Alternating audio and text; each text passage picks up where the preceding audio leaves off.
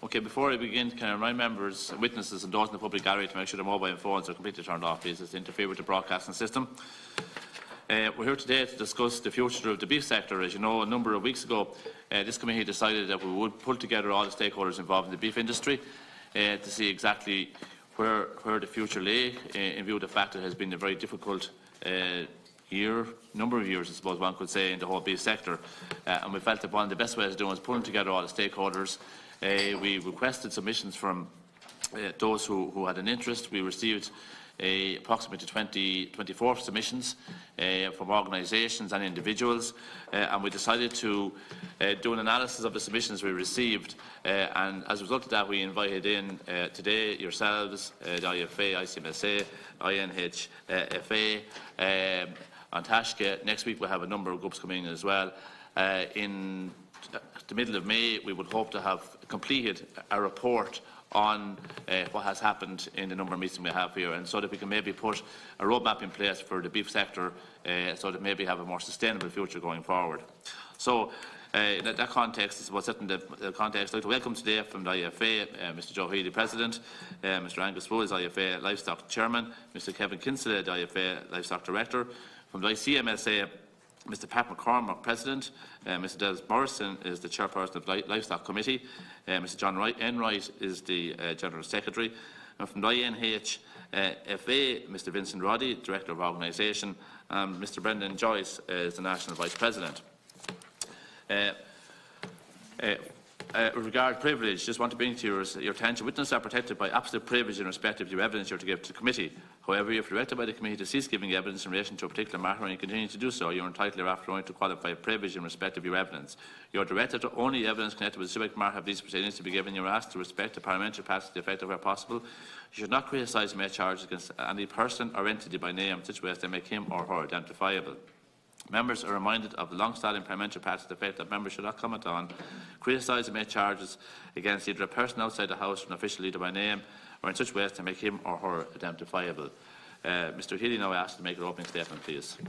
Thank you very much, Chairman, and good evening, ladies and gentlemen. And first of all, I want to say that we've submitted the document already, and I don't propose to go through it all.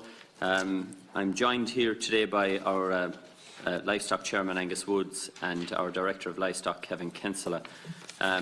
Chairman, the single biggest challenge in the beef sector is low farm incomes. The Teagasc National Farm Survey 2017 showed an average farm income on cattle rearing farms of just 12,500 and just over 17,000 on other farms, other cattle farms.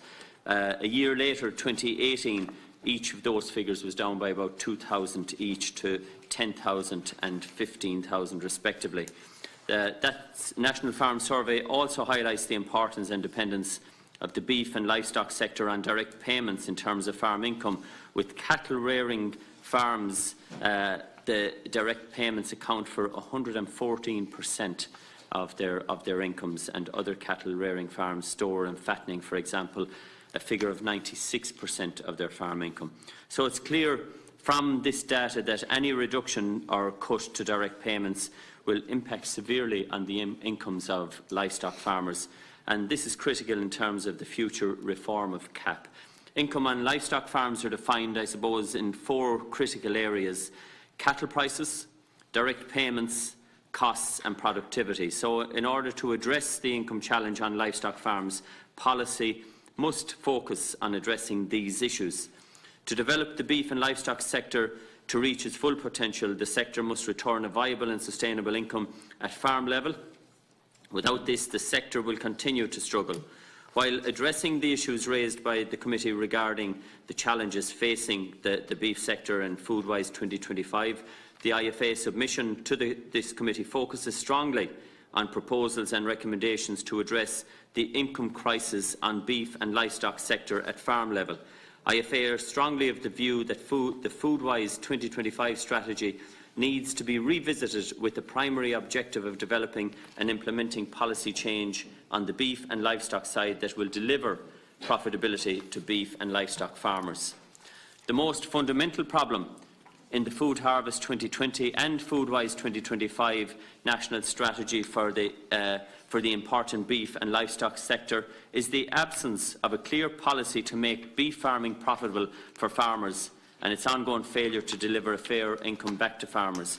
Foodwise has delivered, while the strategy has delivered substantial growth in the volume and value of beef output and beef exports, it has failed to address the income crisis at farm level. In detailed submissions to government in 2025 and again in 2015 and again in 2017, and in every annual budget submission, we have consistently highlighted the farm income issue and the need for farmers to be rewarded for their work and to get a fair return. An analysis and the data from 2012 to 2017 showed that the value of beef exports in Ireland has increased by 360 million, or 19%. However, in the same period, there has been no increase in the beef and livestock farm incomes. So the reality under Foodwise 2025 is that beef output, beef exports and value have all grown. The Minister, along with Bord Bia and the factories, have lauded this a major success. However, cattle prices and farm incomes have fallen, and it's we need more success for farmers from this. Beef prices in Ireland are low and inadequate to cover the costs of production and leave a margin for the farmer. Irish cattle prices are consistently and substantially below the prices in our largest export market, the UK. Irish prices have closed the gap with the average EU prices in recent years, but the Brexit uncertainty prices have fallen back below the EU average. There's a severe lack of competition in the beef cattle prices in Ireland that needs to be addressed. The more powerful retailers and meat factories group dictate the pace on cattle price at the expense of the farmer. Over a 10-year period from 2000 to 2009, the average price gap between Ireland and the UK was just under 24 cents. However, Chairman, in the 10 years from 2010 to 2019, this price gap has over doubled, or almost doubled, to 41 cents. That's an increase in the price gap between Ireland and the UK of over 70%. While the Minister for Agriculture constantly reminds farmers that he cannot get involved in cattle prices, the Government has a major responsibility to ensure that there is a fair and competitive market for farmers selling cattle in Ireland. We're calling on the Minister for Agriculture and this Dáil Committee to request the Irish Competition and Consumer Protection Commission undertake a comprehensive analysis and report on the lack of competition in the Irish beef processing sector. With a view to bringing more transparency to the beef sector, we have engaged the economist Jim Power to conduct an independent investigation to cover a number of aspects of importance to the livestock sector, which includes cap policy, margins along the supply chain, the value from all parts of the animal, the costs of production at farm level, a beef price index, factory-controlled feedlots, the in-spec bonus, amongst other issues. The IFA is very clear also that a strong live export trade is essential for cattle price competition and to provide additional market outlets and maintain a balance in the supply to factories. The logjam with the calf exports trade this year created major problems for both dairy and beef farmers. This problem related to ferry and lairage difficulties and a lack of action on behalf of the Minister and the Government to recognise and resolve these issues. We feel very strongly in the IFA that Ireland needs a live export trade that has the capacity to export at least 400,000 animals annually. And it's essential that the Government takes immediate action to resolve the logjam and particularly in future years. We don't want to have to face the same issues next year for the calves as we did this year. We recommend that the Government and the Department of Agriculture establish a dedicated section on live exports with high-level expertise and put significant additional resources into supporting and developing the live export trade to maximise its full potential. The excessive power of retailers and processors in the supply chain must also be addressed. farmers cannot continue to produce at below the cost of production. The average retail price of €8.90 in our per kilo, €8.90 in our main export market in the UK, and a similar retail price in Ireland. With this, the IFA believes that there is more than adequate scope in the overall market return for retailers and factories to pay a higher price to farmers without increasing the consumer price. It's also clear that there is a very unfair divide of the price across the price food chain. IFA has welcomed, and we do welcome, the initiative by the European Commission in prioritising the imbalance in the food supply chain and recognising the vulnerability of producers in it. The introduction of a minimum common standard of protection across Member States is welcomed, but this is only a first step. The situation where processors and retailers always make a margin while farmers are sometimes forced to produce at below the cost of production is unacceptable. We've also called for greater market transparency at all levels in the food chain so that margins and profitability of processors and retailers are clearly visible. IFA is demanding that there is a fairer distribution of price returns across the supply chain. On Brexit, mainly as a result of the uncertainty from Brexit and its impact on sterling, cattle prices are down 20 to 25 cents per kilo on last year's levels, or up to €100 per head, and that's particularly on the steers and heifers. Winter finishers selling young bulls have endured price cuts of well in excess of €200 per head. Farmers selling cattle at current low base price levels at $370 to $380 for steers and heifers respectively, they're shipping a major financial loss, and some are actually facing financial ruin. Irish beef exports to the UK market reached 298,000 tonnes, or 52% of all our beef exports in last year. In addition, the UK is the highest priced market for Irish beef exports. In the event of a no deal or a hard Brexit and the imposition of import tariffs, the impact on the Irish beef sector and Irish farming would be devastating.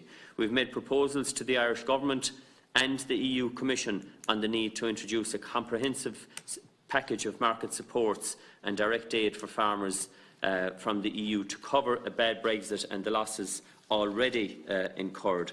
We've calculated that beef farmers has already incurred losses of over €100 million, and that's just in the autumn-spring period since last October until now.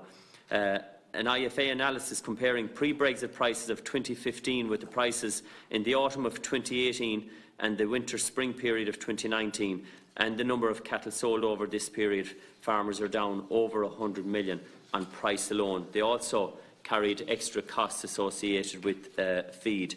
So as I said, we've already put this to Minister Creed, and we're requesting the support of this committee, and no later than today we have written once again to Commissioner Hogan and Minister Creed on this issue.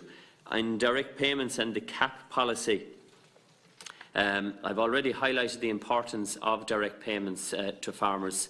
The current CAP proposals put forward have a proposal to cut the CAP budget by 5%. In nominal terms, here in Ireland, that's worth €97 million. Well, it's a loss of €97 million. It's totally unacceptable.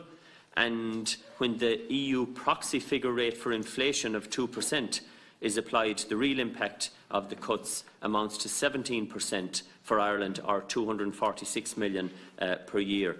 So we're insisting that the CAP budget be increased to take account of inflation and to compensate farmers for any additional requirements placed upon them as a result of CAP reform. We propose that the CAP should be rolled over, as it's critical that the budget is in place to avoid any linear cuts in direct payments and to fully facilitate a seamless transition for farm schemes under Pillar 2. Chairman, I'll now hand over to our Livestock Chairman, Angus Woods, to bring us through the issues in more detail. Because you can now. Okay, thank you very much.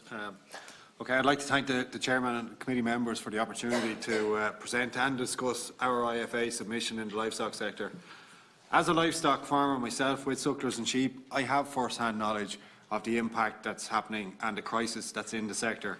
I also deal on a daily basis with the anger and the frustration of livestock farmers from all across the country who are working extremely hard but finding it impossible to make ends meet and pay their bills.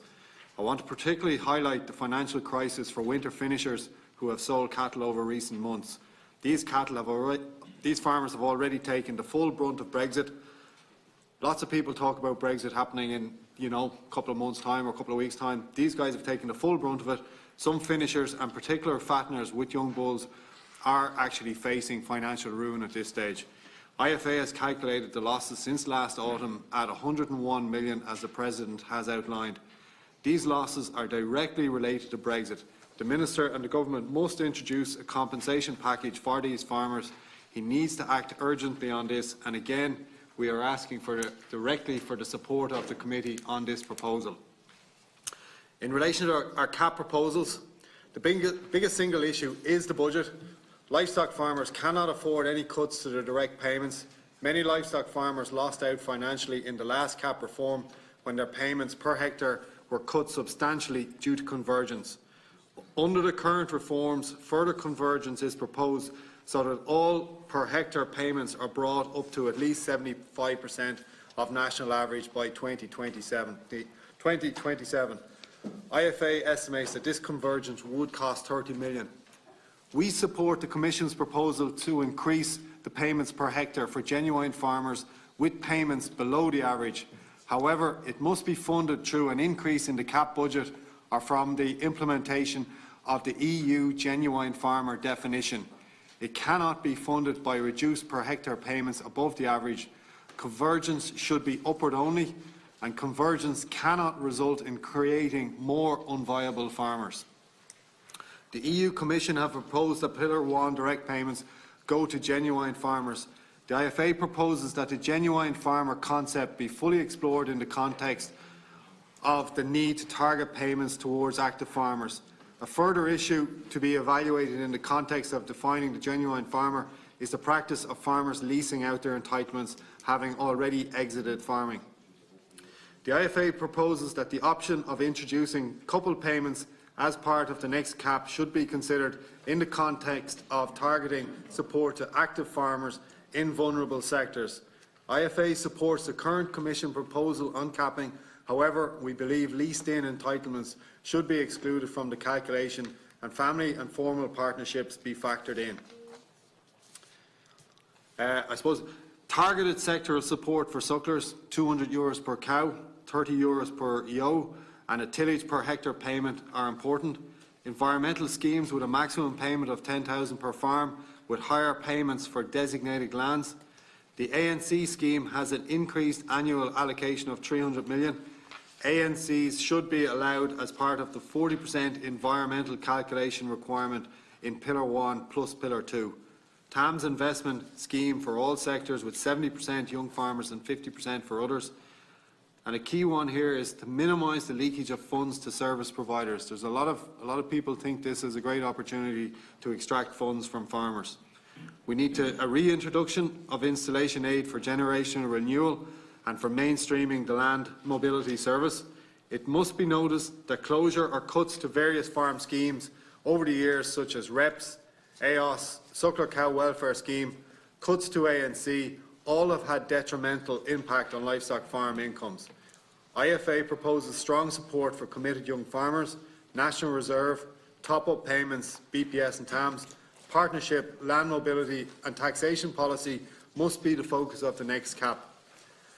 The suckler cow herd is of critical importance to the Irish beef sector, but is under immense pressure at farm level due to the lack of profitability at farm level. IFA commissioned Professor Tia Hennessy from UCC to report on the economical and societal importance of the suckler beef sector. At a previous meeting, we presented the details of that report to this committee. I will again highlight some key issues on suckler and IFA proposals.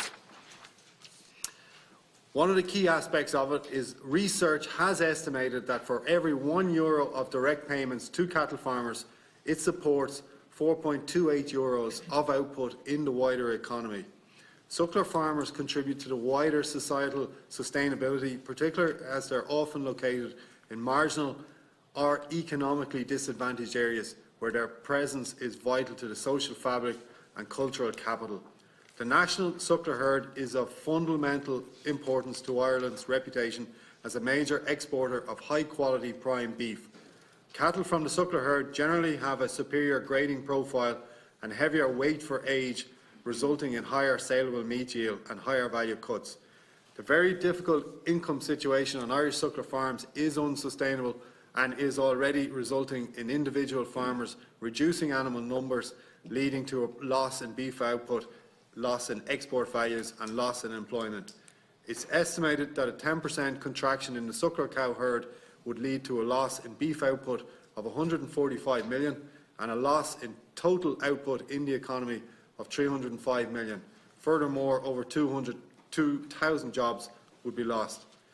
The Beef Data and Genomics Scheme, which is worth 44 million per annum to 24,200 suckler farmers, got overly bogged down in unnecessary department bureaucracy.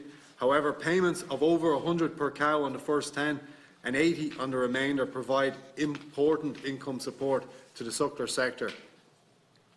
Following a strong campaign by IFA in 2018 to secure increased supports for sucklers, the government introduced the BEEP scheme, worth €40 per cow in January.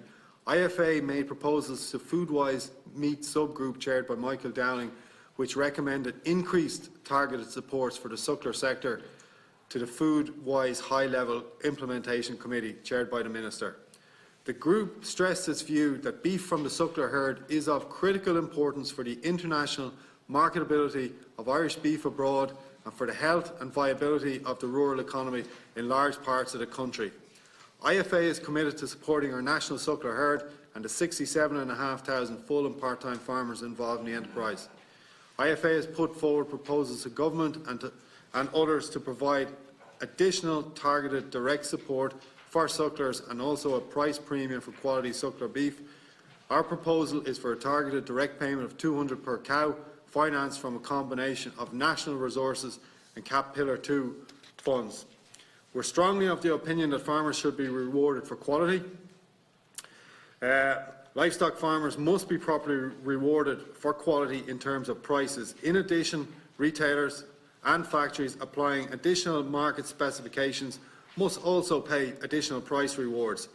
IFA is recommending that additional price premiums for quality cattle from the suckler herd. Beef calves from the dairy herd. The quality of beef calves from the dairy herd needs to improve. An essential element of this will be the rollout and uptake of the Dairy Beef Index. ICBF and Teagasc have a major role to play in leading the required change in policy and adapting the breeding strategy at co-op and farm level. The Teagasc policy aim must be to breed calves that meet market specifications. IFA considers the Glanbia Keepack 20 Beef Club scheme announced last week as much needed new thinking in the sector. IFA has consistently argued for more secure price contract type arrangements from the factories. In the context of the major market challenge from Brexit, additional market access is a priority for the beef sector. In addition, more liberal access to some existing international markets and the removal of access restrictions like frozen beef only, boneless only, age under 30 months, disease status, etc. are essential to expand access. In relation to branding and GI status, IFA has proposed that Bord Bia develop a strong brand for Irish beef that will return a price premium directly back to producers to capture the benefits of Origin Green and the Quality Assurance Sustainability Scheme. In addition, IFA has proposed a price premium for grass-fed and suckler beef. Following an IFA initiative in Brussels with the European Commission, IFA has held discussions with the Commission, the Department of Agriculture, Bord Bia and others on a proposal to seek GI status for Irish beef.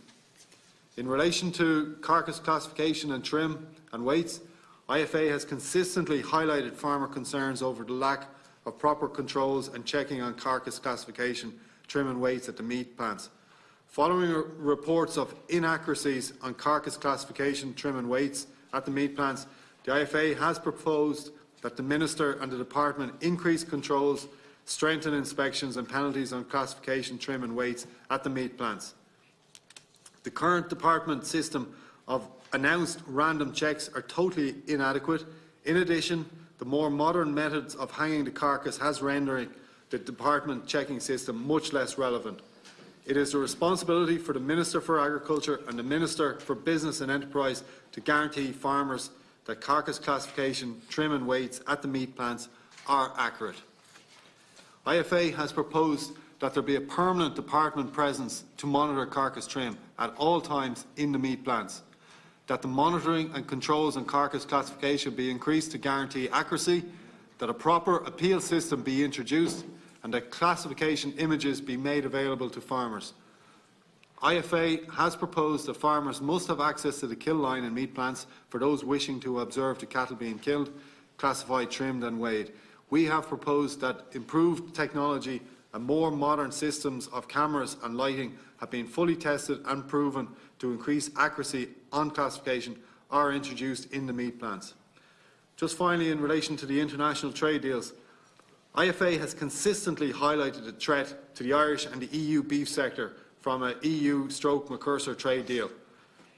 A Mercosur deal which would give substantial additional market access to these countries would seriously damage the EU and the Irish beef market and must be rejected by the EU. The Mercosur countries failed to meet EU production standards on the key issues of traceability, animal health, food safety and the environment. The EU must insist that all EU imports meet full EU standards. In addition, Mercosur countries have 4 times the carbon footprint of Irish beef and involve the destruction of the rainforests. In the context of the new challenges posed to the Irish and the EU beef sector by Brexit, potential losses of high-price market for the 290,000 tonnes of beef, the IFA is proposing that the Irish Government and the EU withdraw any offer on further beef access in the Mercosur negotiations. Chairman, thank you and the committee members for your attention, and we would be delighted to take any questions on our proposals. So I'm sure we'll have plenty of questions now in due course. Next, Mr McConalogue, please, my ICMSA. Thanks, Chairman. Public representatives, thank you for the opportunity to address this committee on such a very, very important issue. I'm joined today on my right by Des Morrison, our Livestock Chairman, John Enright, our General Secretary, and I'd also acknowledge the presence of Anya O'Connell, our Policy Officer, in the public gallery, and acknowledge her contribution to our submission. We've had our submission out for a number of days, so I'm not going to read it word for word for you, but I am going to hit a few of the critical issues. And, you know, as I look around the table, I see that all the public representatives here are from rural areas. It's the people that you represent and the people that I represent that are directly affected here, and their income and their potential income. You know, I suppose there are a number of towers out there in rural Ireland driving the rural economy, and the predominant one is obviously agriculture, but within agriculture you have dairy, beef and tillage, depending on your geographical location. And for some, that may be a single driving force, depending on geographical location. Obviously, I suppose the key issue here is in the beef sector is the lack of income from beef production. And, you know, it was highlighted there by the two lads previous to me, Joe and Angus. There's over 100% of the beef farmers' income coming from direct payments. And that is a massive statement. Because ultimately, if they had no livestock, they may well be better off. So that's a critical component, and that's what that really means when it's put down in layman's terms. And I suppose we would have to acknowledge the below-cost selling initiative that was introduced, and Commissioner Hogan for his part in it. But ultimately, there are monopolies out there in our sector, and we find ourselves at the vulnerable end as producers. But I suppose to go through it step by step, CAP obviously provides us with a serious challenge. And at the very, very least, we need to maintain our existing budget.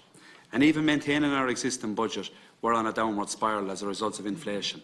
Not inflation for the 5 or 6 years, but for the 25 or 6 years where the CAP budget has been maintained. Obviously, convergence is a massive issue, has been a massive issue the last time around, and there were significant losers. While there were winners, there were significant losers. And the people that we as an association, ICMSA, represent, the family farmers, and some of those lost heavily because they had small land areas, but they had significant payments per hectare. And going forward, that needs to be addressed to prevent those farm families out there in rural Ireland from losing under the next round of convergence. It's not an easy task.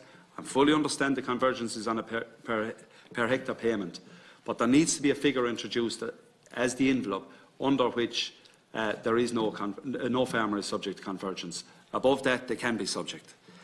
Obviously, farm families live in fear of inspection. Absolute, you know, when you come to the autumn of the year and we go around doing branch meetings and county executive meetings, you'll get the guys that will be in the second back row and they'll tell their bad story.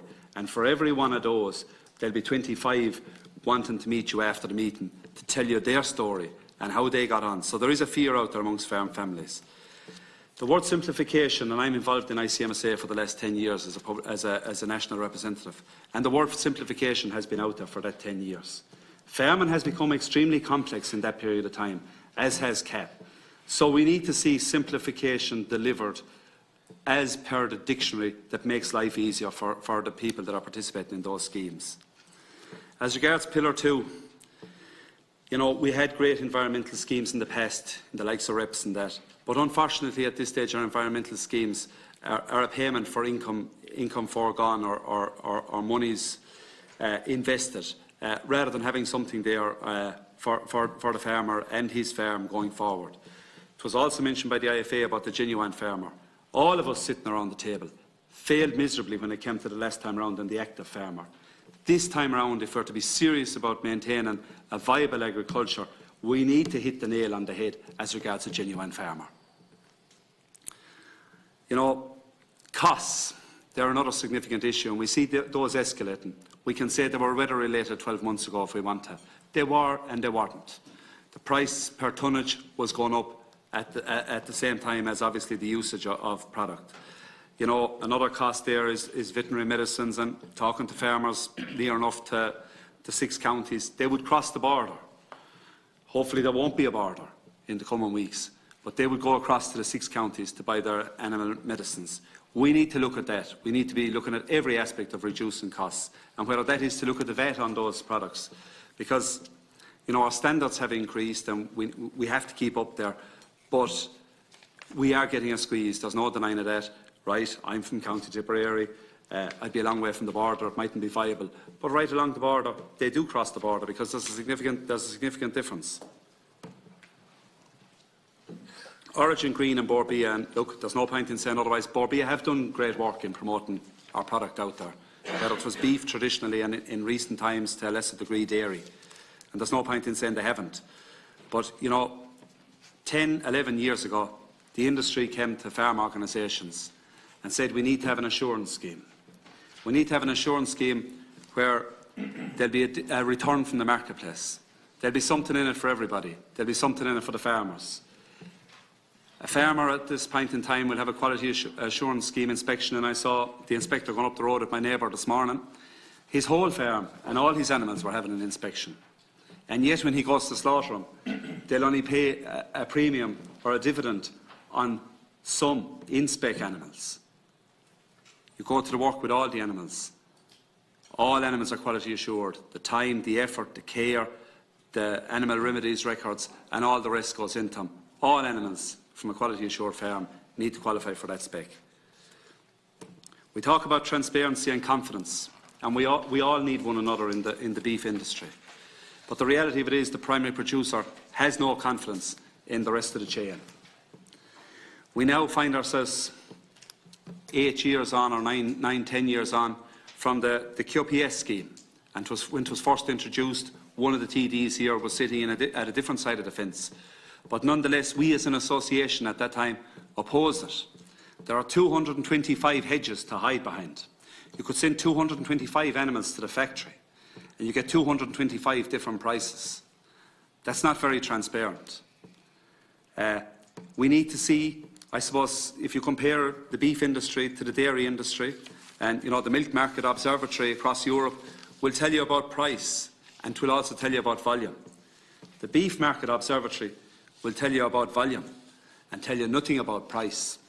You know, and sometimes our association would condemn our NUA, but it's a collaboration of milk processors that are marketing product, and they have an index out there that tells you what the basket is returning.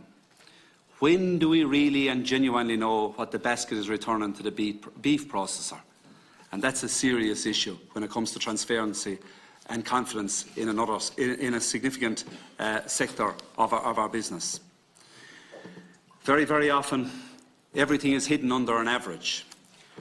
Averages tell a lot, but they really mean nothing. It's the range and the price range that we need to have full transparency. You know, in January and February, there was a lot of anxiety, and there still is, believe it or not, about Brexit. But before I get to that famous topic of Brexit, in January and February, there was 54,000 cattle killed out of department-registered feedlots. What impact had they on the overall kill? Fairly substantial, 17%. What impact had they for any hope of a price rise for your primary producer? Massive. And I ask the question because some of you around the table are very familiar with how factories work and how farmers work. They often send them through an agent, or nearly always through an agent, to the factories. How many cattle did those said factory agents kill? Was there another 54,000 or was it 108,000? Nobody knows. But, you know, it's far from being a free and transparent trade. And there is a belief out there in rural Ireland that it significantly manipulates the price that we get and prevents the occasional rise in the price. ICMSA would fully support beef producer groups, but there are three major players in the beef processing industry. And, you know, with 54,000, and I put question mark, plus cattle coming on stream from their hands, it's very, very hard to break down that monopoly. It was mentioned earlier by our colleagues there that there was a significant difference in the price of steers and heifers towards where they were 12 months ago. But also the cull cow, and we shouldn't forget that valuable asset on any farm, be it suckler or dairy. Back about 60 cents a kg or €200 a head in the last 12 months. We would certainly welcome the beef index. You know, I think it is an opportunity for farmers, dairy farmers in particular, when they have significant or efficient amount of dairy stock bred, that they add value for other elements of the chain in the years to come as well as themselves. You know, we have seen the merits of the beef programme and the beef data genomic programme over the last period of time, and the benefit that that was to suckler farmers. But ultimately, if the farmer isn't getting the price for his product, it's not going to be sustainable. Live exports. We've passed the peak as regards live export, in particular for calves coming from the dairy herd in 2019. But I'm saying here and now in this House that we need to be ready for 2020 because the clock is ticking. We need to have lairage space in Cherbourg and other places to move those stock. We need to have a working body put together representing the exporters, the department and the farmers. Because remember, we are the primary producers, but there are veal units out there that want our stock, but there are people in between who make a margin. And there's a responsibility on all of us to maximise what leaves the country, to the betterment of what stays, obviously. Brexit, you know, we thought to be done and dusted now, or did we? We now say D-Day could be the 12th of April, and maybe it could be longer. But all the uncertainty and the unknown has led to a massive amount of lack of farmer confidence out there. And, you know, farmers are looking and they're hedging their bets and they're buying a few cattle. They're letting a bit of ground maybe on a long-term lease, so they're letting it in Medon because there's a fear. They lost their shirts in 2018. They don't want to. They don't have it to lose it in 2019. As regards, I suppose, finishing finally on Brexit, and it's an important one. There needs to be adequate funding put in place. Farmers aren't losing their money in March and April and possibly May and into June and Brexit. They've been losing it for the last 6 or 8 or 12 months as a result of the uncertainty of Brexit. It has been used as a leverage to pull prices over that period of time. And it needs to come back in a meaningful way to the primary producers and finishers right along the chain. Mercosur deal, you know, there's a lot of talk, and it wasn't mentioned yet today really, about the environment. To be hypocritical of this government to support a Mercosur deal at this point in time, given the potential losses and consequences in the UK market. But as well as that, as we look to environmental issues going forward, our environment is a global challenge, and we need to challenge it globally. And we are the 5th most efficient in Europe for beef production, and we need to protect that. I suppose ultimately it all comes down to economics. And we have an environmental sustainability programme in the form of the Beef and Lamb Quality Assurance Scheme. And we have various other sustainable programmes. But unless it's economically sustainable, it's going to be to the detriment of our industry. And it's up to all of us sitting around this table today, and we all come from rural Ireland, to put our shoulder to the wheel in that regard. My colleagues will look forward to taking questions from you afterwards, and thank you, Chairman. Thank you very much, Mr. McCormack. Now, Mr. Roddy, you're next up. Thank you very much. Firstly, we want to thank the committee and yourself, Chairman, for inviting us to giving us the opportunity to address them. As outlined in our submission, Ireland's beef sector is a critical component in our overall economy and a major asset in sustaining and developing our rural economies. With this in mind, we believe that any plan for the future of a beef sector should also take into account the positive impacts that beef, and in particular our suckler farmers, have in developing our rural towns and villages. Over and over again, we're informed of the cost of carrying a suckler cow. Based on the Farmer Journal figures here recently, it says €782 per year. And while many have used this to emphasise the unprofitability of the sector, we believe there is another way to view it. This cost is money spent throughout rural Ireland, and in particular in many areas where economic activity outside of livestock, farming, and in particular cattle and sheep is low or maybe non-existent. In the delivery of a €2.5 billion export industry, suckler farmers spend almost €750 million each year in maintaining their herds. Crucially, this money is spread across 66,000 families, creating a much wider impact, as €750 million doesn't take into account money spent by those farmers and families, which continues to support rural economy and associated services. In reassessing the SWOT analysis, there are a number of points specific to our beef sector that needs to be addressed. Firstly, in relation to our strengths, we believe reference needs to be made to a top quality beef product produced from the suckler herd. A further strength is our farmers, especially our suckler farmers who know and understand breeding and what their land can deliver. While cattle are often seen as a negative in relation to the environment and climate change, we believe there is an opportunity where cattle, and specifically suckler cows, can be marketed as a positive in delivering improved biodiversity on our hills and in the high nature value of farmland. For anyone who doubts this, we would remind you of what happened on the Burn, where conservation measures had to be reassessed, resulting in cattle being reintroduced to help manage the area. While some may say the Burn was unique, we disagree. On our hills, cattle have a role in improving biodiversity and in managing higher vegetation. Likewise, on much of our high nature value farmland, cattle through extensive grazing can help deliver on improved biodiversity that other options may not. In promoting this, we have an opportunity to market this high quality beef from a biodiversity and low or indeed a carbon neutral option. By branding this type of beef, we can move it up the quality chain and deliver a premium price. This model we as an organisation are developing in relation to the light lamb, and Brendan here I'm sure will discuss that a bit more later, and we see similar opportunities with our extensive suckler and beef systems. However, in order to ensure there is a product there, we need the support the farmers who will deliver this. While the next CAP will give us the opportunity to further examine this and other measures, we do see the option at present to support the biodiversity grazing through GLAS or GLAS Plus as a supplementary measure for farmers not in GLAS as a standalone payment. A payment here can be targeted at a set number of livestock units and taking into account nitrates usage. In justifying this payment, we believe it is consistent with the priority objectives in a rural development programme. Another opportunity that we see is increasing our live exports, which is the best way of ensuring the factors don't dictate on price. This has worked in the past and can deliver in the future, but needs to be supported. While Turkey is prominent in live exports, most of our live exports have gone to other EU countries, most notably Spain and the Netherlands and Italy. Another market that is seeking beef is the Iranian market. Here we understand there is a lot of potential, but obstacles relating to recognition and banking arrangements are impeding the development of this trade, and we do believe that action is needed from our government to clear these obstacles.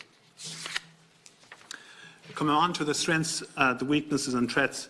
In relation to weaknesses, we would see market price and profitability as a major weakness. When assessing this, there are a number of factors that are undermining price and need to be addressed, which include Firstly, the 30-month rule that was introduced at the height of the BSE scare to help reassure consumers. We believe this is no longer required and should now go. The four-movement rule is no longer justified and we question if it ever was. Feedlots. Over the last 10 to 15 years, we've seen a significant increase in the number of feedlots owned by meat processors. We are concerned that these feedlots are being used to manage price. This is why we're recommending that legislation be passed to ban meat processors holding or managing feedlots, as we understand has happened in the USA. Another weakness is our over-reliance on the UK market, which is already an issue and could become a bigger issue in the coming months and years. The decision, whether by accident or design, to not diversify away from this market was a major mistake. Questions need to be asked both of our board BIA and our meat processors, and when we look at how the dairy sector is trying to diversify away from the dependency on cheddar cheese, you have to wonder why our meat processors have not done more on this. However, we are where we are, and we understand that the Government and the EU have contingency plans in place that they are ready to implement depending on the final Brexit outcome. The INHFA will be supportive of any measures that helps the beef sector. These measures should include direct payments to farmers, price support measures, support for marketing of beef and supports for transportation. As of now, it is difficult to define exactly how much this will be needed, but even in a soft Brexit where the UK remain on in the Customs Union, we see the need of up to €500 million being needed here. Two further threats to our beef industry come from climate change and forestry, which is a major competitor to our suckler and beef farms in terms of land use. To many, especially those developing policy around climate change, the prospect of replacing cows with trees is no doubt quite tempting. However, we believe that previous experience, for example in the Burren, as we already mentioned, will have shown that quick fix solutions rarely work. In the INHFA, we believe we can have our suckler cows and increase our carbon sequestration. This can be achieved through better supports for agroforestry to help offset any increased emissions from the farmer of origin. Another issue in relation to this concerns those farming on small and high nature value farms with suckler cows and who may want to consolidate their farms and are now being priced out of the marketplace where local farms come up for sale.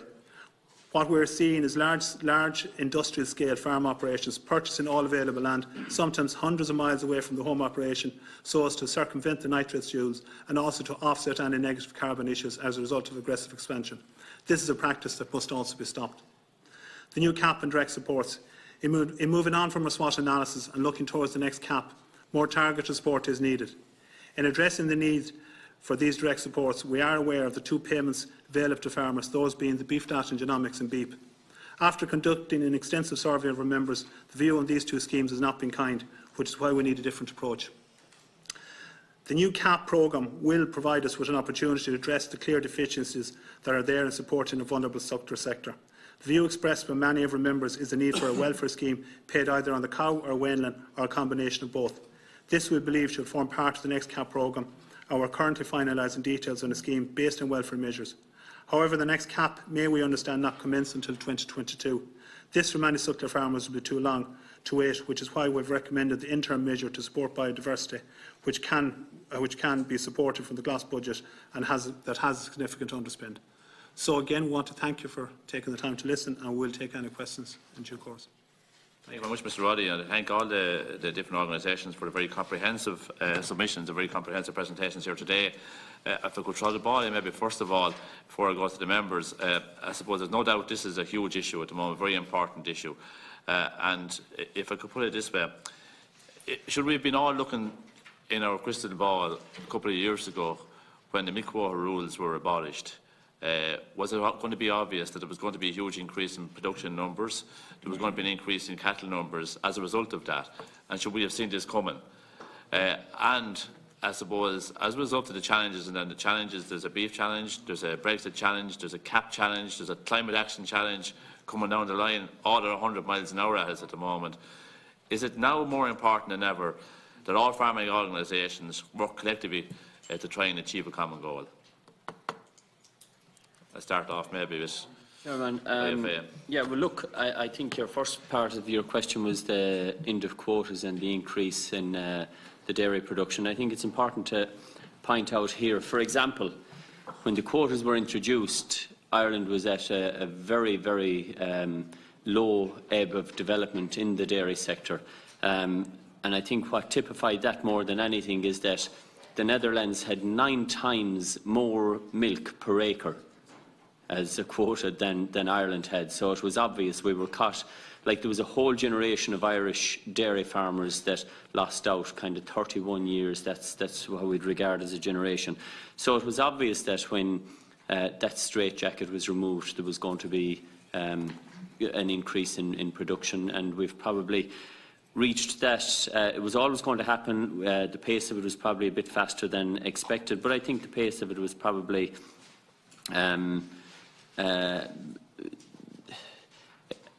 sped up a bit by the fact that a lack of alternatives in agriculture. I think, to get young people back to any farm, to be truthful about it, that had a block of land of 40 hectares, 50 hectares, the young person coming back saw that milk was more profitable than beef production, and that's what they were going to go into. And there is a problem with the age structure of farmers right across Europe. The figures in Ireland are no different anywhere. About 6% under 35, over half our farmers over 55, and they're the figures that's right across Europe. So, but still, on a world scale, the production of milk in Ireland is probably, what, 1.5%. Even with the increase that we've had, we're probably still less than 1.5% of total milk output in the world. I think if you look at America, for example, they probably produce more milk in a month than we produce here in a year. So that was always going to happen. And obviously there's the spin-off from that there's more beef, and I think that's why, to have competition, it's imperative that we don't have the lax attitude that kind of saw us this year with lairage spaces in Cherbourg. We need a more intensive attitude from the government to make sure that there aren't. The day that we were in Cherbourg, it was terrible to see so many calves here that farmers wanted to sell and get out of the country, customers in Europe for them, and empty. We were in 2 lairages with capacity of about 4,000 calves, and not one calf in any of the lairages. So I think to be forewarned is forearmed, and that cannot be allowed to happen next year. We've put a figure on it, export facilities for at least 400,000 animals. And, we fought hard last year to have the export levy on the calves removed altogether. We got 50% of it removed, and that was worth €1,100 on every load of calves, and that made our calves competitive on the European markets, and that's how we increased by over 30% the live exports last year. We need to continue to make sure that that is the trend going forward, and that up to 400,000 animals leave the country in the years ahead. Yeah, Chairman, I suppose, Food Harvest 2020 sat down and set about 50% aspiration, and a lot of people thought it wouldn't be achieved. And it has been achieved ahead of schedule. And the reason it's probably achieved ahead of schedule is that suckler farmers with a significant block of land have transferred over. They had a lot of the infrastructure in place and only required a milk impeller. And if you go down the southeast and talk to Glanbia and those, they still have suckler farmers that are transferring across. Because obviously economics dictate that that's where they go. As regard, you didn't ask the question obviously about milk and that being the dairy issue. The issue is the beef and what impact the expansion of the dairy herd had on the beef side of things. If you were to analyse it a bit closer, over the last 3 years or thereabouts, I think it's between 12 or 15 kgs a carcass has been the reduction in the weight of the slaughtered animals. So that would offset the increase in numbers. So, with EU production down almost 2% at 1 3/4 or thereabouts, Ireland's increase in beef production shouldn't dictate the sluggishness in the marketplace. It's purely built around the fear of Brexit, and some people being in a position to magnitude that fear when talking to the primary producer. There was another part to your question there where you said the farm organisations should come together. No, it is as a work together. Work together. In my presentation to you earlier, I said all of us are on the table because the farm organisations are lobby groups. you're the ones that can implement things. We all need to work together, and you need to listen to the farm organisations, and you need to implement something, and I'm not saying what it exactly is today, but something that for the good of rural Ireland, and the good of rural Ireland is to stimulate the agricultural economy in rural Ireland. Because once I drive out here 30 kilometres, I'll be in a different land. And you know that, Chairman, because you've gone out the same road. Mr. Roddy? Oh, sorry. Yeah, no problem, yeah. Thank you, Mr. Chairman. I suppose the point here is very clear. We represent farmers that do not have the opportunity to diversify into dairying as such. They're beef farmers that are operating on marginal, very often on marginal land, where their only option is sheep or cattle. And I'm going to keep it very, very simple. We have a crisis in that sector at the moment. And as far as we're concerned, the factory cartels with their feedlots are controlling the beef price, and we're price takers. And we are taken well below the cost of production at the moment, and we are asking this committee here to support us in breaking that cycle. In terms of the quality of suckler that's being reared, that's not being promoted as a premium product, and I think we need to get our suckler reared cattle promoted as a premium product, highlighting the very high standards that they're reared on a high grass-based system. And I think that needs to be promoted, and particularly in light of the fact that very often a lot of our sucklers are reared on marginal land, on high nature value land, that don't have the alternative to switch to dairying or tillage or other agricultural enterprises. We've heard about the beef genomics and the beep, and though they were welcome as initiatives, they have failed the smaller suckler farmer in the west of Ireland. Unfortunately, the take-up percentage is not acceptable, and certainly smaller suckler herds has found the schemes to be very, how would I say it, high in terms of cost on the level of paperwork that has come along with them. And I think we are calling on the Minister, Minister Creed and the Department to look at the current rural development programme and review it immediately in terms of amending it to provide possible funding to be targeted towards sustainable sucklers in the area with the highest level of dependency on this enterprise. And I think there's a very clear opportunities within the regulation where, in particular in relation to GLOS, where certainly there are a hell of a lot more farmers currently within the GLOS programme than in either the beef genomics or the beep. And we would ask that in the interim period, when it looks like CAP is being delayed, that additional measures would be brought in immediately within the GLOS system and put additional measures that would be targeted at the suckler cow on those smaller suckler farms, because they're crying out for help. The cost is crippling them, and they're left with no alternatives. They cannot leave that enterprise. That's the enterprise they have, and it's the only enterprise that is suitable to their grounds. So again, I hope this message is heard, because it's critical at this stage, and we welcome the opportunity to make the case here today, but it's critical on behalf of the farmers that we're representing on the small and marginal farms on the west of Ireland that don't have the ability to change and are hit on every side they turn. So I would put that to you, Mr. Chairman. Thank you. Okay, I'll take questions now from the committee members. Deputy McConalogue was first up, then Deputy Penrose. Thank you, Chairperson. I'd like to thank all three farming organisations for taking the time to come in today and for putting together their very comprehensive submissions to our assessment of the future of the beef industry.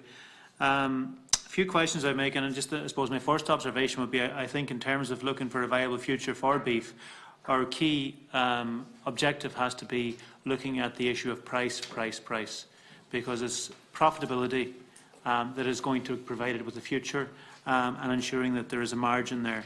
And unfortunately, that's not the case currently, and it hasn't been the case for a significant period of time.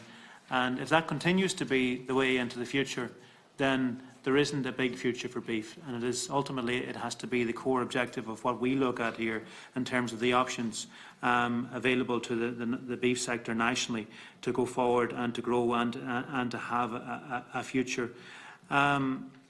It's been mentioned by I think all of the farming organisations, the differential between ourselves and the UK price, and how that has been there for a significant period of time now, and indeed how it's increased in recent times as well. I would be interested in further commentary from the three farming organisations in relation to your assessment of that, and in relation to seeing how you feel that could be addressed in terms of pulling, and if it is possible to address that price differential between ourselves and our main market. Obviously, the issue of Brexit hangs over everything and could radically change everything. But in the event that that market can stay open to us, do you see capacity for that to improve?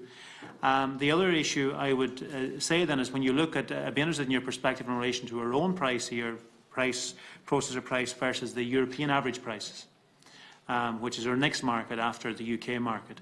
I know there's been an issue there in recent times and over the course of the last year where we've dropped below the European average. The beef processors, when we have them in here, would make the case that they tend to pay in around or slightly above the European average. That hasn't been the case. I think the big questions to answer in relation to that. But in terms of the farming organisation's perspective on the European price and you know, how we compete there, I'd be interested in that as well. Obviously, once that is the vast majority of our beef, about 90% plus, is sold within the European Union. And once we go outside of the EU market, we're then into situations where we're competing with non-EU meat and with South American producers and with American producers. And any of the emerging markets, such as China, the Far East, etc., we are competing with them there in that instance. But I think ultimately we have to be looking at where we can get additional prices, and that's why I'm interested in your further perspective in relation to how we compare in relation to the European average, as well as that price gap that's there with Britain. In relation to the unfair trading practices regulations and proposals which were brought forward at European level in recent times, I'd be interested in your perspective in relation to the potential, if any, you see in relation to those for improving transparency in the beef sector. Obviously, the removal of the milk quotas has had a significant impact in relation to our beef sectors, leading to additional cattle coming off the dairy herd.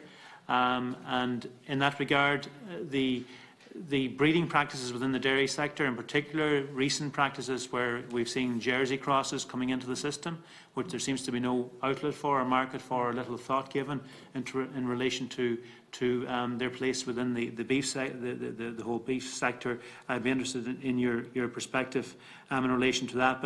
But with the removal of quotas, it's also meant increased pressure and competition. So we're now seeing more cattle off the dairy herd come in, but we're also seeing more competition for land, because dairying enterprises, existing ones, can expand. They need land for that, and new people can go into it for which they need land. That's putting pressure on land availability to the beef sector, and also, obviously, there is now the opportunity for those who can, and only for those who can, and certainly that's not an option in many parts of the country, to look to move and to change and to change sector as well.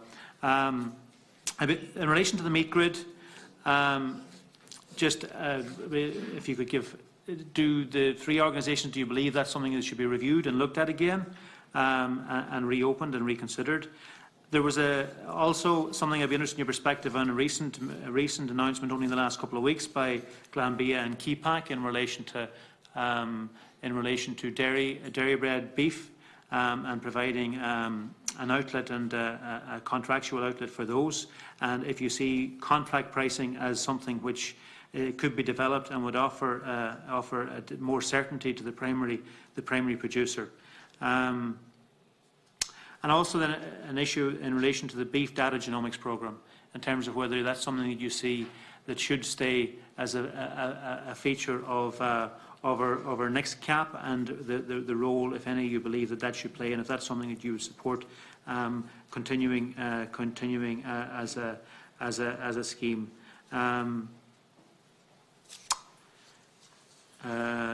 The other point, and the final point I'll make, Chairperson, would be in relation to obviously our suckler sector, and I made the point here at this committee before that were suckler beef farmers in particular to stop producing beef, and were payments to remain the same to them, the one person in the food and the economic chain in rural Ireland that wouldn't be much worse off would be the beef farmers themselves, because they simply aren't making a margin from all the hard work they're putting in. They're creating massive revenue and turnover in rural economies. The money is going around and staying in the area, and it's keeping lots of jobs, wider jobs going, but they ain't getting a return for their produce. That's not sustainable. But in relation to the idea of a suckler premium or a premium for suckler beef, how much, I mean, what potential do you see in that? Because no doubt we'll have the meat industry in here next week, and they have told us regularly, listen, while we might be saying that there should be a premium for suckler beef, when they're dealing with our customers, they ain't seeing it, and they aren't getting, it's not necessarily, they're not, that's what they're saying to us. And I'd be interested, because we'll have them, we'll put this question to them next week, how much potential do you see in that in terms of an actual premium? Because without a premium for suckler beef, certainly it's going to be very hard to find a margin there which will keep the sector healthy into the future. Cormac, Chairperson.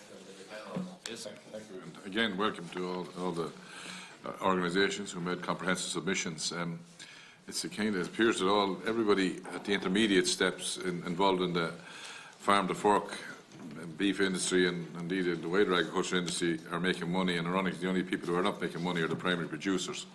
It's a peculiar thing, and that's why the look at the competition and intermediary steps there has to be examined, because there's a lack of transparency, and nobody, I never met anybody so skillful at including the various steps in the chain, the food production chain, the process, and all of that, who have skillfully avoided indicating their market returns.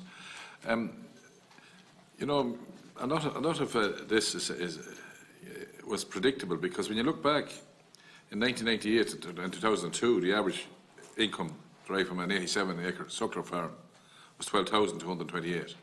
Now, the average, I agree with Pat McConalogue, the average is a dangerous thing. It's the range, but let's work off the averages.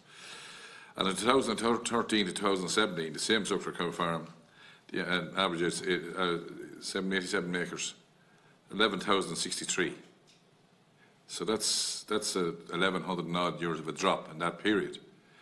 Now, if you factor in inflation, the 11,063 even last year would need to be 16,752 euros to achieve the same income as you got back in 2013. So I mean, and if you look at that for the 87 acres, it's a return of 1.6%, return on capital employed, which is it used to be when we were back in the early 70s in college, it used to be 2.1%. So it's actually declining. So, I mean, I deal with an awful lot of suckler farmers, and they understand this. Sometimes some of the things that are uttered by yourselves doesn't reflect some of the views that they say. So I know that farmers are looking at alternative suckler cow farmers. And I come to the Midlands, where there's a huge amount of suckling. And they're looking at alternatives, and they're aware of the fact that the market is not giving an adequate return. I mean, that's where it's all at. And they're convinced that unless some Houdini enters the market, they will never get an adequate return. And they're thinking now, in the Brexit situation, even in a soft Brexit scenario, they still won't get the significant improvement that's required to maintain their families. So many are looking at reducing stock numbers, putting some of their lands that might be suitable into forestry, and they'll achieve something in terms of the contribution to climate change and carbon sequestration and stuff like that. And indeed, Deputy McConalogue was right, and I've said this here before.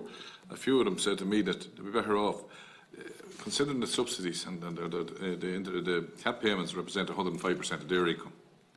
They'd be better off. There would be no outflow. They'd be better actually off just they're standing still. Now that's a fairly serious situation, especially if they're down our area, because that's where a lot of this is at. So it's very difficult. One of the things that has really bugged them, and I suppose you're all maybe on this, is that the grading issue in the kill out and the kill line in the farm. That is an absolute no-no with most farmers that I know, because the mechanical grading they think is all. So there's too much subjectivity involved anyhow. That's the issue. Sure, everyone knows the QPS system is grounded on subjectivity and all of that. You know, I mean, they'll put in a few factors, and then it's the eye. So I suppose I mean, I'm not blaming farm organisation. If you get some sort of an area that's you know, I mean, they're looking at all sorts of things now. I think they're doing a pilot scheme and the use of LED lights and various things like that, camera situations. Would that give us a better return, or would it be more? Well, first of all, it might create confidence. You know, it would be objectivity rather than subjectivity, and that is absolutely important. So I hope that might be some. The perceived grading anomalies in the factories and between factories is a massive cause of concern and indeed annoyance by a lot of them. I remember back many years ago I campaigned to retain a co-op, and I have to say I was one of the only fools doing so, because the farmers nearly smothered me in the run to get the money from one of the big processors who was now causing them headaches. You know, I always say, I don't like to say I told you so, but I believe that farmers, you're in a situation where cooperatives are absolutely critical. And, you know, you can argue about the milk situation, and Pat and them knows more about this than I'll ever know. But look, the co-op system has been a useful system, a very useful system, and you can look at it involved with RNU and everything else. You have your own representatives who are on the boards. You get in there at first hand. Everything is transparent. But the same thing was lost in the beef industry, and that's one of the few ways. You're talking about competition. So, all right, to get export cattle is great, export calves and that to bring competition. But that can be manipulated. With cooperative farming and co-ops, I think, you know, in the processing area, it would have given real competition. And it's something that I always regret that that has been lost in this regard. And as for the feedlots, about 6 or 7 years ago, and more, I called for, number one, just to show you that I have no time for feedlots. I mentioned at that time, and kind of got a bad reaction from some people, but I knew the game. They were releasing cattle onto the market to depress prices. It was called controlled release. I mentioned it, but again, I was kind of baddied, and I suppose some of the particular media wouldn't like me saying those things, but I say what I feel is the truth. In terms of feedlotting, so I mean, the big boys are just playing the game, so they'll have enough. There are thousands of cattle. Of course, a big step in terms of the cap payments is some way has to be found to make sure that they're not eligible for cap payments. I always believe that no corporation should be eligible for cap payments. They were never meant for that. And I might disagree with you a bit on convergence, because if you look at the objectives of cap, is to maintain the maximum number of people on the land. And that means the maximum number, if you were to look at, when I started out back in 74, there's 375,000 farmers on the land. Now we're down to 100,000 or thereabouts. So we haven't maintained the maximum number of people on the land. And so the payments have not been used properly to maintain the maximum number of people in land, because they've gone to very well-off people, including corporation type farmers. So let's stop calling ourselves. Let's face up to some harsh realities here. You can't represent everybody, you know. So I mean, at the end of the day, I believe that those people who are there at the bottom, with their 60 and 70 acres, including some of those people that are represented here by those men, they're the people that we have to start converging and making sure that they get a decent run and that they can maintain their families on the land. And I have always supported that policy, much to my detriment, I'd say, by the way some people would look upon it. But that's neither here nor there. You must stand for something or you'll stand for nothing. I'm struck by the key packed land B thing. It's obviously a reaction to farmers getting a bit annoyed. But Deputy McConalogue was right. I've met some of the people in Westmeath who have now gone to Darien over the last 2 or 3, 4 years. Fairly substantial farmers, out of beef. Now, I can understand that, but there's a consequence to that. There's, you know, there's a huge increase in the number of, well, you've only to look at the return from the factories to the processors, milk processors. We're already way ahead of target. We're flying. And the removal of the quota did have the impact, and I spoke about that here, Chairperson, that it would have an impact. and it's having an impact, of course, with the number of animals. And one of the problems with the beef herd is, I did a study of this back 20 years ago, only 1 out of 4 of our animals were qualifying for the top markets in Europe at the time. And I questioned the Dutch at the time, and they said, I was involved in it, and they said, sure, look, we can get black and white cattle anywhere. When you're going on the beef market, you have to have beef-produced animals. And it's no use having Jersey crosses or Holstein crosses or anything else going out into the marketplace. You have to have the top produce. And in that, that's where the government can step in as well. And I think this is the only way, because otherwise we'll have a socialist system if the government steps into everything. And I'm of course, I'm a socialist, so I'll be very, very eager to see that. But in any event, it's the beef farmer that's totally under threat at this point in time. And indeed some sheep farmers as well. And I think that if farmers have to get a premium price for producing proper beef, they have to. Otherwise they won't thrive. But we are having a glut at this point in time. And I know it's all, there was big talk about leerage and everything else, but I do hope that those people who are involved in that industry, you know, some of those exporters, you know, they're wailing about the government has to step in. The government has to create conditions and help out. But they're the people who are buying calves for 5 and 10 euros. And they wanted somebody else then to step in to save them. I mean, you want to cop on here. You know, let's call a spade a spade. It mightn't be very popular to do so, but sometimes the truth is the truth.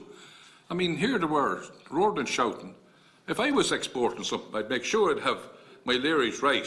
I was buying cows down the south there in March, so farmers couldn't give them away, some of them, you see, read it about. And they still wanted, they weren't happy getting them for virtually nothing. They wanted a system put in to make sure that they could. So, I mean, you know, there has to be a symptom that very soon we'll have, as I represent some people as well, some shopkeepers who struggling down the country, they'll be entitled to say, well, look, Deputy Penrose, you better get up there and get us 150 euros a week with some sort of a subsidy to try and keep this store open, which would be right, because most of them are to be closed very soon, an awful lot. So, I mean, those are the issues that I think are important. I think that I heard that Pat McConalogue there saying about that farmers don't want to be in that situation, and I subscribe. They want to be in a situation where the market return is what they want. They don't want to be coming. They don't want to be in this position of having to come to try and secure alternative assistance, and I subscribe to that. And I think everything that can be done to try and support that, including. But it's the one area that would the suckler cow industry is the genesis and the beef centre of our industry, and I worry about its future. Because when I hear very good suckler cow farmers down my own area in the Midlands talking about getting out, it's not a veiled threat, it's a real threat. And so they're deeply concerned in those areas. But I think this thing of the Keep Plan B thing, it's interesting. I'm sure I heard Mr. Angus Woods the other morning, said he was right, he was examining it critically, and he was right, because it is important. But it's a useful pilot or prototype scheme to see will it work. I mean, you'd have to ask though, I suppose, by the very fact that they're excluding Jersey cows and crosses and stuff like that, that they could potentially pay a premium of 43 cents a kilo between the whole lot, between all the various things that have club premiums and seasonality bonuses and everything, and you factor the whole lot in. So the point about it is, why can't they pay that now? Senator Conway-Walsh, before I go back to the witnesses. Garmagat, and thank you all for your presentations. I won't be as long. I really want to concentrate on, once and for all, whether there's a cartel in operation or not, and whether you believe that there is, and above all, whether we have sufficient data to be able to establish that. Because looking back, we've been talking about this for 20 years. I mean, we had the Bacon report in 2000. He came back and said the data didn't support the fact that there was a cartel there.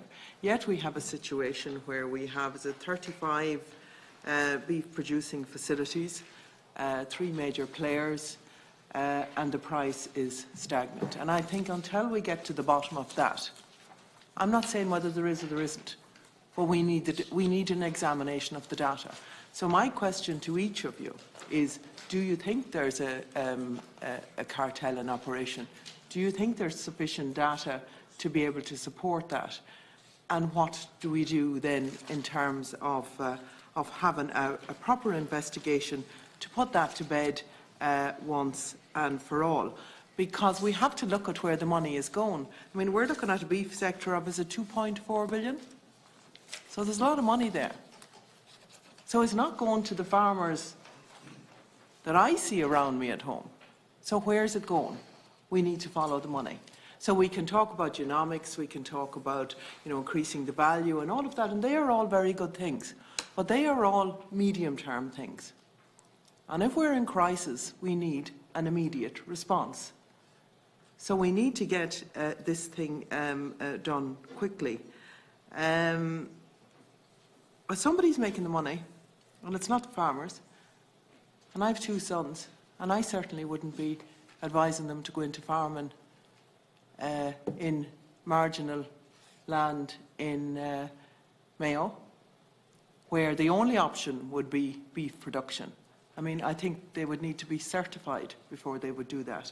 And that's an awful thing to say, because there are really good young farmers who've gone into the business even in the last few years. And we need to be, as legislators and as farming organisations, we need to be able to support them in a meaningful way. We have loads and loads and loads of paperwork with loads and loads of suggestions. We really need to prioritise 1 or 2 things that need to be done in the immediate term. So, for me, it's all down to price and it's down to market. The other question I want to ask you, in terms of the market side of it, we had a big fanfare around the US opening the market there. Has that had any impact on beef prices? And has the opening of the Chinese market had any impact? Or is it just an opening to get people to look in that direction? And you see, we're all the time, there's farmers under the impression that this is really good. The American market is opening up, this is fantastic, all of that. The Chinese market is opening up. So you're filling up, you're raising farmers' expectations all of the time. And yet they know that they're not getting the price that they deserve for the quality product that they're producing.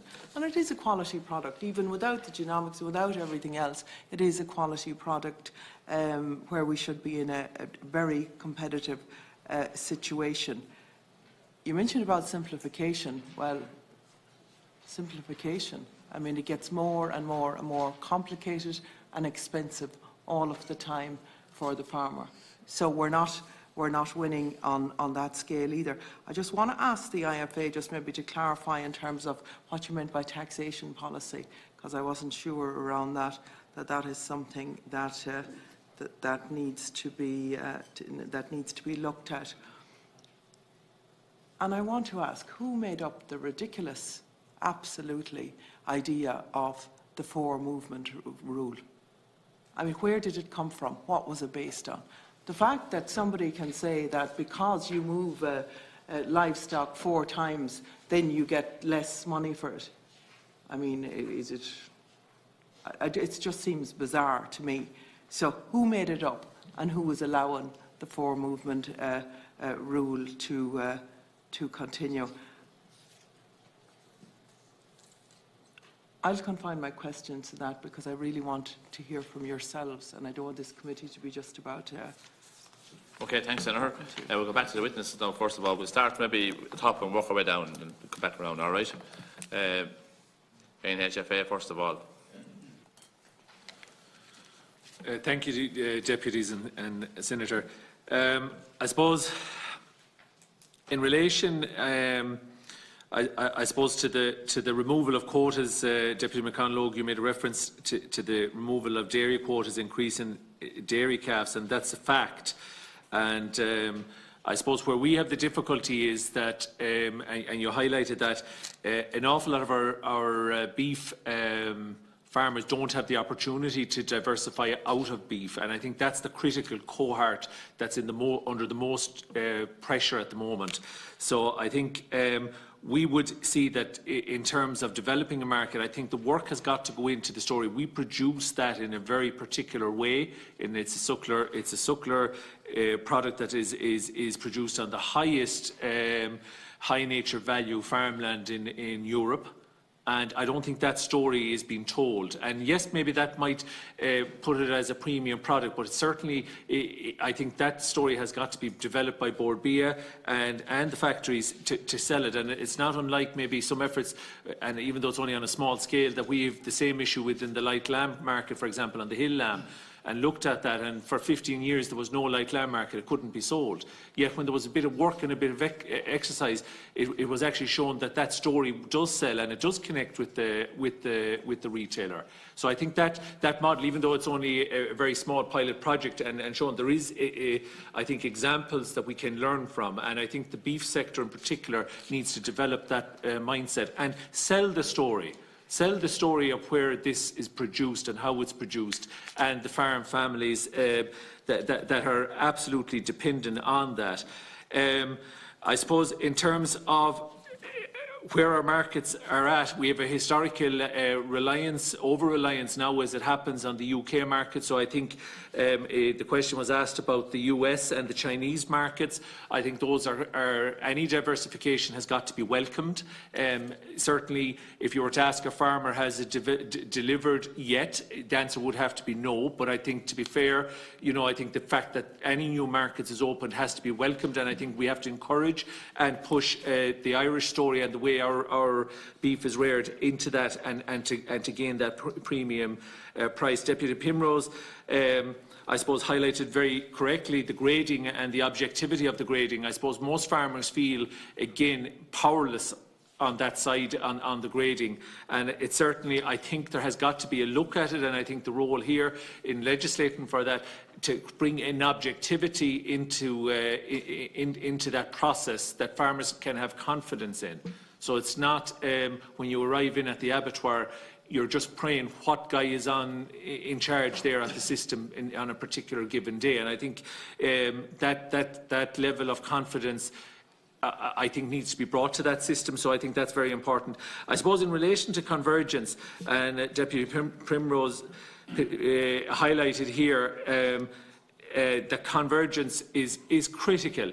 It's critical for all family farms, and I think he highlighted the fact that we have gone in a very short space of time from 300,000+ farmers down to 100,000, and that is going to go down further.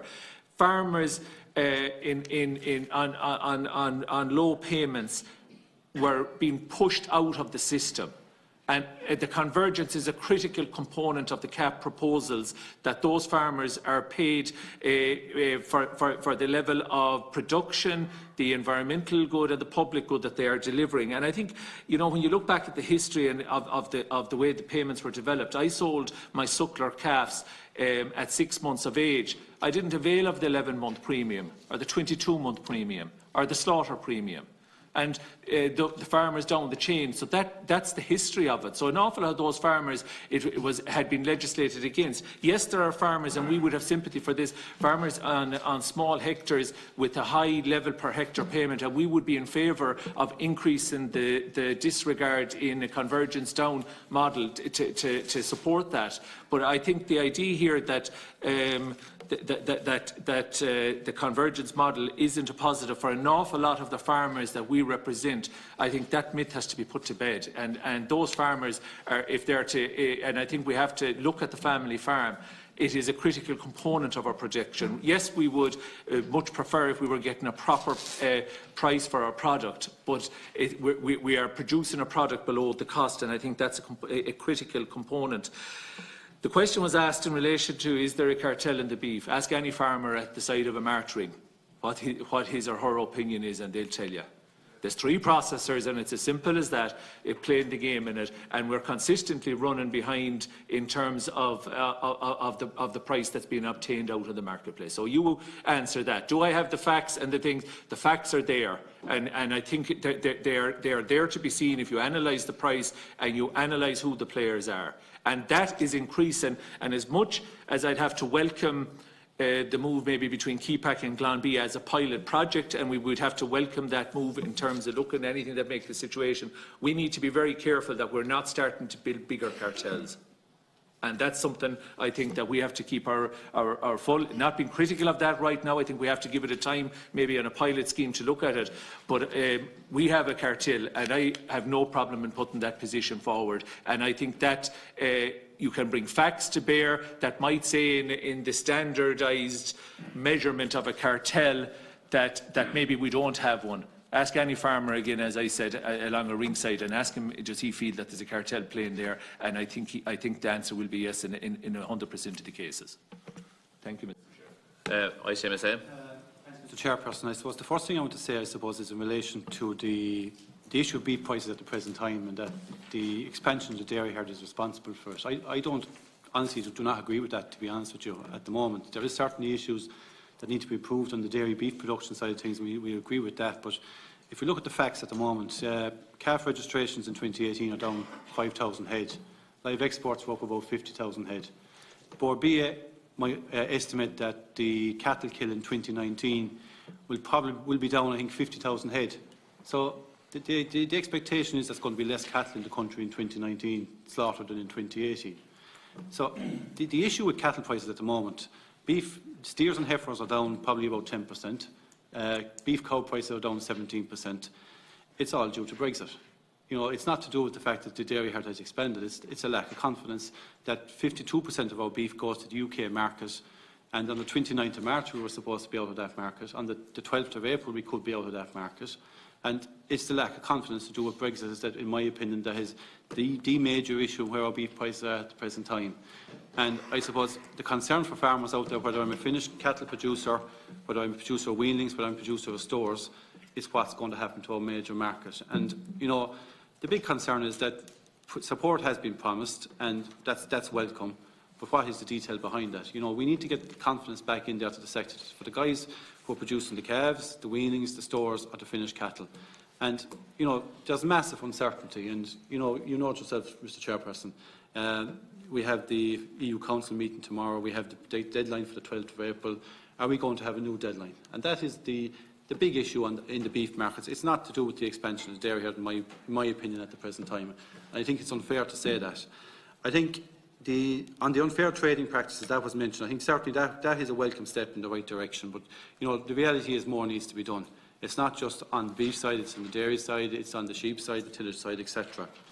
In relation to the cartel in the beef industry, you know, we heard what Brendan said, and I wouldn't disagree with what he says, but I think the issue there is, you know, how do you establish facts in relation to beef pricing? You know, you look at the EU Milk Market Observatory. If a dairy farmer rings me up tomorrow morning and he asks me, based on his co-op's product mix, what should I be getting for my litre of milk?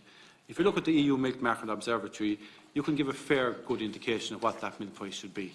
Because you have the price of skim milk powder, you have the price of butter, you have the price of whey powder, whole milk powder. The whole range of dairy products is there. If a suckler farmer or a beef farmer rings me up and I look at the Beef Market Observatory in the EU, there's no such data. So, you know, people can say there's a cartel or there's not a cartel. You don't know, because there is no data there. And, like, we really need a situation that basically, at the moment, I know the carcass price in Ireland, I know the carcass price in the different European countries. I don't know what the price is for sirloin steaks, fillet steaks, mince, burgers, you name it, etc. There's no data, and until we get into that detail, you know, and to be honest, if we don't get into that detail, we'll have the same conversation in 20 years' time.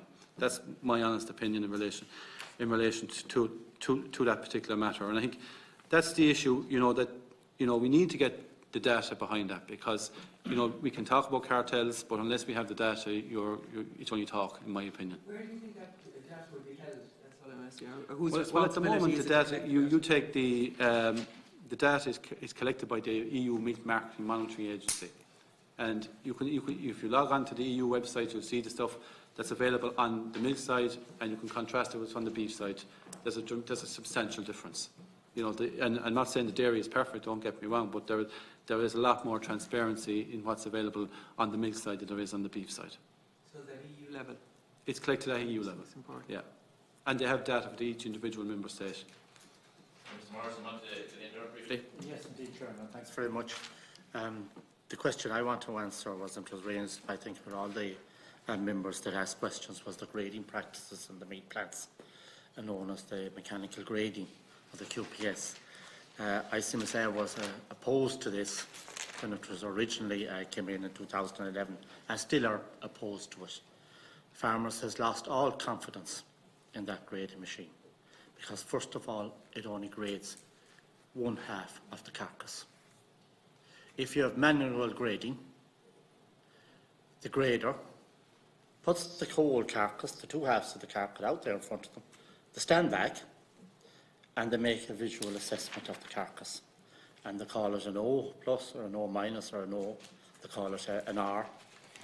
And they visualise it and the 2/2 of the carcass.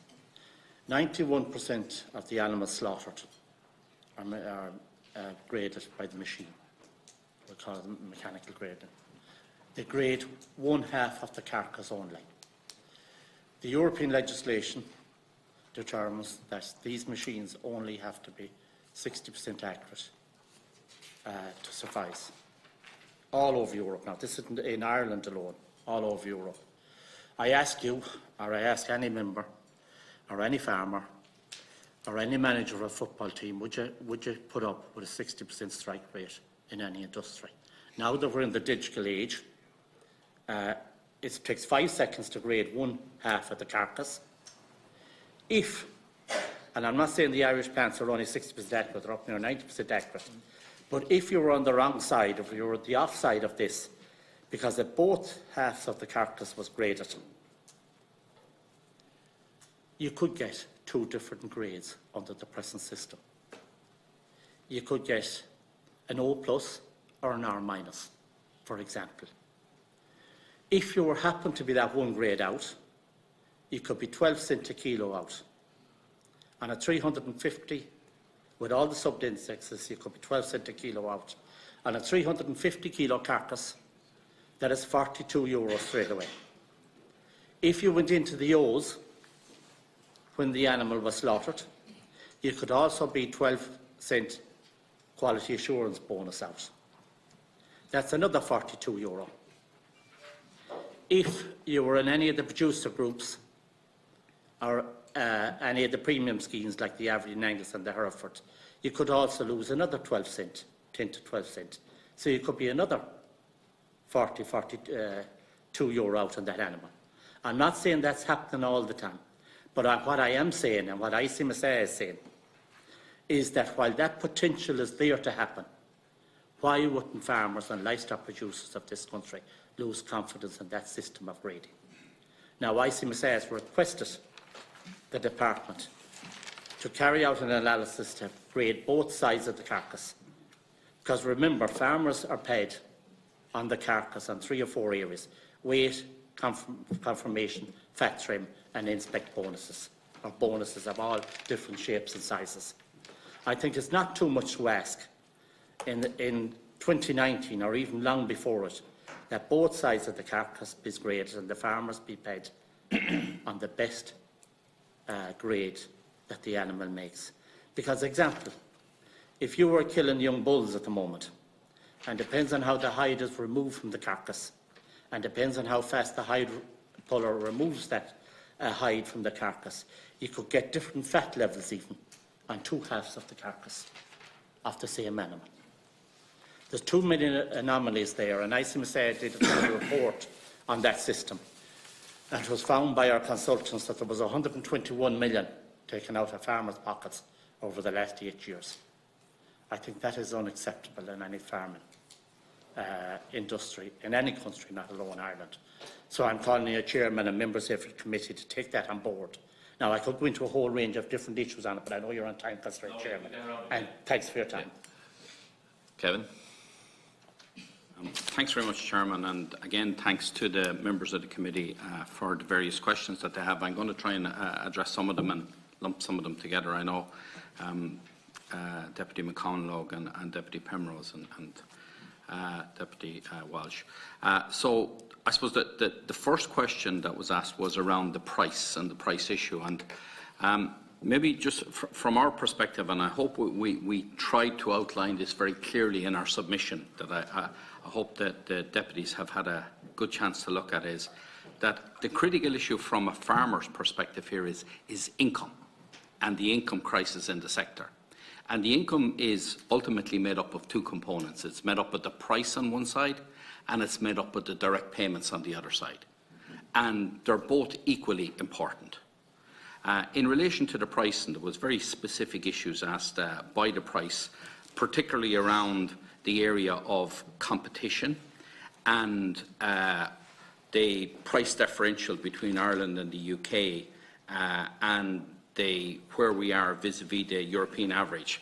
And we've outlined in our submission there that, and we've tried to gather as much data as we can on it, and indeed, as some people have said, you know, there's an absence of data in this area. But what we've set out very clearly is, if you look at the average retail price in the UK, our biggest market, it's the equivalent of €8.90 per kilo, just short of €9 per kilo. That's the average retail price, whether you're selling a burger or a steak or a round cut or whatever, right? So ultimately, when you look at that, and of course all the beef doesn't sell at that price, it doesn't sell, all the beef doesn't sell through the retail, but if you take that as a benchmark for what type of return is in the marketplace, I suppose you look at that then, and you look at the farmer price, which is consistently under €4 for a number of months now. We would argue that if we had a fairer share of the ultimate consumer or retail price, the farmer would be in a better position. He would be able to get a higher price. And ultimately, how would you do that? Well, that comes back to your committee chairman and legislators in terms of the work that's going on at European level, the work that you're trying to push in the Dáil, and the work that this committee is trying to push. And I think we would ask you to focus strongly on that particular issue in terms of the farmer share out of the ultimate price, trying to bring transparency around that, trying to bring facts and figures around that. And there are some facts and figures available around that. And we have some work going on with an economist, Jim Power, around trying to develop this beef price index along the lines of what's modelled on the dairy price thing, to bring more transparency and more return there. And I suppose that takes me to the issue that Deputy Conway-Walsh raised in terms of the lack of competition in the sector. And I think our President was very upfront on this in his presentation today, saying very clearly and asking the members of this committee to call for and support the proposition that we've put forward for an investigation into the competition or the lack of it in the sector. And let's put that to bed. Let's undertake it, put it to bed, and either deal with it or take it off the table, as you've outlined. So we're very clear, we're very straightforward, we're very specific in that point, and we would like to request that that would be part of this committee's ultimate conclusion on this, that you would deal with that issue. And there's no point in saying to farm organisations or farmers, you know, is there a cartel, isn't there a cartel, do you have the evidence? I mean, all of the figures, all of the evidence on this are, in terms of looking at the prices and analysing those, they're with the authorities that have the power to do that, and they're with the authorities that gather that information. In Ireland, that's the Department of Agriculture. They have all of the data on all of the cattle killed. They have every price of every animal that was killed in this country for the last 10 years. Okay? They have that data. It's available. The people that have the responsibility to ensure that we have a competitive market in this country is the CCPC. Okay? Now, when we sit down with the CCPC and we ask them about this area, they say, we need political direction on this. The only people that can give them political direction are the Minister, the Government and yourselves. So that's a matter in your hands that you need to deal with in terms of trying to deal with that issue and resolve it for the benefit of the sector. And it would be a very significant benefit if we can deal with that in the sector. In relation to the issue of competition that Deputy McConalogue raised in relation to the differential between the Irish price and the UK price, And we're very specific on our figures in this, and we've looked at this, we've analysed it, and it's in our report there in a detailed table where we're showing that between 2000 and 2009, the average differential between Irish and UK prices was about 24 cents per kilo. Between 2010 and 19, that had increased to 40 cents per kilo. So, you know, you can, of course, margins have increased, etc. in that time. They've increased for everybody except the farmer. So you have to draw your own conclusion there as to what's happening there in terms of the retail and the processor margin in that regard. From a farmer's perspective, they rely on two things to try and bring some competition into it. They rely on the minister of the day and the government of the day to ensure that they're selling their cattle into a competitive market. The minister keeps telling us he has nothing got to do with price.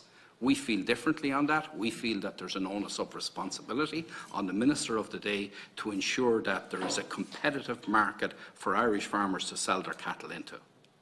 It's very different than what the minister is saying.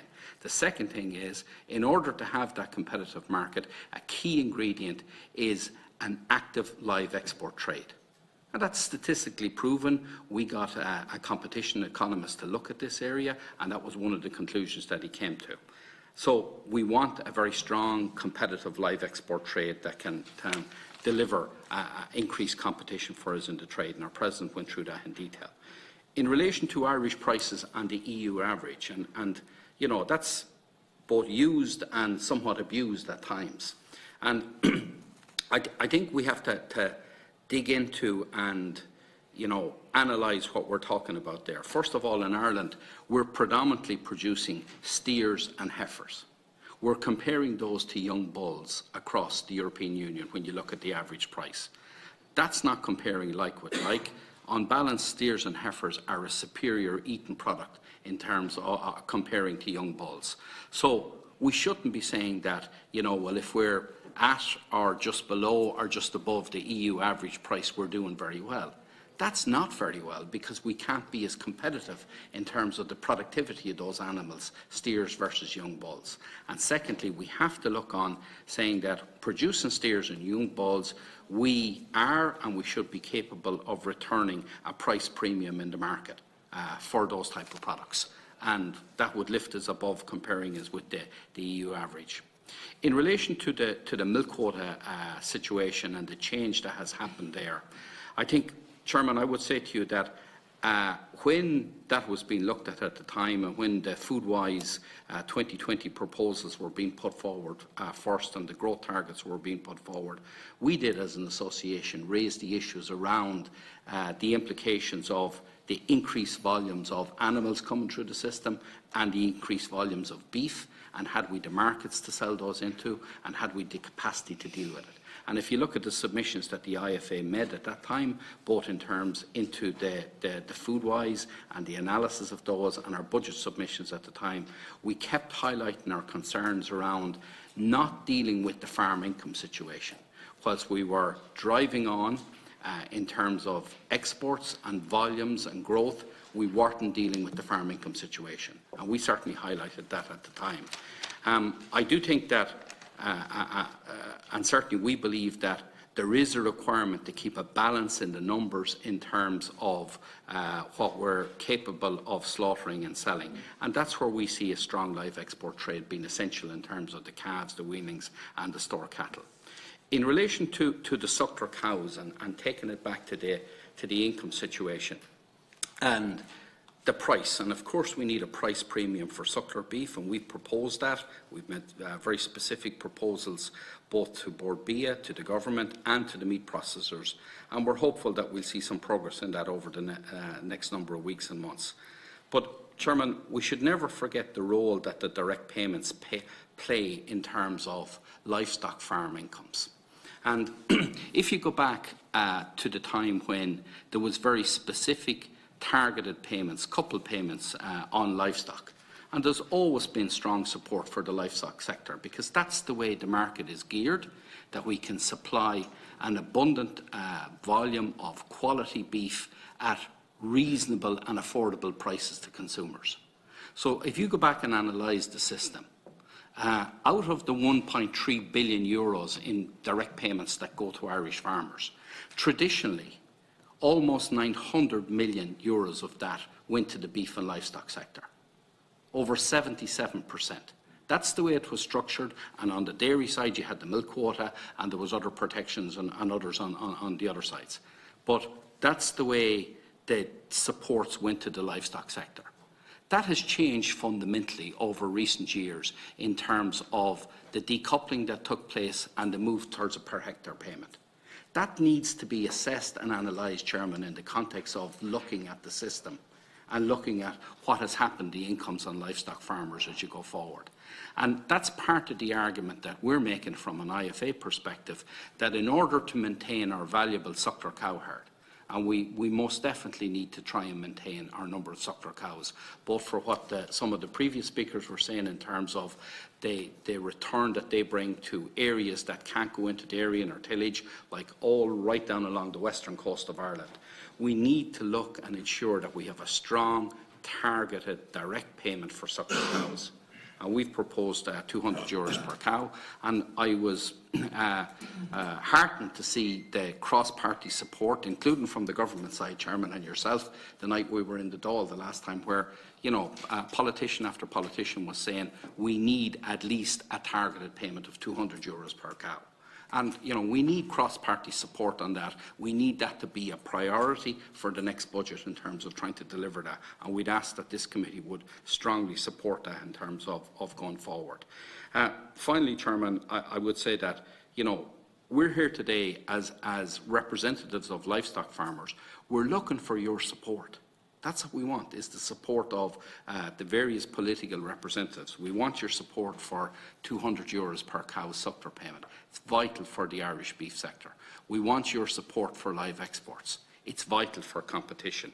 We want your support for a fairer share out of the final or the consumer price back to the farmer. That's vital in order to make the thing viable. And ultimately, we want your support in order to try and have a strong competitive market and price for the beef and livestock sector. And finally, Chairman, I'm going to end on this, is I take you back to the Brexit situation and the case that our President made there of already so far this year, beef farmers have incurred price losses in the order of €100 million. When you compare the price that farmers received from the 1st of September last year right through to date, when you compare that with the pre-Brexit levels of 2015, they're down about €100 million. And we have consistently heard the Commission and consistently heard the government saying that they will not leave farmers shortchanged in relation to Brexit. We are shortchanged at the moment in the order of €100 million. And we're asking for this committee's support to support that case to the government and the EU Commission, that there would be a compensation aid package to support those farmers in that, to that magnitude and that level of support. And thank you, Chairman, for the time. To make a contribution before I go back to members, briefly before I get him other members as well. Yeah, okay. Look, I suppose what I observe quite often in a lot of different forums, you know, you get comments made along the lines of, you know, is it the increase in the dairy herd that's causing the problem in the beef sector, or why don't the farm organisations work together, or whatever, you know? And generally, the perspective is, well, sure, look, at if you pull yourselves together there, it'd be grand. The reality is, every farm organisation here has a right to represent their members. No different than every different political party on the other side of the table represent different sectors, and they all have a political right to represent their members. Great if it works out that they all correspond on a particular issue, but there's always going to be objective differences in opinions. But, you know, moving from there, then it becomes a discussion on what farmer's impact on the other farmer. There's almost a divide mentality there being pushed down at farmer level. You get it from the processors as well. You know, divide them, keep them, don't let them talk to each other. Give them all special offers, special deals on their own cattle over here, and tell them not to talk to anyone. There's a divide and conquer which is often being pushed down. What I would like to see from the engagement that's taking place here today and the project that you're engaged in is that we take a real and proper look at the structure of the beef sector it's very easy to get sucked down into the, dare I say, the smaller detail, and Rose spoke about it earlier, the more sort of medium-term issues, grade, quality assurance, those kind of issues. It's very easy to get sucked down there, but I would have expected a committee of such stature to be looking at the overall, the bigger picture issues. Yes, we've been speaking about competition or lack of competition for over 20 years in the beef sector now. Show me a committee that's been brave enough to step up and say, we're really going to investigate this. We're going to have a good look at it. We put together a report 2 years ago. No committee came forward and said, we're going to come in here and see what's going here. This is at a crisis situation at farm level. This is where we should be talking big ticket items. Brexit is having a monstrous effect at farm level. My two colleagues here have highlighted exactly how much it's had just since the 1st of September. Bearing in mind that the morning after the vote we saw 10 cent a kilo wiped off straight away. Brexit it's a big political interference in what was a normal functioning marketplace. It's unreasonable to be able to expect farmers either to be able to plan for it or to be able to carry the cost of it with such a level of interference in what was a well-functioning marketplace. And again, that comes back to, that's a big item which has to be dealt with. Kevin has outlined and the President have outlined our retrospective look at that and what is required to address that scenario, and I would expect the committee to certainly back that, because it's political interference. Other key issues, it comes down to the base price. What is impacting on the base price? There are questions asked about markets and new markets, and maybe we're too much in the UK or whatever. The reality is the industry will always go to the highest paying market at the time. That is the reality. If we look at a lot of the big announcements around markets like China and the US and what that's going to transform us overnight, it's going to make a significant difference.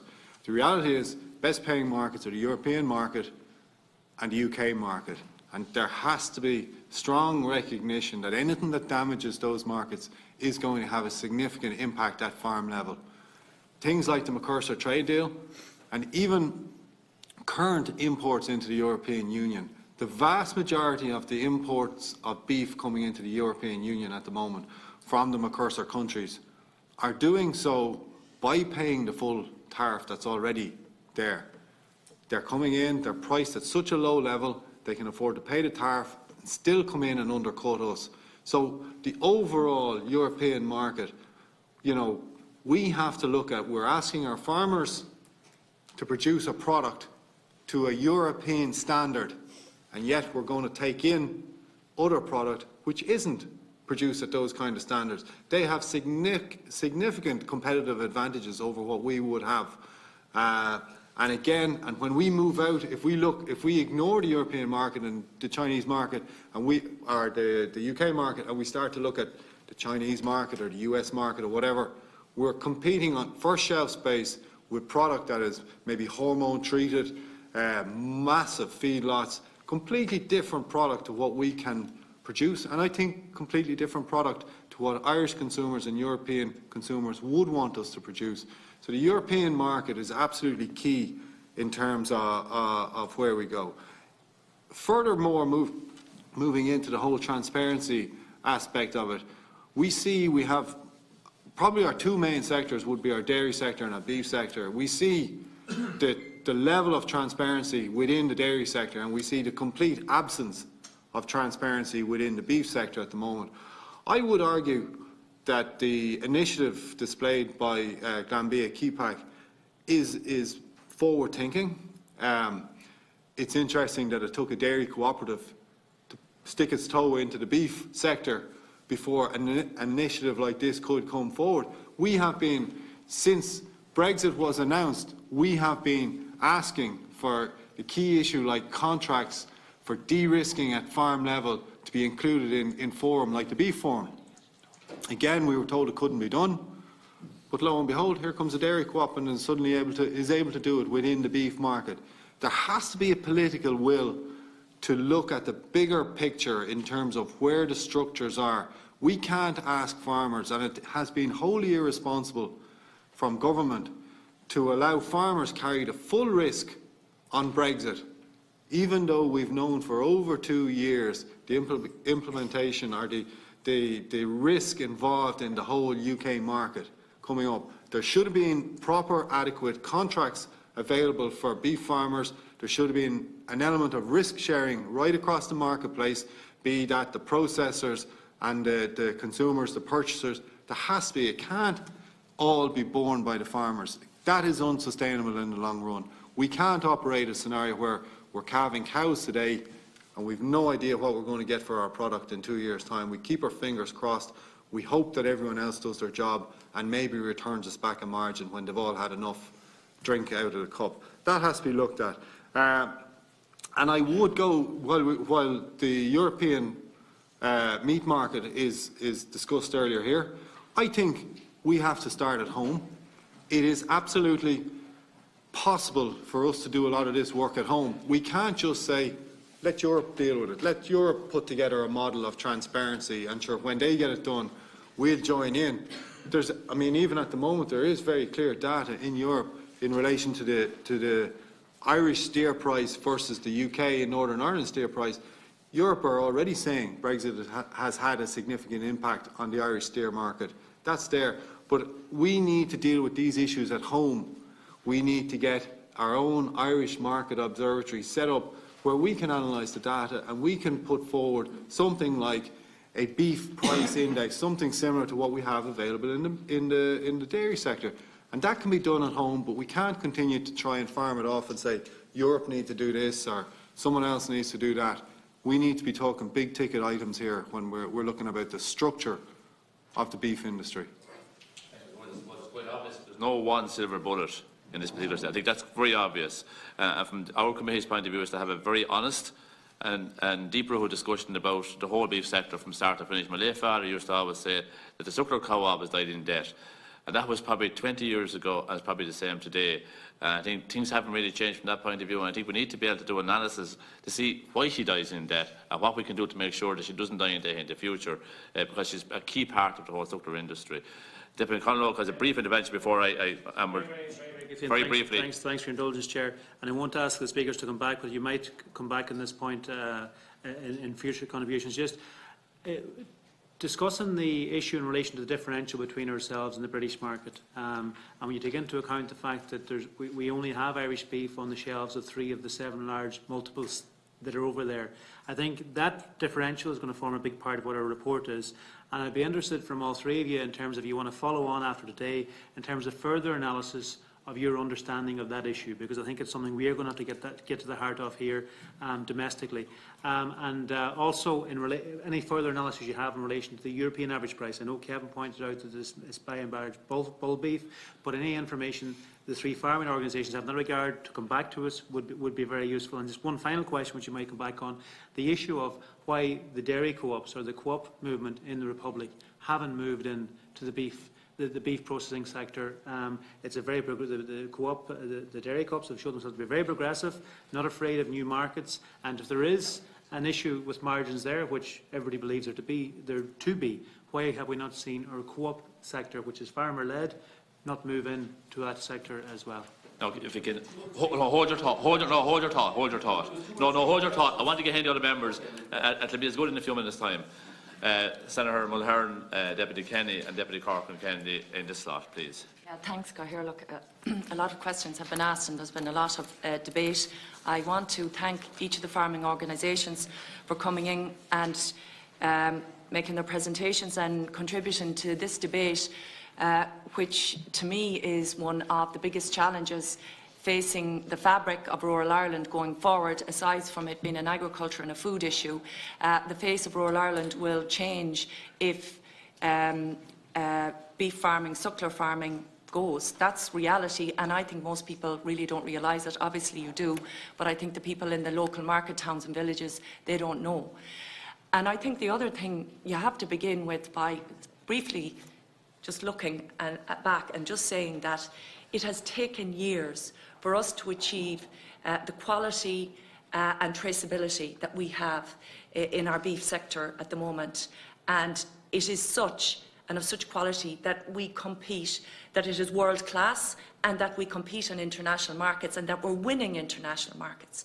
And that's great credit to the primary producers and everybody up the line in terms of, including Board Bia and all the rest, in terms of how we're presented. But it goes back to the basic product. The reality is that there's somebody making money off the back of it, and it's never the primary producer, which I know is the kernel of what we're discussing here. And by God, there is someone making money, so we want to redistribute it. Now, we're not going to become communist or socialist or anything like that, so we have to deal in certain realities.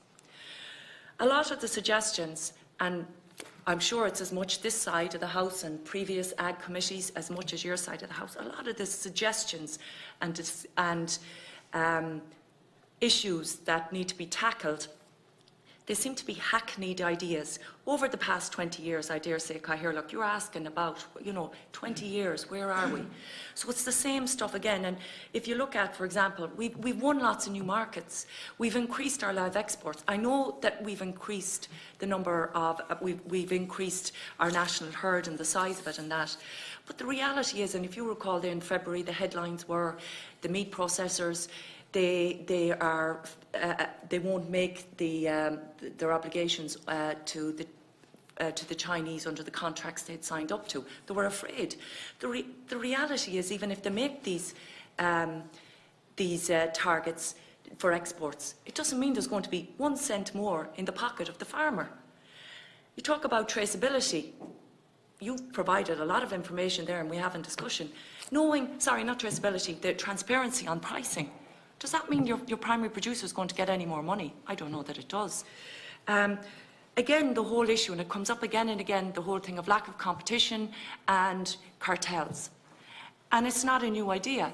But the reality is, and you talk about political will, Kevin, we had the Competition and Consumer Protection Commissioner in here, and I asked the commissioners when they were in here, what they're going to do about this, because every farmer will say you presented yourself to a factory north and all around the country on a Monday morning.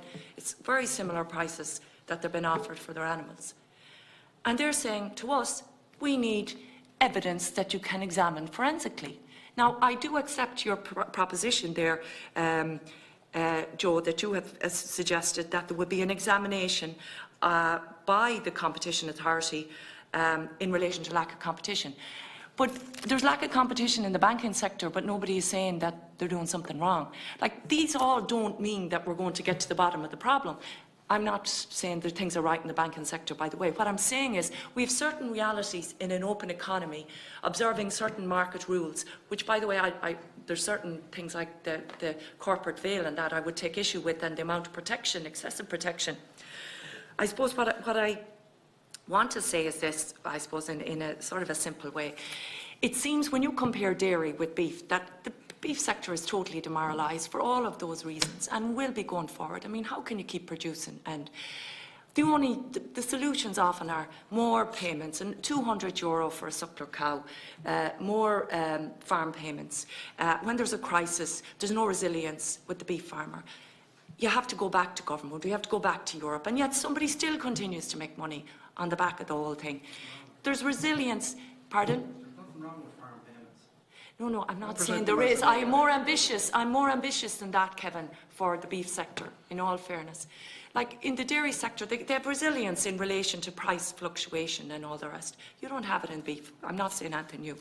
However, what I would like to say is, it seems to me that from the get-go, and I know that the co-ops and the Glanbias and that, and even if I take where I'm from myself, we had NCF, and it started at humble beginnings, and I know it was of its time, and now what it's progressed into, that it seems that you're lobbying here and asking us, and we want to do something without a doubt, because this helps the people where we're from, it helps an industry we're very proud of.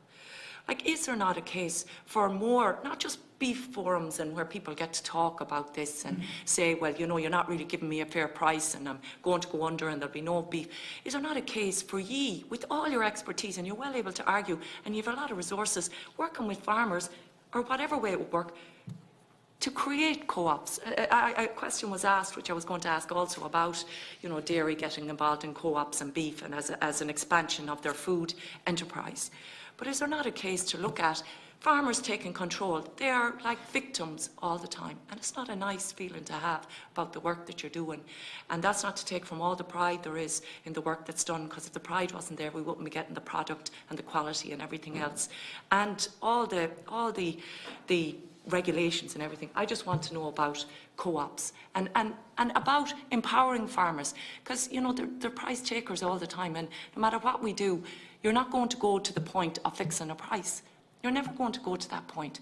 And as long as you have the setup that's there structurally, you said it, Angus, structurally, that's the way it is. And we're tinkering around the edges. So unless farmers who have the primary product here, the primary producers, are empowered in some way to either add value to what they have, or else to sort of set some terms and conditions themselves, they're in a very weak position, notwithstanding all the other things about knowing price transparency, the new markets, everything. They're still in that weak position, and I think that something needs to be done, or we'll be here. We could say we'll be here after Food-Wise 2025, and the fact is there'll be less farmers in it, and we'll be saying we still haven't solved the problem. Like, there needs to be more empowerment of the farmers, and yes, there should be enforcement of legislation in relation to cartels and all the rest, but as far as I'm concerned, I'm not a minister or anything, but the questions have been put, and whatever the Competition Authority has said to you, they said there are no files, no cases been brought forward to them, particularly that they can forensically examine, other than generally there's similar prices across the board. So, you know, that needs to be moved on. Yeah, I'm sure you've debated this a lot more than myself, Kevin. How come this has gone on for years and years? You can come up with expert reports on everything, come up with a hard case on this that needs to be examined, and I'll tell you, you'll have everybody in here fighting tooth and nail to bring it forward. Okay, Deputy Kenny, we have. Sorry, no, I'll let you back in. I'll let you back in first next time round. Deputy Kenny. Thank you, Chairman. I want to thank all the farm organisations for your presentation.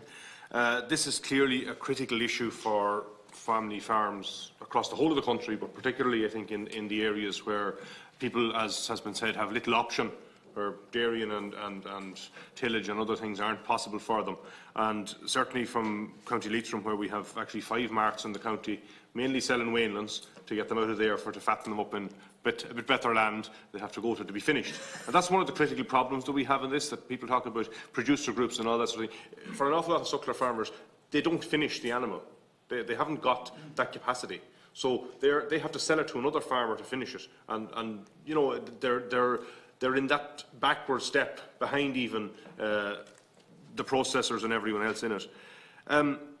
Really, the fault line here, as I can see it, is that, you know, and I take Kevin's point, and it's well made, that farm payments are vital and are a vital part of this, and farm supports are a vital part of this, and CAP and the various streams of income that comes from that are a vital part of keeping the family farm alive.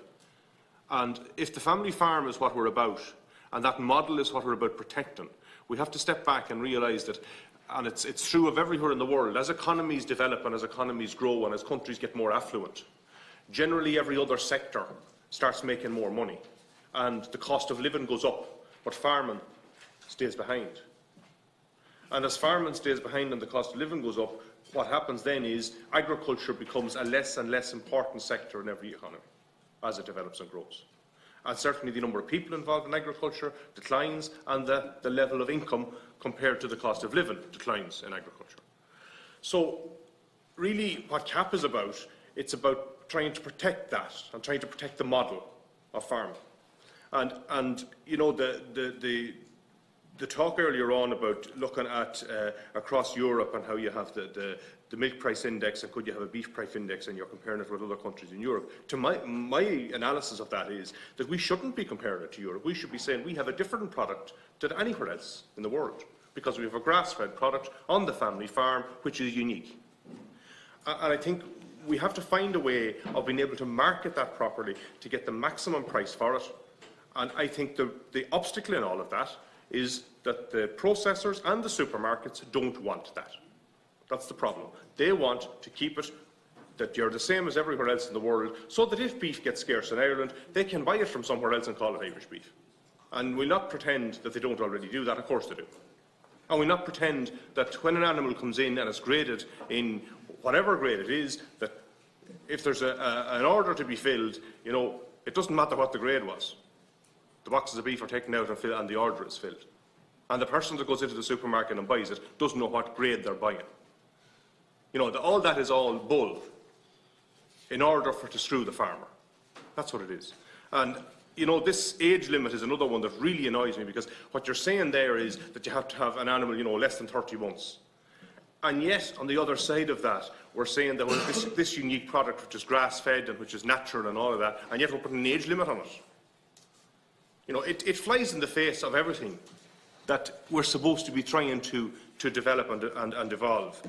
Really, the issue here is that, you know, it's about land use and about the farmer is being paid to some extent through the farm payments for being a kind of a custodian of the land. And then, on the other side of that, there's about efficient production and how much they can produce and what kind of price they can get for it.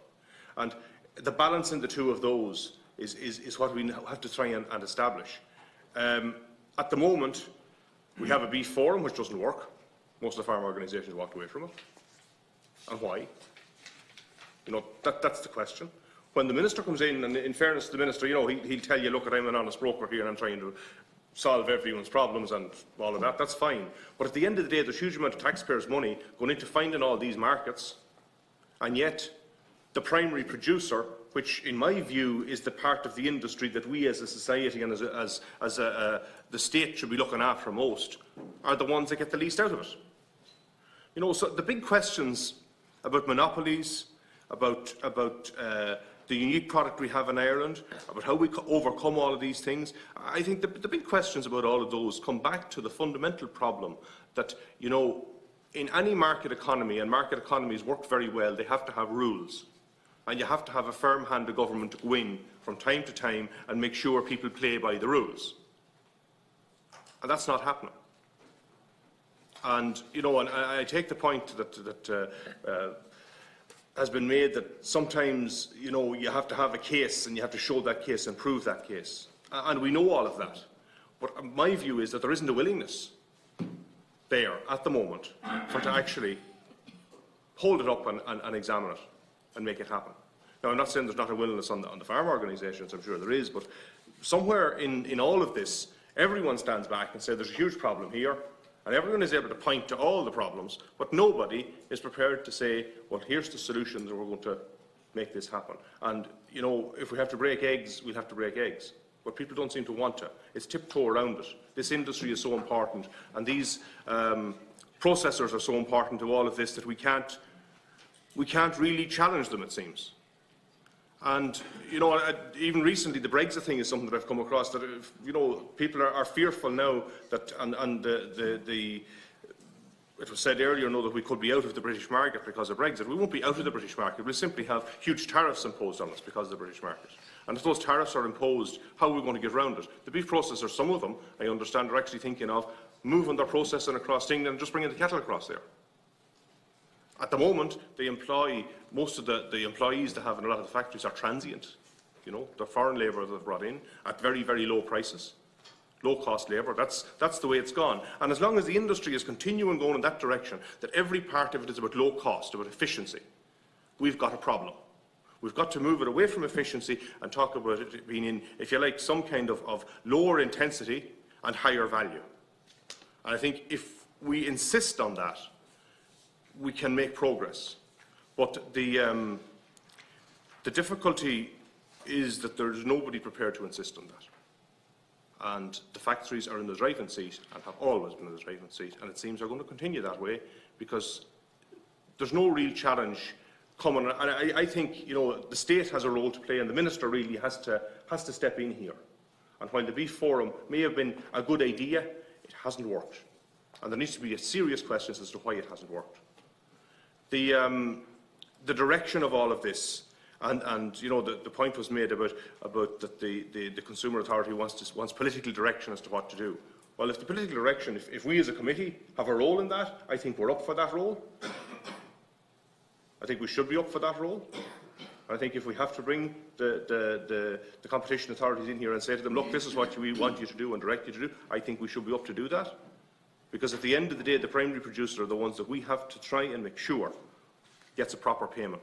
and is properly looked after in all of this.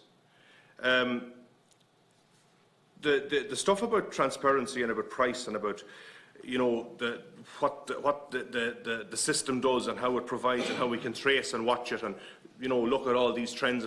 I don't know, will that make any difference? If you knew exactly what price everyone was getting for everything, I don't think that's going to change it. I think we have to, as a nation, as a country, we have to make a choice. Are we going to be about, you know, higher value and making sure that we get a proper price from that and insisting on that, or are we going to be about allowing those who are in the monopoly situation continuing, as they have, to just work it out there, that it's an open market and we're going to let it work away, and that if our price is much the same as the rest of Europe, that's good enough. I don't think we should stand for that. I think we should be saying our product is better and our price should be better and we should be able to market it better, and if we're not able to do that, there's questions to be asked. Thank you, Chairman. Corcoran, please. Chair, and thank you all for coming in here this afternoon. And I suppose the reason we're here is that we, as members of this committee, are deeply concerned, I think, about what's happening in the beef sector, and agreed that we would have a look at, you know, what needs to be done in the beef sector in terms of the targets in Foodwise 2025. And I know we use the word sustainability an awful lot, and I suppose it's no harm to remind ourselves that not only have we to think about environmental sustainability and social sustainability, but we also have to look at economic sustainability. And that's, I think, from where we're coming here, because I'm not personally, I haven't heard too much positive from any of the people that I know, farmers, young and old, who are talking to me about the economic sustainability of what they're doing. You know, only last week somebody came to my clinic and we were just talking about it, and you know, he was deeply shocked by the state of his finances, and only for the fact that there was off-farm income coming in. I mean, he just is in dire straits. And I mean, for us as public representatives to be hearing these stories, we have to ask ourselves these hard questions about the economic sustainability and how we can make recommendations that will ensure that farmers can continue to, or can make a living doing what they want to do and what they do best. There's been a lot of talk about the Competition Authority, and I'm just wondering if any of you have had any engagement with them in any context in relation to this at all, and also if any of you have conducted any research on the profit levels of the meat processors, and I suppose specifically then to the IFA. I just wanted to ask you if you are aware of the kind of numbers of people, because a lot of young farmers are anxious about the kind of investment they're going to have to make, the fact that it doesn't look like they won't make any money, and if you have numbers yet as to those who are switching, if they are switching to maybe forestry or whatever else they might be thinking about doing, or renting out the land or whatever. You've made a suggestion also around a public authority to be appointed in relation to that European Commission directive on a minimum common standards of protection, which is about rebalancing power in the food chain. I think every one of us welcomes that. And I'm wondering if you have ideas around who that designated public authority should be. Do you think it should be the CCPC, or if you have any ideas on who else might be suitable for that role? I'll just see that 1 second. I think I had one more now for you. Oh yes, the other one then is the groups that have been treated unfairly by processors. And I was wondering who you had in mind there, and also what measures would be needed to give them additional protection that you have suggested there.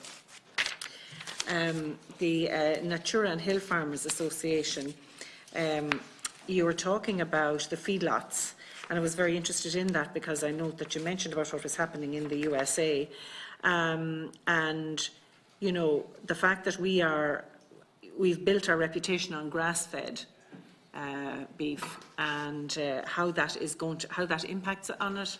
Is there any impact on it? We know that the impact is certainly in the pockets of the the producer anyway, in that there isn't as much in it. So, you know, when did this become the norm, that they would start using feedlots? Because it seems to be clear that this is a real way of controlling what's happening. You know, whether that's something that the CCPC may be able to look at then. I'm just throwing that out there. The other thing you mentioned is in relation to agroforestry. And if you might mention to me a little bit more about the kind of extra supports that you think that agroforestry should be getting, because we had a long discussion on the Climate Action Committee around not saddling certain counties or certain farms with the responsibility of growing our land cover, our forest land cover, to 20%. And there was a suggestion that if each farm took on the responsibility of planting half an acre or an acre, you know, would that be the kind of thing that you're thinking of? I'd be curious to hear that. The ICMSA, I just wanted to ask you about the question that you had, or the recommendation. I know it was a small token you're mentioning about the VAT rates on farm inputs because of the high costs. What kind of rate had you in mind, and how would that be achieved? Is the question that I had in that area. And the other one then was around, oh yes, I think I might have mentioned this earlier, around the economic sustainability is really what we have to look at there. And, you know, whether you think that the model that we have is going to have to change, you know, based on what's happening at the moment. Deputy, now, as I know we have another section of the meeting as well, I might take in the other two questioners now as well, just to try and get abroad, if that's okay. Deputy Fitzmaurice and then Deputy Ryan. First of all, thanks for your presentation. To you all, at the moment in this country there are places where there's large amounts of cattle that don't see grass. They're within sheds. Is that sustainable? There is slurry being exported to cover them to arable farms. Is that the way we should be farming in Ireland? For the simple reason, it appears that there's a monopoly in certain sectors with large amount of cattle, and they can be wheeled out during the year, and when farmers come out with their cattle, the prices will be distorted. And can that be sustained? In my opinion, it cannot. In my opinion, it needs to be addressed immediately. And in my opinion, it's not natural what's going on in this country. Second of all, to the dairy sector. I know a lot of people are going for zero grazing. And I want to specifically two questions. On the Jersey, and I know the butterfat levels is better in the Jersey, but there is a major problem with the Jersey bull calves. And how are we going to address it? And with the zero grazing, there is the stocking rate in some farms is gone beyond with the zero grazing. And does that need looking at? Because I come from a farming background, and we'd have average land, but like there's a limit and there's a limit. But I think we're going too high on the numbers that we're putting in.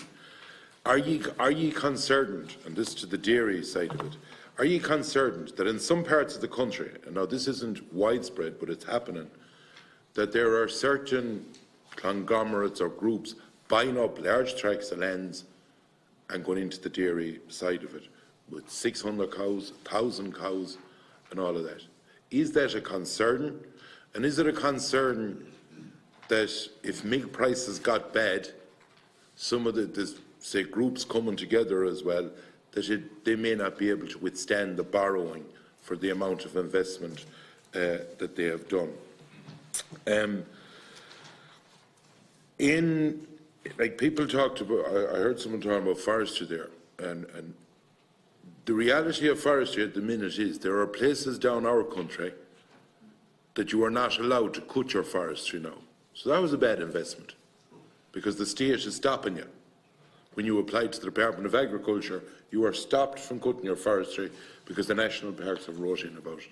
And I want that on the record, that farmers will know on designated areas that they're being stopped from their forestry.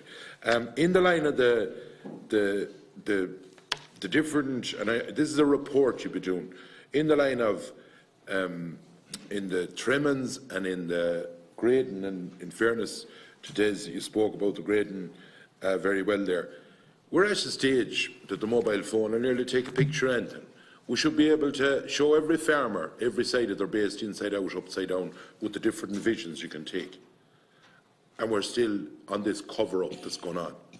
A farmer didn't let in near the cattle. One time ago, when there was sheep or cattle being killed, you could walk along and look at them. Now you have to, it's through a window you have to look in from a distance. In the line of the payments, the average single or the average application, my understanding, is about 32 hectares. And we can talk till the cows come home. Nobody in business got paid for what they done 20 years ago. Never did and never should. And at the moment, we're getting paid under single farm payment of what cattle we punched or what we had in 1 year or in the double punch in 2000, 2001, 2002. Yeah, it was adjusted and modified a small bit, but damn all, to be quite honest about it. But if we want to address the shortage in young farmers, I have a young fellow at home and many one of ye and a young girl, and if I say to them, you'll get 4,000 or 5,000 single farm payment, they'll give me the 2 fingers, to be quite honest about it, and they'll be gone.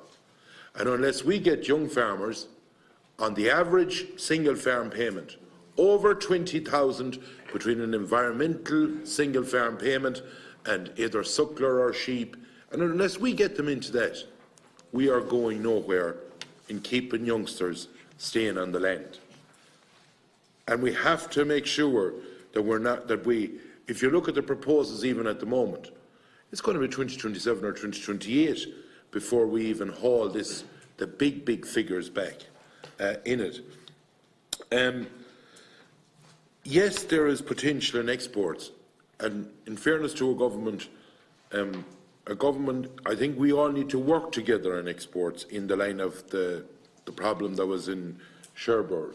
Because if I'm in business, I have to go out and find a place too. Yes, licenses and all the things are required, but we need to work together to address the problem for next year, or we'll be in the same trouble again. I'm concerned about the suckler because everyone you hear at the moment, they're talking about getting out of it. And from the top of Donegal down along to Clare especially, and out towards, heading out across the Suck to Longford, it was a huge area, the main concentrate. Yes, there'll be some dairy farmers, but it was the main concentrate for it. And if you get out of that, what's going to be there? Or is it designedly being done to make the west of Ireland the theme park of this country? And I worry about that. I welcome the designated Angus, where you talked about the payments for where there's lands designated and that. You're 100% right in that. I think Board Bia, and we had the exporters in here, and they will tell you, rightly or wrongly, we have to take them for bat of what they say, that Board Bia on the live exports aren't putting in the same emphasis as they are ongoing with the factory setup.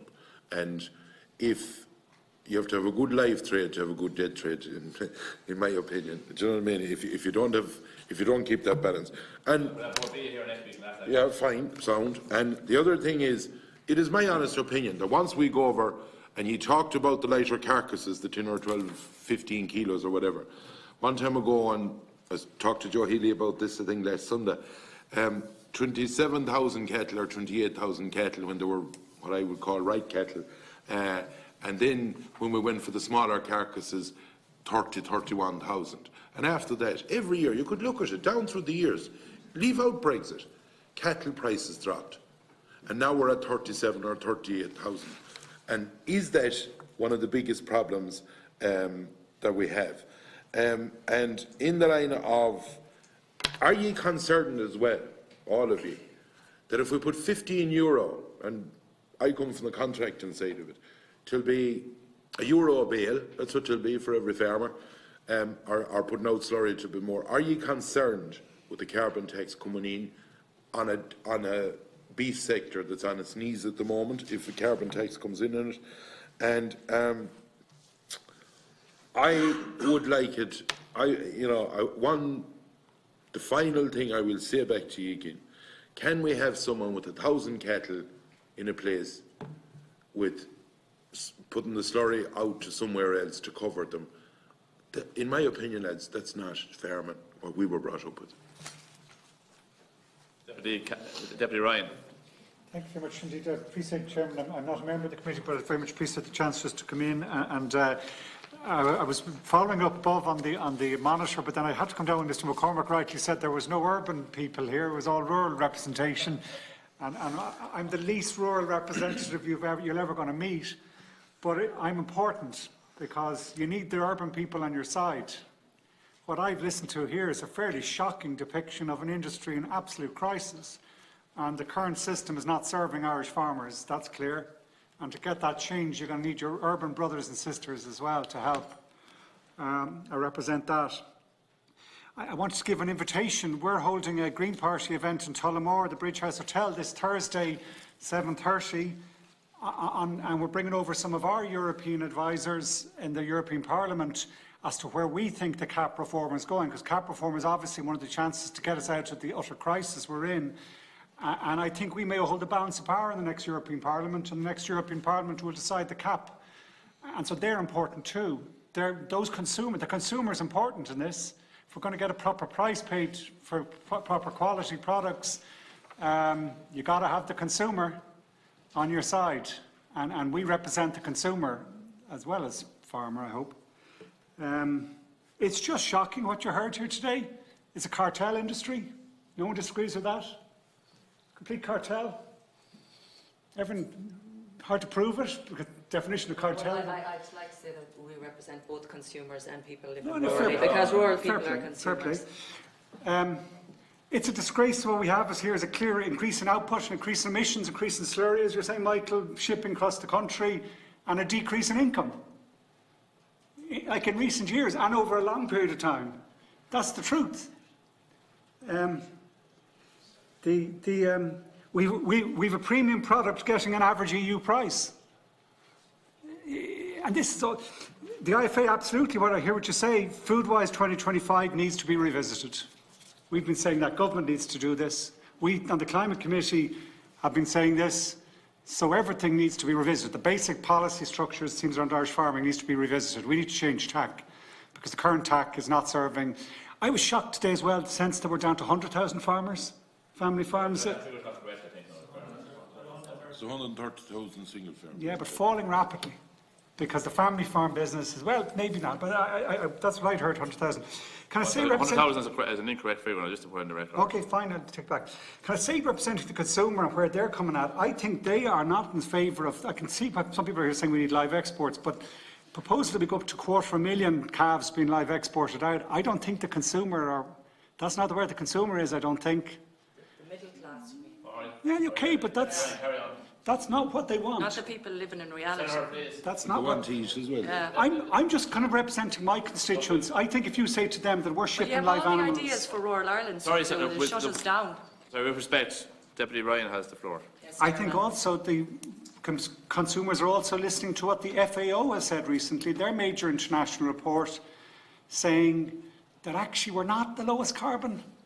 Now there's a dispute around that. Our Climate Committee was looking at it, but this story where we're saying we're the least carbon everything is contested.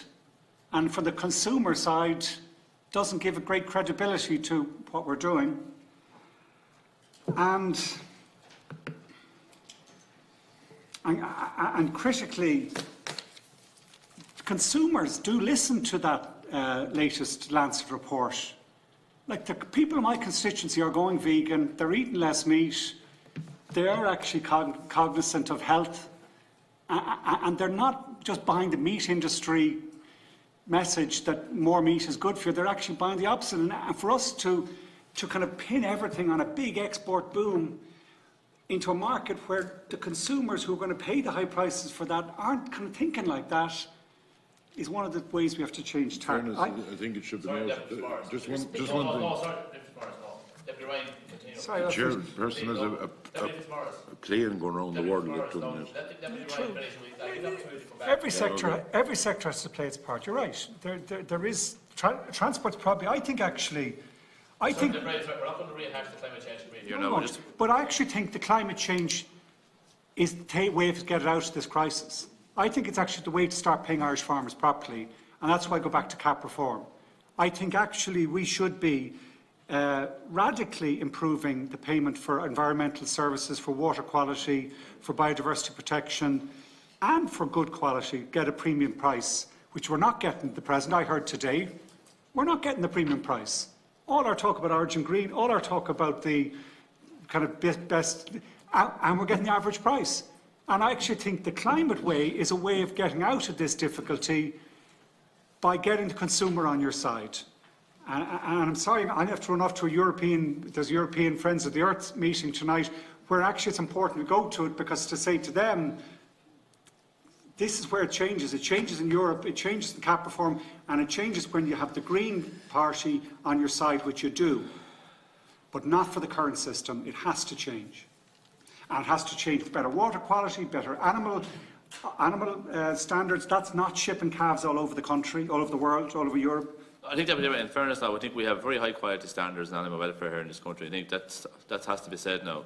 I'm not disputing that, but I'm not too sure you can send a calf to Libya or Saudi Arabia on a truck and not lose certain. Yes, I'm going to Libya or Saudi Arabia. I'm going to Spain. Yes, Spain. I think I'd have to do 9-1. I think in fairness now, I think You make an awful sweeping statements. Ryan leaves, we'll probably need to answer a few of the points, because my last word to say is I hope the local representatives who might be able to come to Tullamore on Thursday, because we would love to have a good. Okay, I think you've advertised that already, Deputy Ryan. Yeah. Deputy Cahill, I think you missed out here earlier on. Sorry, no. Sorry, apologies. I had to go to another meeting, and apologies for being away for some of the debate. It's not often I agree with a Green TD, but I would say that we have to change is a statement I'd agree with, because the beef industry as it stands at the moment isn't going to survive. And things have to change, because I have never seen such despondency among beef farmers.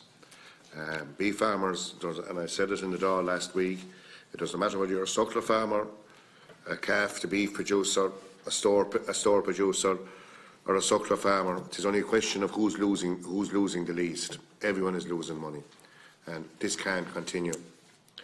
And it won't continue, because people will make economic decisions to leave the business. And I suppose, the CAP budget, and beef farmers have become very much dependent on their single farm payment. And in the context of Brexit, and we've been out at numerous conferences discussing the next reform of CAP. And the one thing that I see coming out of that discussion is that the CAP is no longer the number one priority in Brussels. Immigration and defence have passed out agriculture as priorities in Brussels. And we can do the ostrich on it and stick our head in the sand, or we can realise that that's the position we're in. So we have an uphill battle to maintain the CAP budget. And with the British, if the British leave, they will be taking their money with them. And again, that will be an uphill struggle. But the reality is, for the last 20-25 years, the percentage of the EU budget that's spent on agriculture has decreased. And that's if you take inflation into account, the amount of money that's coming in the envelope has reduced dramatically. But I heard before I had to leave that area, I heard genuine farmer, and that the payment should be directed towards the genuine farmer.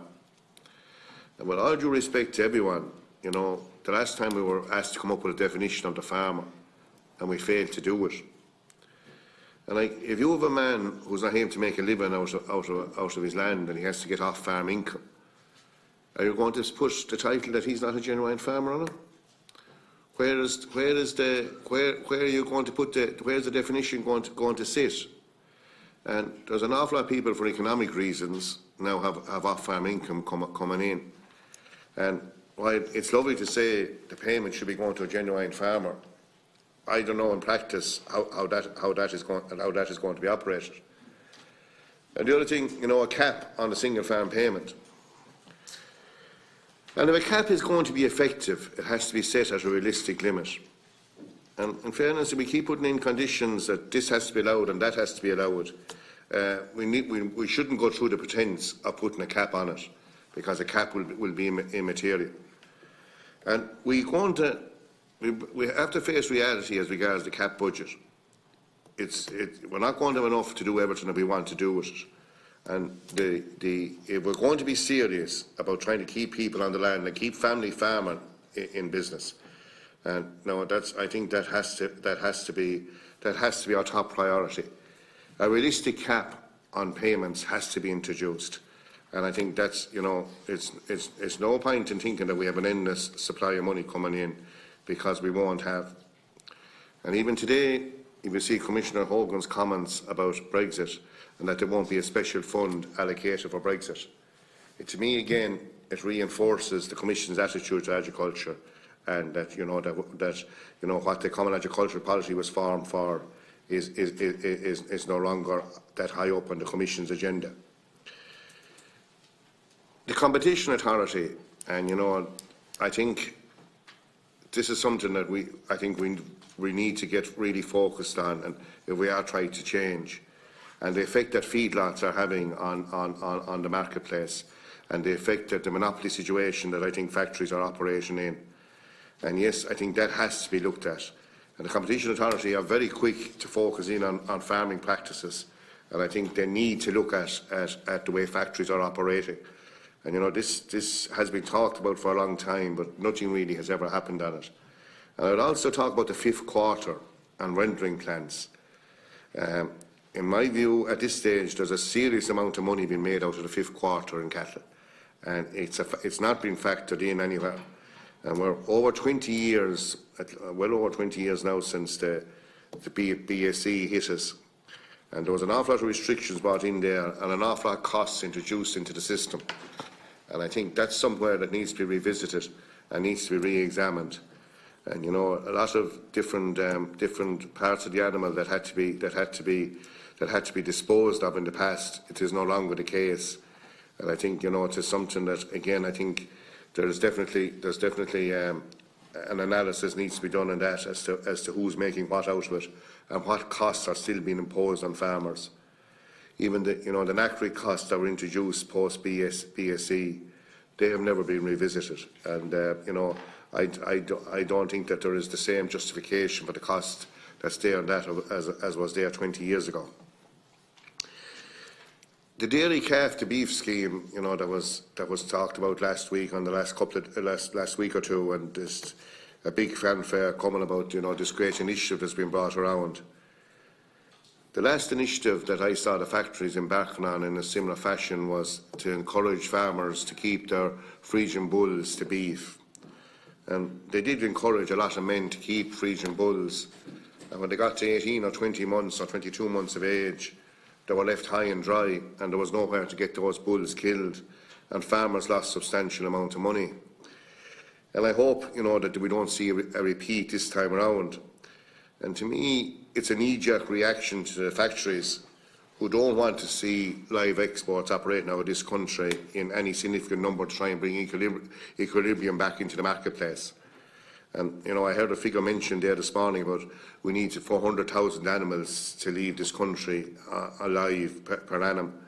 And I wouldn't disagree with that. And in actual fact, we have virtually no animals over 12 months of age leaving. We've had numerous announcements about live markets being open for us. But, it is grand to have the market open, but it does not stop moving. There's not much point to it. And the same with, with meat. We're told we have 170 countries worldwide that are open to our products. But in actual fact, virtually all our beef is sold within the EU walls.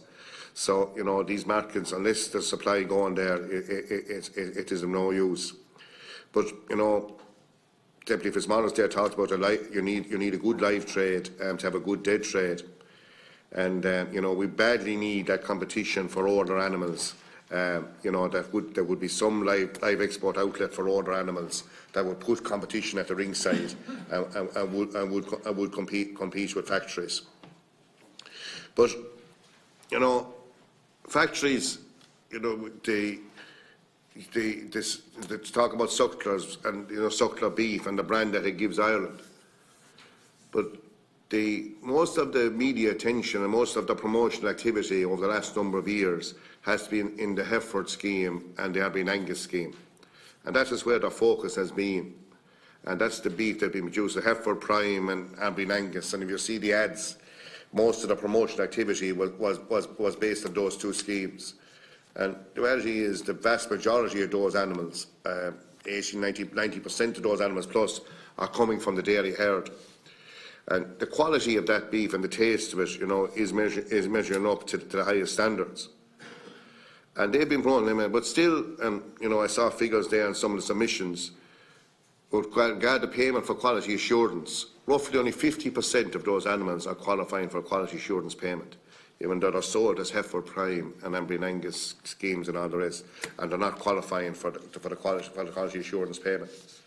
If you go into McDonald's and you'll buy a burger, you'll see quality assured Irish beef. But I can virtually guarantee that none of that beef had a premium attached to it when it was sold by the farmer. So, you know, our industry has to change. The model that's there at the moment just will not, it won't survive. And if we've had Food Harvest and we've had Food Wise, Food Harvest 2020 and Food Wise 2025. If we have a scheme for 2030, and I presume we will, the barometer of any scheme going forward has to be farmers' income. And that is the one that's what both these two schemes have fallen down on, and that's where they've fallen on. But, you know, the single farm payment and the huge economic reality of, you know, that's what farm families out there are depending on. We have that struggle to be maintained. And I suppose if Brexit happens, the EU is going to be seriously self-sufficient in beef. And, you know, I've raised this point. The Dutch and the Danes send an awful lot of product into the UK as well. And they will be out in the marketplace looking for market space as well. So there's those issues. And trade deals, you know, the trade deals that the EU are trying to do in South America with Mercosur and everything else, and the concessions that are going to be made there. And again, you know, when you talk about them, it just shows that the way the Commission's emphasis has changed, and when they were prepared to allow whether it's 74,000 tonnes or 100,000 tonnes of beef in from South America to get a deal on Mercosur, it shows that the way their views have changed. And you know, this committee we have decided to try and compile a report about the viability of the sector going forward, and whether Food Wise 2025, whether it's able to meet the challenges that farmers are now facing. And you know, the challenges in our sector were never as strong. And as I said at the outset, it's not often I agree with a Green TD on farming matters, but he's correct in that what we're doing now isn't sustainable. This industry has to change, and we have to adapt. And producing 40,000 cattle a week for our factories isn't going to give a viable income to the primary producer. And we just haven't the ability to sell that amount of beef at a viable price. That's the reality we have to face. And you know, getting 370 cattle out this week, and if you put Frisian cattle in on the grid at 370, you'll be lucky to come out at 345. And after a year when the cost of concentrates has increased rapidly, you know, one thing farmers won't be worried about anyway is their income tax bill, and that definitely won't be a consideration. So, as I said, my apologies for having to miss part of the meeting, but, you know, obviously, like all the rest of the committee, we will be putting forward a report that will have pointers that will hopefully point to a way to try and restore profitability to this sector. Thanks, Deputy. No, witnesses, we've covered a lot of ground there since we was back to you, and I know time is slipping on. We have another delegation to interview before the night is over. And just for the record, there's 139,600 farmers in the country on the 2016 census figures, just for the record. So we'll stop right here, and we'll try and keep it as brief as possible. I know there's a lot of questions to be answered. A few points, Chairman, and the other two lads can come in. Yeah, and I want to get all the groups to belong as well. The other points, and there was one or two going back to earlier ones, and very quickly there was a question from Deputy McConalogue on UTPs, and is there potential? There is potential there. It's seen as a first step, and it's definitely the first time that the EU Commission has got involved, and I think Commissioner Hogan has driven that on. I think what we need to see here, because the CCPC has been mentioned a few times here today, we've no faith in the CCPC. We said that in their presence here. I don't know, was it this room, but it was a room in this house, and it was because they very clearly said themselves when it came to the UTPs and the legislation that they were only interested in the consumer and they weren't interested in the producer. So how could you have, but long before that we had no faith in them. So definitely we want an independent regulator to ensure that the findings of the report are carried through, because the producer has to have faith in it from the start. Just on Jersey cows, and there's a lot of mention of them, and I think sometimes the media exaggerate the issue of the Jersey. It is an issue, but you're probably talking about less than 7% of the dairy herd is Jersey or Jersey cross. You know, less than 100,000 cows. You put AI or a bull across those, there's about 70 of them that might go back in calf to a dairy type bull, the rest of them in the cleaning up to an Angus or a Hereford. So you're talking about, I would say, approximately 40,000, 30 to 40,000 bull calves out of a total dairy herd of 1.4 million cows. You know, so it probably gets more airtime than it deserves, the Jersey issue. I think the real issue here is to have live exports. And look, Eamon, I tell you, and we've often spoken, and look, in fairness, and whether it's yourself or Pippa or Grace, you know, the conversations are always constructive, and we agree to differ, or differ to agree, or whatever. But I think the motives are always, and we always take them in the spirit that they're meant. But it's vital, and like our live exports are done to the very, very top standard. I know of humans that aren't, that would love to have the facilities to sleep in at night that those calves or any cattle that we export have to travel in those lorries. And, you know, no matter what sector of life you go into, whether it's farming or any other sector, you know, if you take 40 hours of footage, you can very easily get 20 or 30 seconds, you know, that mightn't look exactly up to scratch. So sometimes the consumer, and I take exactly what you're saying about the consumer, because we do need the consumer to be positive towards agriculture, and I think they've every reason to be positive. And look, I think in fairness to Commissioner Hogan and the EU Commission, when they were doing the consultancy report out with the people, the ordinary consumer, there was a huge positive towards the workings of CAP and what it was there for. And like, it's to produce top quality food at affordable prices, and it does that. I do agree with you when you say, and Jackie agreed with you as well, there needs to be a change, and we talk about biodiversity, we talk about renewables, and the amount, what needs to be done there. But we do need, and we have already called for the Taoiseach to lead a whole of government approach in the whole area of renewables. There has to be, like farmers, and we all know farmers that they've had 2 fall stones with the willow and the miscanthus. They can't afford another fall stone. If we go down that road, you know, you lose their interest forever. So we do need the government, but it's only the government, or at political level. All we can do with this side of the table is lobby. And like, there has to be a proper feed-in tariff, there has to be proper access to the grid, there has to be bureaucracy and planning permission. You know, they have to be there, but they have to be kept to a minimum. So that's what I'll say on that. Just on the layerage, and I know Deputy Penrose left after he asking the questions, but you know, and I'm not flying a flag for the. But just before you go, Deputy Ryan, you're all right. I'll get you on the increase in emissions. I think it's very important here that what you're talking about. I think what you're talking about isn't comparing apples with apples when the people that are talking about maybe we're not as efficient as we're saying we are.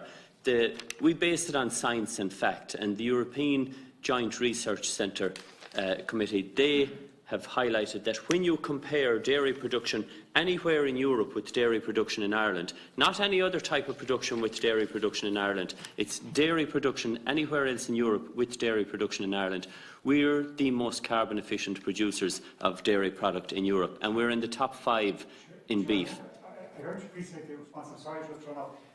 That alternative you came from the FAO. Yeah, but it's not. Oh no, I take what you're saying, but it's not comparing dairy production with dairy production. That's my information, that it's comparing other types of production of protein with the production of dairy protein. When you compare dairy with dairy, we're most carbon efficient, and that should be the real measure. We shouldn't be talking about 33% of emissions. We're all trying to do our best on emissions, and we have a lot that we can do there, and the Teagasc roadmap is a plan, and we're the only sector with the plan for the next 10 years. So, you know, there is work we can do, and we will do it, but we need to always compare like with like when we're making comparisons. That's all I'll say on that. But just on the lairage, you know, I think that no politician around here can say that the political establishment can wash their hands of it, and it's up to whoever else. And I'm not flying a flag for the exporters. You know, the lairage spaces were there. It was vital, and it was so important that the government should have made sure that the ferry companies sailed on alternate days. Actually, we were being told, farmers were being told, that they were sailing on alternate days, and there was a different message coming from department people and the minister on the same day. 2 different messages coming from them, and that's not acceptable. So, Mr. Haley, is there an issue whereby the exporters should be working together as well? This has been an issue that we came across at a previous meeting on this, that the exporters were encouraged to work together to try and alleviate some of these issues. There's been an effort over a long period of time, my understanding, and correct me if I'm wrong, so that see that they will come together and work under an umbrella organisation. And that seems to be a bit of a drawback in that regard as well. Would you see an area for improvement in that regard? We're trying to assist that happening for next year, because we all have a part to play. But like as farmers, same issue arose last year, I think. And as farm organisations, you know, we have calves there for export. The markets are there for them, and it's disgraceful that there was empty lairage space every second day in France. Lairage is also, sorry for cutting across you, I know we're dragging on a bit. My understanding, again, correct me if I'm wrong, some of the exporters were offered another ship, a bigger ship with lairage capacity, and that wasn't taken up either. No, that's not as straightforward as you think now. That was going to another place, and there was no response coming back from the government. And if we're talking about the same ship, that same ship got a contract elsewhere, and it took it. We may not be, but anyway, we can discuss another day. Angus, or okay, we'll try and get. Yeah, we'll try. I'll be very quick. Okay, very quick. There was a couple of specifics that we'd like to address. I suppose, first of all, just to address a couple of specifics that Deputy Mulherin raised. And in fairness, I think we take on board what Deputy Mulherin is saying in terms of our support for the sector and trying to advance it, and you know, the real questions that you're asking in a bigger context, and we take that on board in the spirit that it's given. Specifically, we want to say to you that, you know, the IFA made a very detailed and comprehensive submission to the CCPC in relation to the beef processing sector. 105 pages. It was sent to deputies in this House. It was sent to the Competitions Authority at the time. They sent it on to the Competitions Authority in the European Commission. We met them at the time on it, and one of the responses, and I want to be very specific about this, Chairman, one of the responses from the CCPC at that time was, can you go back and talk to the Minister for Agriculture and the Minister for Business and Enterprise and ask them, can they prioritise the competition area in terms of the beef processing sector? That's what was said to the IFA at the time. We communicated that to the relevant ministers involved at that particular time.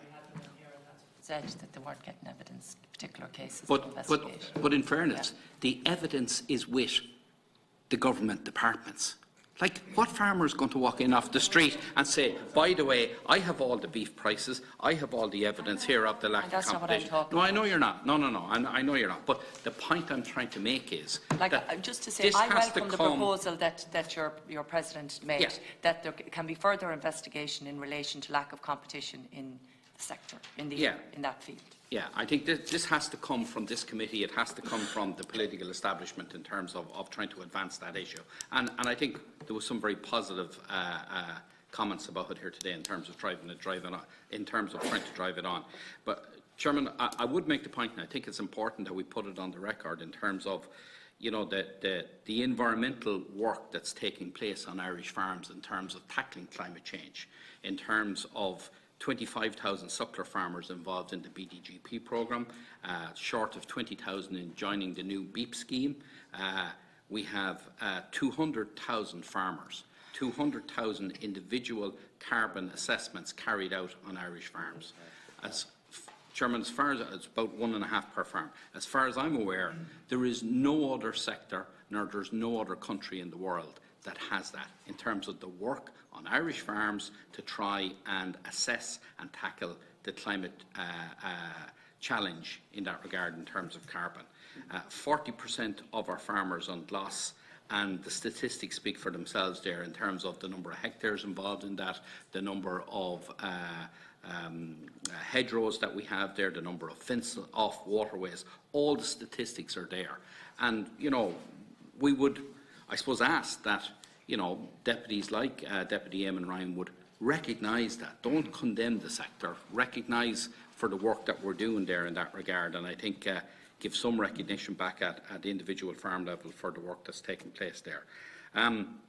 The final comment I want to make in relation to Deputy Fitzmaurice in terms of the reasonable questions that he asked around the cap and the payments, and he spoke of, and we have no difficulty with this, that can we have a situation about the importance of direct payments and trying to get the average direct payment up towards 20,000 per farmer. The reality with that, and we want that, but the reality with that, and where you have to start with that, is to do that you have to get a 50% increase in the budget. That's what's required. Listen to what I said. I talked about the environmental scheme plus suckler welfare scheme. I'm including that, and that's what it requires. So we have to start there, and, you know, robbing Peter to pay Paul is not the solution to that. The solution is to increase the budget in the first instance to try and get the money to do that. And finally, Chairman, I come back to the issues that we raised here today, and asking the committee to support those issues around price, around competition, around live exports, around the suckler herd, and around the case that we've made in terms of the compensation for Brexit. Thank you, Chairman. Yeah. Okay, and it's very briefly now, very briefly. Chairman, just to remind us, I thought Kevin would address it. I asked about employing a cooperative model to try and improve the situation. Okay, maybe others might address that issue. Somebody else might answer it. Yeah, okay. Okay, yeah. Yeah, it's unfortunate that Deputy Ryan has left there. I mean, a lot of talk about the European consumer and the Irish consumer and getting them on board. But we have to bear in mind, if we're looking at overall policy for a beef sector, that we are an exporting country. We supply into the European market, and cheap substandard imports coming into the European market has a negative effect on the Irish beef sector. We can't have a policy, a cap policy, which is instructing Irish and European beef farmers to produce a product at a standard way above whatever is produced around the world, and yet we have a trade policy allowing product in which is pulling the bottom out of the market on us. We can't allow that. That can't happen, and CAP has to bear that in mind. Just in relation to Deputy Cahill spoke about beef farmers being, have become dependent on CAP. The reality is, beef farmers have had a high level of dependence on CAP payments for a long, long time at this point. It's not that they have just in the last couple of years become dependent. No, but I just want to clarify that for the other people in the room that don't recognise that. 15% of beef farmers' income comes from Europe. That's a fact at the moment. But what you're seeing is, and it comes up about the feedlot operations here and not allowing them, the reality on the ground is the men and the women that currently are historically used to buy the weanlings and buy the stores and finish them on a family farm model unit traditionally had a high per hectare direct payment because they were finishing cattle, right? Now, if we can't support that family model unit and keep them active, keep them around the ring, buying the weanlings up and down the country, if they disappear from around the ring, the reality is, Mr. Chairman, we're going to end up with only the couple of feedlots left doing it. The cap policy that we put in place has to recognise the input that those family farm models have in terms of beef, finishing and the level of production that they engage on. And otherwise we will end up with only the feedlots if we can't keep the family unit going. And I think that is critically important. Finally, I would just like to say, to finish on, I really do hope the report, when it comes out, will focus on you know, the big picture, the structures within the beef sector. How can we move the beef sector forward using issues like, you know, forward pricing, de-risking it from a farmer's perspective so that the farmer doesn't carry all the risk when the calf is born. Forward pricing, contracts, those kind of issues are key. The cap policy is absolutely key. And ultimately, a report is one thing. What I'll be watching very closely will be the recommendations that come with it. And I would hope that you recognise the impact that Brexit has had on the finishers in the last 6 to 8 months. It's been really significant, over 100 million gone, and the report should make a recommendation for a retrospective payment for those finishers.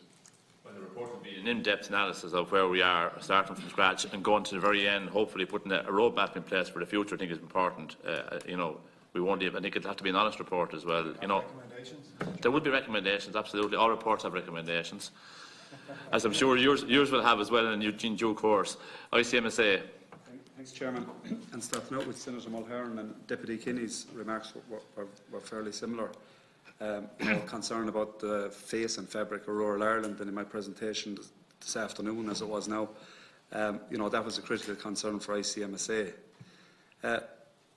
We have to be very, very careful and clear that we understand where we are.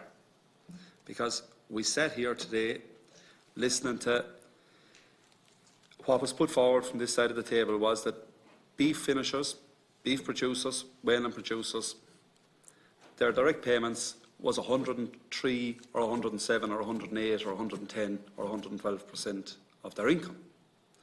What that means then is that their income, that their business model as it stands is subsidising the beef industry, right? So we want to be very, very careful on 2 accounts.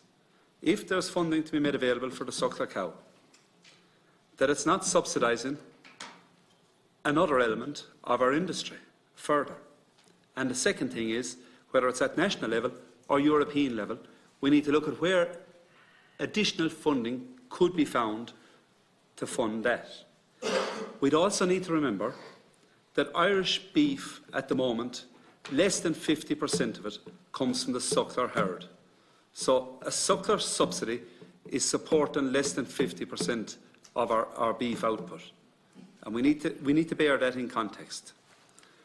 Some things are in our control and more things aren't. Brexit isn't in control of this House. It's a House at the other side of the sea. But the beef grid is an Irish issue, and we need to take control of that. And since I became President, I've sat at the Beef Forum, and before that, on 1 or 2 occasions as Deputy President, I sat there. And ICMSA policy has always been to review the beef grid. And yet, it has fallen on deaf ears. Right? The Irish finisher may have lost over 100 million in a 6-month period over Brexit, and we don't deny that. But as I say, to a degree, it's outside of our control. But Des highlighted earlier where we had an independent report, and 121 million in 6 years that is inside Petty Irishman's control to deal with. And I think that beef forum needs to re-engage and be fully engaged and put the interests of the beef finishers at the helm. You mentioned the consumer, and somebody else, I think Deputy Ryan, who rose the flag and then done a runner, which was very disrespectful to the other two farm organisations that he didn't wait to answer, and I'd like that message would go clear and loud to him, Chairman. The consumer needs to engage, but the consumer needs to be educated that what we Irish people, our Irish farmers are producing is a unique product, whether it is dairy or beef, and I don't want to differentiate between dairy beef or suckler beef. It's a unique product, and it needs to be economically sustainable if they want to have it on their shelf in the future. And that will ultimately come at a cost from. The model needs to change. I would fully agree with you there, Deputy Corcoran, because, as I say, we are a grass-fed system. And then on to Deputy Fitzmaurice's cattle in the sheds. They're in the sheds directly for meat processors, and they're also in the sheds directly for meat processors' agents. Now, very few people talk about Santa Claus in a separate context. We're talking about Santa Claus, his elves and the reindeers. And that's what the agents are. They're part and parcel of the meat processing industry. There is a register of cattle hauliers out there. There's also a register of cattle agents. So I don't think it to be very difficult for somebody with more influence than myself to come up with the list of agents, their herd numbers, and how many cattle they're sending into the factory. Because we quoted the figure of 54,000 to you for January and February, and my belief is the cattle under the control of the agents is probably double that. And where are these factories keeping the cattle? They're keeping them in farmyards where family farms made a living in the past, found themselves non-profit making, found themselves in a position where cash flow was getting tighter and tighter and not in a position to restock and gamble. And ultimately, they're going out there in the morning and they're working now for the processor, feeding those cattle. There's a lot of issues as regards why the young fella can't get in. It's not just a reference here as Deputy Fitzmaurice. It is, again, the fact that we're forced into working significantly longer than the average industrial wage to earn, in a lot of scenarios, significantly less than the average industrial wage. And again, that's an education piece that needs to go right out there to the consumer, that it's not sustainable. Deputy Ryan, and in his absence, he mentioned the Lancet report. But the key word he forgot to mention there in the recommendation was that we may need to cut back on our beef and dairy. But the Lancet report from 2 years previously highlighted that if you had beef and dairy in your diet, you were in a position where you were going to live for 10% longer. So there needs to be consistency in the argument. Now, he's flying in people, and indeed that's an aviation issue, and there's a carbon footprint to that, to Tullamore midweek. So we need to be consistent. You can't just pick one aspect of your life, be it his diet. He needs to be very, very consistent. Renewables certainly are something that were on our pre-budget submission over the last period of time. And Deputy Cahill mentioned the knackery costs, and they came in as a result of BSE. It is long overdue that is looked at. For a person that would be misfortunate enough to lose a calf, heifer or a thing that way, a young animal, they're paying 100, whether they're beef or a dairy or a suckler guy, they're paying €100 on top of the loss of the animal to have that animal removed. And it is absolutely imperative, Deputy Cahill, that the export of 450 kg plus animals becomes vibrant, because that's the one thing that will compete with the finisher and his elves at the ringside, because it's his elves he sends there. As regards the exports, they're an absolutely critical part of our industry. You know, going forward, we need to get, whether it is 300 or 500,000 calves moved. It is my belief, after visiting some of the export facilities that are fabulous, in fairness, Joe Healy's right, there's a lot of people in the country who would be glad to have as good an accommodation, but they're registered. So it's time that ownership was taken of those exporters and bring them together to have the facilities in place next year. And if there was an opportunity for a walk-on, walk-off boat, which is what was mentioned here without being mentioned earlier, it should have been fully endorsed. And we need to be in a position in 2020 to use that facility for a peak period of time. The Jersey Cross was mentioned, and I'm not going to shy away from it. We have members who have made that decision, and they made that decision and they're quite happy with it. We never promoted jerseys, and if you look at where they were promoted, and if you look at where they are, they're on the co-op-owned farms and experimental farms around the country, and our farm advisory service farms around the country. So I'd be very, very slow to tidy up somebody else's mess. We need to be very, very careful about how the potential for damage to the beef industry from that, and that's why we fully endorse the beef index for the dairy herds, and we have worked with exporters on trying to come up with sires that would deliver a decent carcass into the future from the Jersey cross. And I don't know whether my colleagues want to come in or not. I don't want to get the other lads in there as well. The Pacifics, and I'd be very, very brief. I know this is a very important issue. I want to try and give everybody a fair crack at the whip. I promise you that, Chairman. Just one question in relation to Deputy Kenny was he went into the age limit at the 30 months. That is a legacy of the BSE. Still there, far out of date. Far out of date. It's another weapon to extract money out of farmers' pockets, livestock producers' pockets, by our processors. And that's the only reason that ICMSA can see that it's there now. And Sorry to interrupt you there briefly. I actually asked the PQ on that here in the last 2 weeks, 3 weeks, and the answer I got back, there's a number of markets who make that a condition of the market that the time limits will stay in place. Some of the new markets. A number, but not all. Not all. Quite a long, quite a lot. Yeah. Just for information purposes. Yeah, the second issue was Deputy Fitzmaurice on the grid. We never were in favour of the grid, I repeat. We've called for a complete review of the grid. It's simply not acceptable at this day and age that ICMSA will not accept that the grid is doing justice to the farmers' animals and the farmers' grades and fat cover of the animals that they are selling. It's taking money out of farmers' pockets. Deputy Cahill went on to the fifth quarter. It's difficult enough to put a value on the fifth quarter, but it could become the most valuable quarter of the animal at this stage nearly, because all the fifth quarters of the animals are, a lot of them being exported. The factory pays no money, but they will tell you the processor pays no money for it, but they will say it's built into the price of the animal. That's the answer you will get for the processors.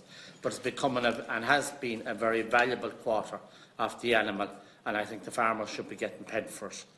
On the issue of feedlots, it clearly is distorting the price of cattle, because I'm long enough around, and I might say long enough, that there was once upon a time if factories were in short supply of cattle, they'd ring up suppliers, and could you have them there for the kill at 7 o'clock on a Monday morning, and you get a few cents extra for your animals. That's happening no more, because they're in control of it themselves. And actually, their only help as regards the cartel and the price of cattle at the moment might be a couple of small independents, and Senator Mulherin is one of them in your own town, actually, that could be leading the way by some bit in cattle prices, but it's definitely not the big players. Thank you, Chair. I told you I'd be short. And appreciate that. John, very briefly now, John. Well, two very short points. I suppose the issue of sustainability has been mentioned here at the meeting. I think there's nothing that frustrates farmers more when they hear about sustainability. They fully buy into it, but the focus completely is on environmental sustainability. And at the same time, I think Angus mentioned it there earlier, the Mercosur deal, they're talking about putting 100,000 tonnes more beef into Europe. That's not sustainable, and I'm expected to compete with that as a farmer here in Ireland. It's just, if people are serious about sustainability, they're going to have to step up, and they're going to have to deal with these issues. Rather than talk about sustainability and preach to farmers about it, they're going to have to deal with issues like that. I think the other issue I want to mention is the power of the multiple retailers really hasn't been discussed today. There's a lot of criticism of other links in the supply chain, but a lot of the conditions being imposed on farmers are coming from the multiple retailers in the name of the consumer. They claim to represent the consumer. And it's an issue that's going to have to be addressed, because there's more and more conditions being put on farmers and we're not getting paid for them. I think Deputy Ryan mentioned the whole issue of environmental sustainability, that the consumer needs to pay for it. That's lovely talk, but the reality is it's not happening. There is a cost of environmental sustainability, and if we want it as consumers, we're going to have to pay for it. And I think the final point, I come back to Deputy Kenny's point about whether transparency should be at Ireland or EU level. In my view, it should be at EU level for the simple reason we probably sell well over 90% of our beef into the EU market. So we need to know what's happening in that market in order to determine what our price is. Thanks very much. Mr. Roddy. Thank you very much. Eventually we'll head down to you. Sorry about You're okay. You're okay. We'll get there. Look, I'll just cover what Deputy Mulherin, Deputy Kennedy, and Deputy Marcella Corcoran Kennedy said, and Brenda will cover the other three. Just firstly, Michelle, I'm delighted to hear you talk about the impact that suckling farmer. And when I talk specifically about, and I know it's about beef, but I think sometimes what has been lost in here sometimes is the suckler farmer, the primary producer, and they're the farmers that we would represent because that's the type of ground that we're farming on. So look, the impact that those farmers have, and we said in our opening statement, is critical to rural Ireland. And I think, I know Deputy Ryan earlier on talked about the consumer. I'd also look at the people, the businesses that are living in rural Ireland. They need to probably understand, and the people that are getting employment in rural Ireland from those businesses need to understand the important role that farmers and those suckler farmers have. And I know Deputy Cahill or someone mentioned earlier on as well that, if farmers actually got out, if those suckler farmers stopped farming, they wouldn't actually be losing out. It would be the business around that. So I do think it's important that this committee members and others would get that point across. And others, local elections coming up and European elections, and I think that point does need to be got across. We will do it as best as we can. But I think from yourselves, it would be important. Just to move on as well, Michelle, you talked about the co-ops. I have heard that said as well, that we need to get co-ops into the beef industry. Now, my understanding is that's not going to be easy. There is, I'm not saying it shouldn't happen. It may be the best. It is, I think, the best option, and it would definitely need to be farmer-led and farmer-owned co-ops. But look, there's no easy fix on that, and I don't definitely have an answer for that here today. But I hear what you're saying on that.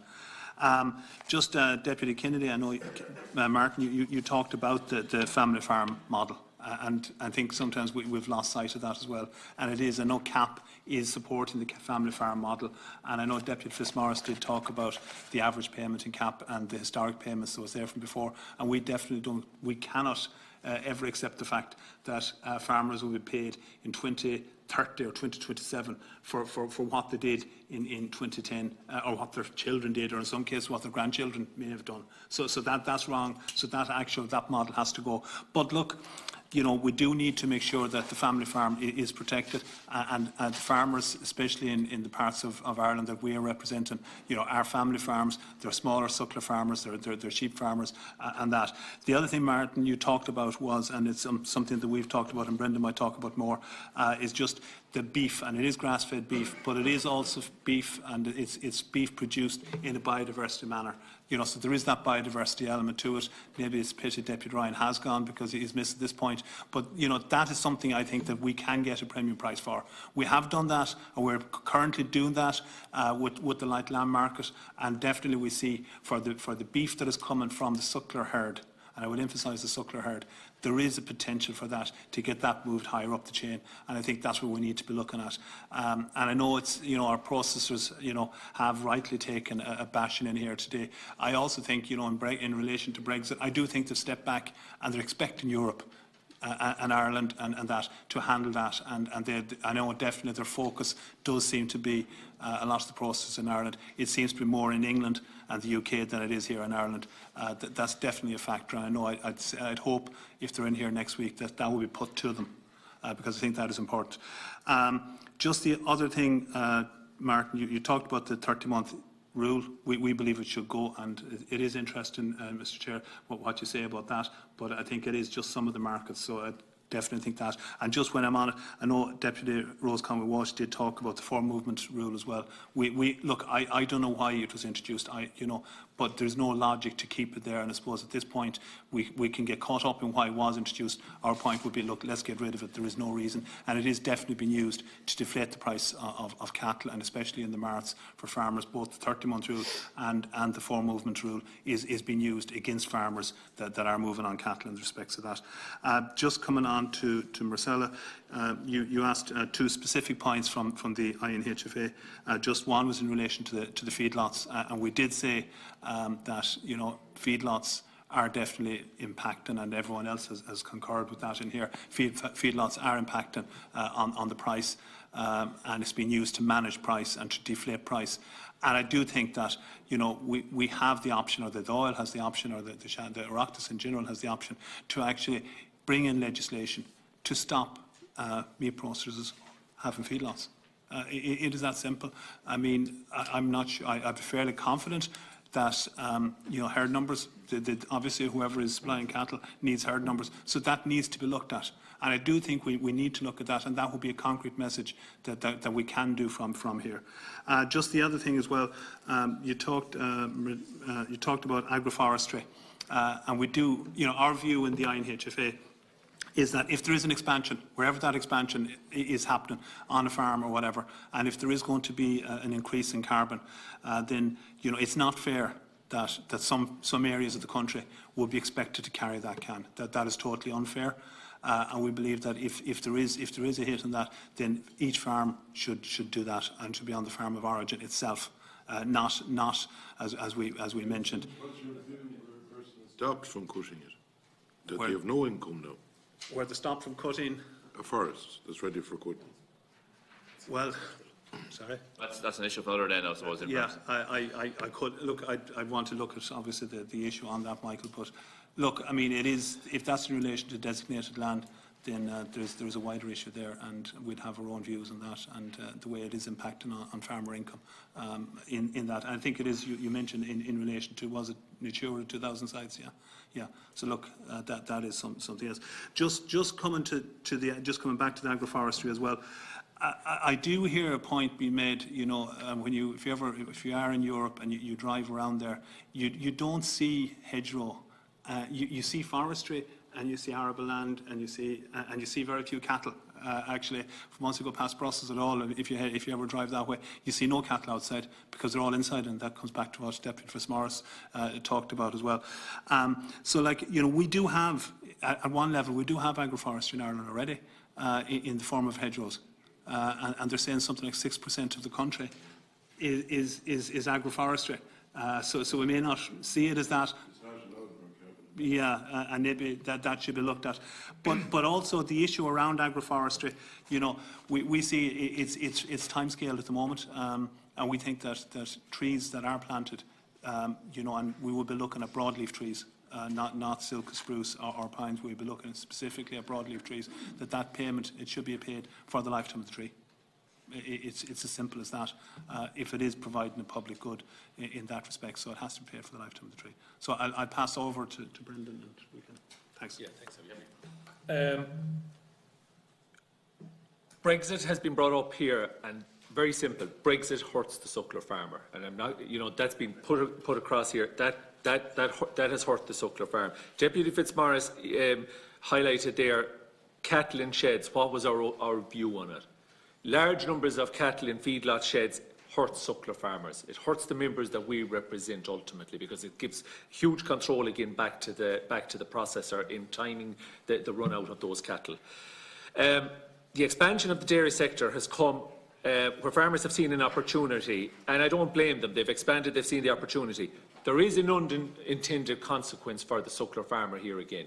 It has put more calves into that system. And as a result, unfortunately, as we've seen from the kill-out figures, it's gone from 27,000 up to 37,000, and that's going to get worse. So make no mistake, you know, I don't blame, it's not a blame game in terms of the dairy expansion. They had seen the opportunity, they've gone for it. But we're here today to deal with the fallout from that. And for our members, that hurts.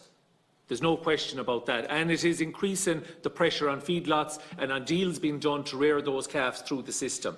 There's one way to deal with that, and it's to differentiate between the grass-based suckler high-level product that we're producing and the dairy-fed calf. There is no doubt there's a room there to market that on a higher level, and we're calling that this committee would push that message forward. The schemes, we've spoke about beef genomics and beep.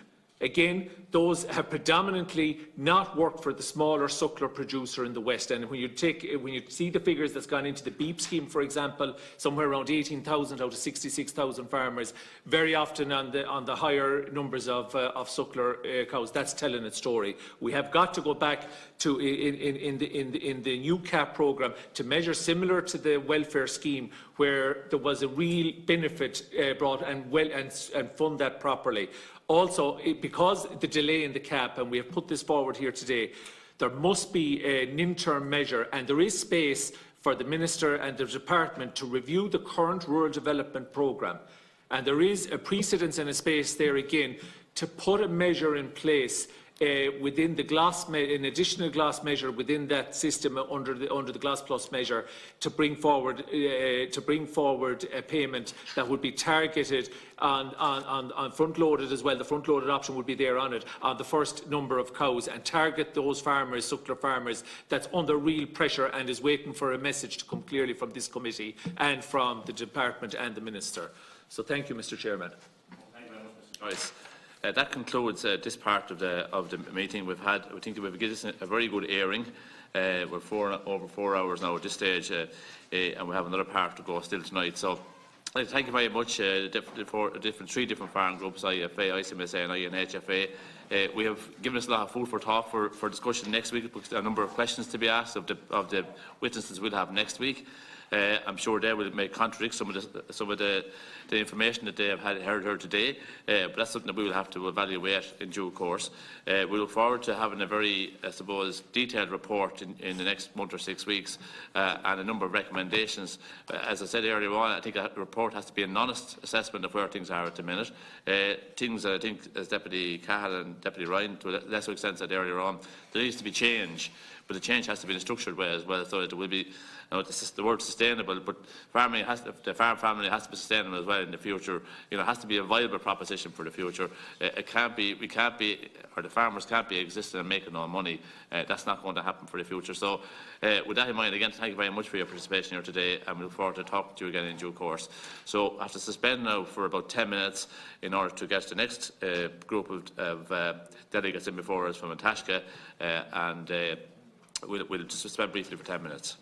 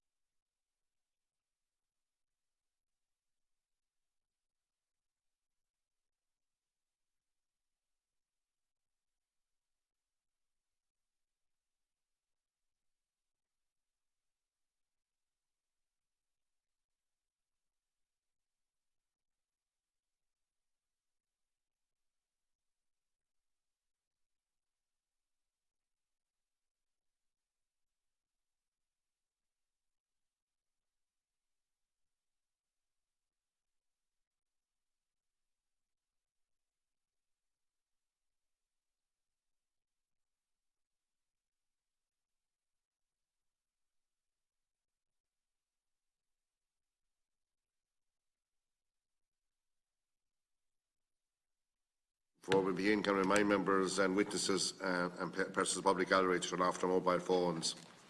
I would like to welcome on Tashka Mr Charles Stanley Smith, Public Affairs, and Mr Ian Lumley, Advocacy Officer. And thank you for coming before the committee today to discuss your submission. You have made to the committee on the submission you have made to the committee on the future of the beef sector in the context of Foodwise 2025. Before we begin, I want to bring to your attention witnesses are protected by absolute privilege in respect of the evidence you are to give to the committee. However, you are directed by the committee to cease giving evidence in relation to a particular matter, and you are continuing to do so. You are entitled thereafter only to a qualified privilege in respect of your evidence. You are directed that only evidence connected with the subject matter of these proceedings to be given, that you are asked to respect the parliamentary practice to the effect that, where possible, you should not criticise nor make charges against any person or entity by name or in such a way as to make him or her identifiable. Members are reminded of the long-standing parliamentary practice to the effect that members should not comment on, criticise or make charges against either a person outside the Houses or an official, either by name or in such a way as to make him or her identifiable. Mr Stanley Smith, I now invite you to make your opening statement. That's okay. Mr. Lumley, that's fine. Thank you. Thank you, Chairman. I'm Ian Lumley, Advocacy Officer with An Taisce. And it's very appropriate that this committee should be deliberating here on the future of Irish beef. It's so well timed with the review of COP and the recent publication of the JOCA report, the Joint Oireachtas Committee on Climate Action. And very significant overriding recommendation has emerged from JOCA, and I quote, "a more diversified, resilient, sustainable and equitable model for Irish agriculture," unquote. And that, Chairman and members here, is something which we all have common cause in needing to see a future sustained for Irish farm families. But we also must recognise the rising voice of a new generation that is now more stridently telling us that the generation of my age group and many of the members of the Oireachtas has failed in climate action, has failed in sustainability, and that is very much the message of JOCA. It's important that in looking at any sector, that you move beyond outside of what is called silo thinking. That was a phrase used in the inquiry after the Irish banking and financial collapse. It was one of the key phrases that emerged. There was too much inward-looking, a vested interest lobby was allowed to prevail, and the overarching consideration of where the sustainability of the Irish property market and financial debt was simply not faced up to. Equally, in looking at the beef sector here, it's important to take, first of all, before just looking at Ireland, an international perspective on the future of beef in a planet that is facing converging challenges and threats. First of all, we have a rising global population where there's a need for equity in access to food calories. But there's the injustice of 820 million people who have inadequate food. And they're facing the worst and most immediate climate risk. That climate risk is coming from the developed countries, include the emissions being caused by us in the developed world, including Ireland, which on a per capita base has very high emissions. Last year at the UN Climate Conference in Poland, the international rating was published as to how developed countries were performing on climate action. And out of 57 developed countries that were rated, Ireland performed worst in the EU and was down in number 48, in with some of the worst carbon polluters. So when we look at the future of of all sectors, including beef, we must take an overview. So what is the future of beef, not just in Ireland, but in the other major producing countries, Brazil, South America in general, USA, Australia, as well as Europe? And in that developed world, obesity, food waste, and diseases of affluence are arising, and very high levels of red meat consumption have been identified by the World Health Organization, who's on that. I shall be turning to that. There is an imperative now to listen to that voice of the rising generation, to listen to what climate science is telling us, to adhere to our commitment under the Paris Agreement to stabilise global temperatures to as near as possible to 5 degrees over pre-industrial levels. And that includes methane and nitrous oxide emissions, and that is what is generating the 30% of Irish emissions. And there's a very important concept to take into account. That's the carbon budget. Those of you Oireachtas members are all well used to, as we all are, to the annual budget in balancing the books and in terms of spending and borrowing. But we now must equally to look at a national and global carbon budget. The capacity of the atmosphere to absorb carbon, methane, nitrous oxide is limited and needs to be progressively and radically reduced on a year-by-year basis. That is the carbon budget, and a fair share allocation system is needed between developed countries like Ireland and the developing world, and that has been very much the issue in the ongoing international negotiations at UN level in the implementation of the Paris Agreement. But that brings a major challenge. And Ireland is not alone in this, or the beef sector is not alone in this, because practices that we have been used to, industries that have developed over a period of time, are no longer compatible with meeting those climate targets. So think of coal-producing areas in Germany or the United States.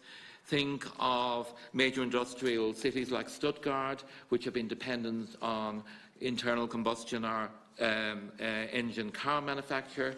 They face challenges as much as we do in Ireland, and we've already had that in the issue of dealing with the phasing out of peat for electricity generation, which ESB and Bord na Móna proposed to do by 2027 with a progressive reduction. And for that, a very important concept is recognised, is that just transition. Just transition is something you should think of in capital letters.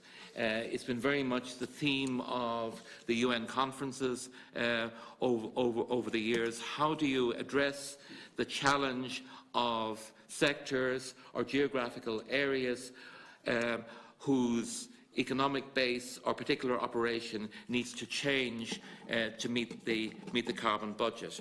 But in agriculture, there's a major opportunity to do this, because CAP represents a significant budgetary input at EU level and then down to national level that can be used to redirect agriculture from higher carbon emitting food production models to lower carbon.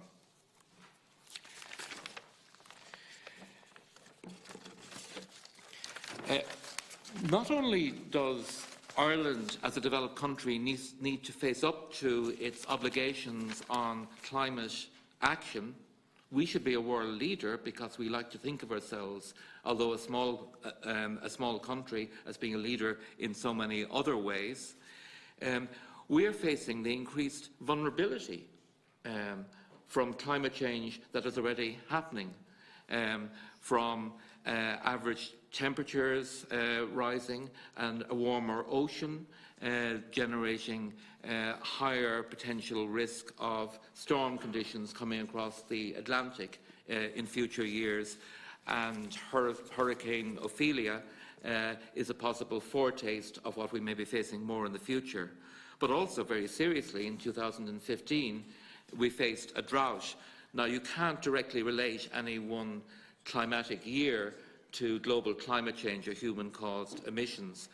But all of the modelling, the climate modelling by Mulherin and the EPA, which works in conjunction with the with UN and international climate modelling, projects that annual rainfall aggregation may not change much on an annual basis, but there could be more variability, so more intense periods of high rainfall in some parts of the year, and more intense longer periods of low rainfall, as we experienced last year. That affects all sectors of agriculture, of course, grain and vegetable crops and fruit as much as grassland. But grassland was certainly affected because when you look at the figures, we had a serious fodder crisis, and that resulted in a 25% increase in animal feed, which was up 4 million tonnes in 2018 from 3 million tonnes in 2017. And that pressure, of course, extended across Europe. We are very dependent on imported animal feed compared to other EU countries. For instance, the UK produces 37% of its animal feed, and 27% in France and 26% in Germany. Those two countries, roughly a quarter. Whereas Ireland is dependent twice as much, with about 2/3 of our animal feed being imported.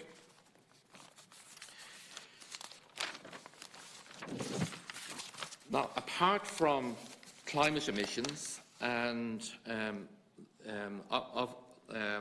it's not for me to speak for the members of JOC, but clearly there will be serious engagement between you as in the Food, Agriculture and Marine Committee in the engagement with the JOC report and the actions that it recommends.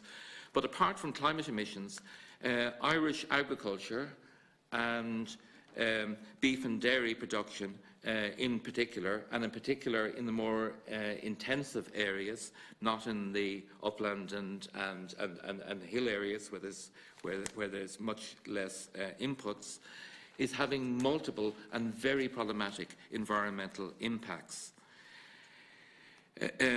Ireland is continuing to perform poorly on water quality, which agriculture, then followed by urban wastewater treatment, but agriculture represents the largest single adverse impact on water quality.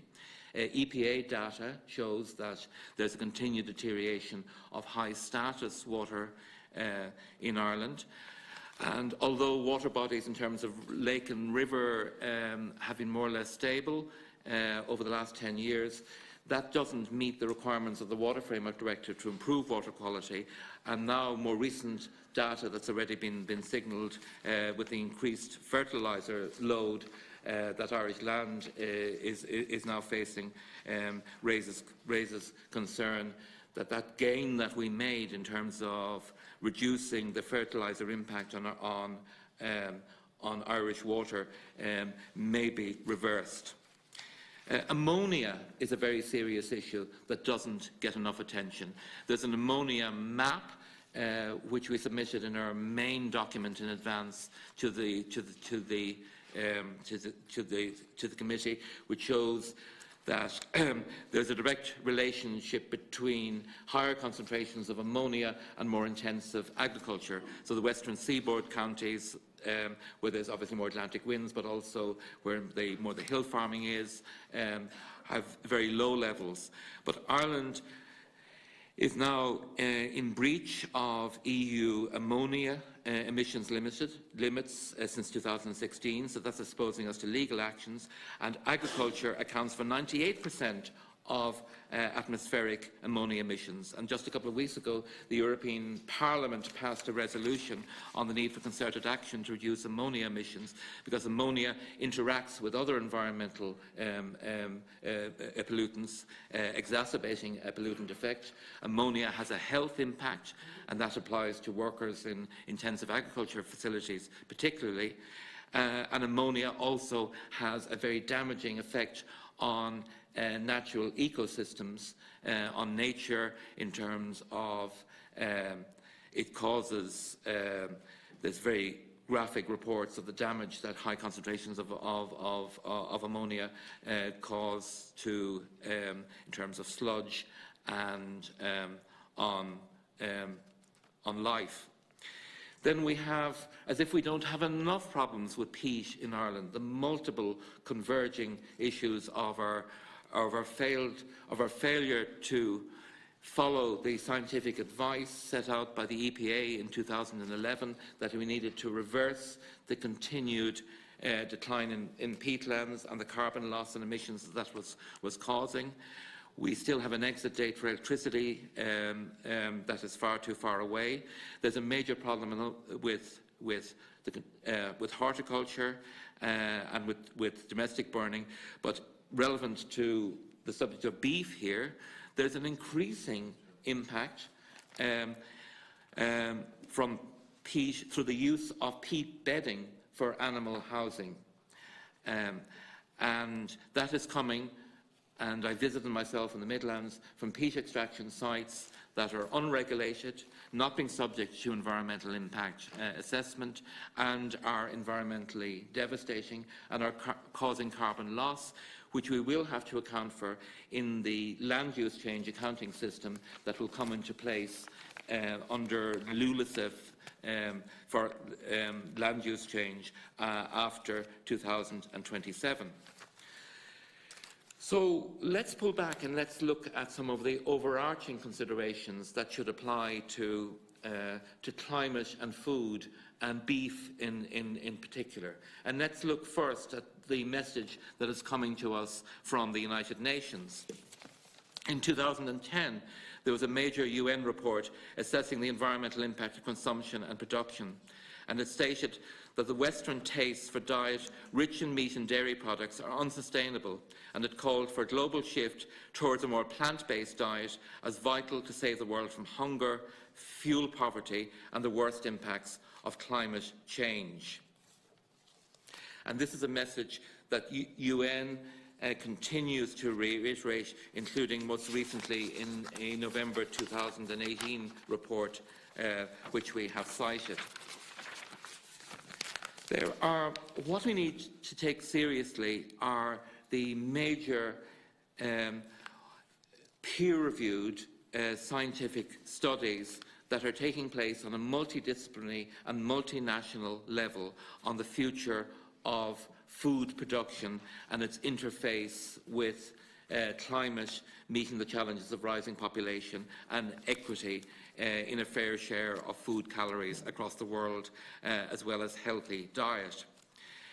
A major study which we have cited was published in the international journal Nature last year, and this says, quote, "Huge reductions in meat eating are essential to avoid dangerous climate change, according to the most comprehensive analysis yet of the food system's impact on the environment. In Western countries, beef consumption needs to fall by 90% and be replaced by 5 times more beans and pulses." This means we should be looking in Ireland at the crops which we can grow that are compatible with our climate, that are plant-based, and we'll be turning to that in the concluding recommendations. What's already been cited by one of the respondents and one of the deputies earlier was the Eat Lancet report. This is one of the, if not the most significant global overview by a multidisciplinary scientific nutrition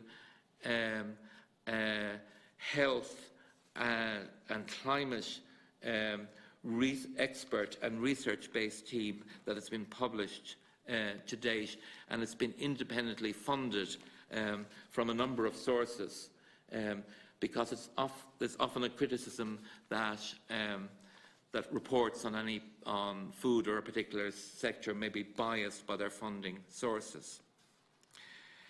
And what the Commission, and I quote, says in describing, what's a healthy reference diet, is based on increasing consumption in healthy foods such as vegetables, fruit, whole grains, legumes and nuts, legumes, vegetables, and a decreasing consumption of unhealthy foods such as red meat, sugar and refined grains that will provide major health benefits and also increase the likelihood of the Sustainable Development Goals.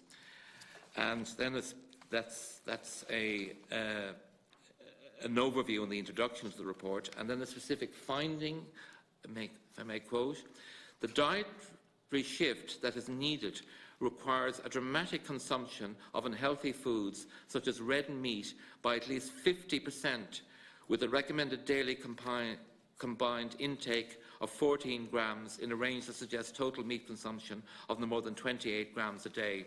So it's not saying give up red meat, it's saying reduce the consumption of red meat per person. And I continue the quote, with variations and change required according to region.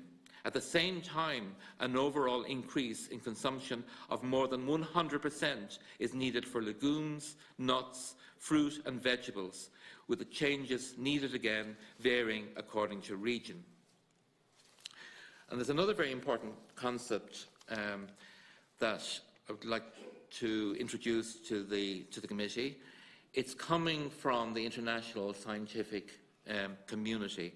It's the concept of planetary boundaries, that we must think of that probably the most famous photograph in history, that view taken by the Apollo landing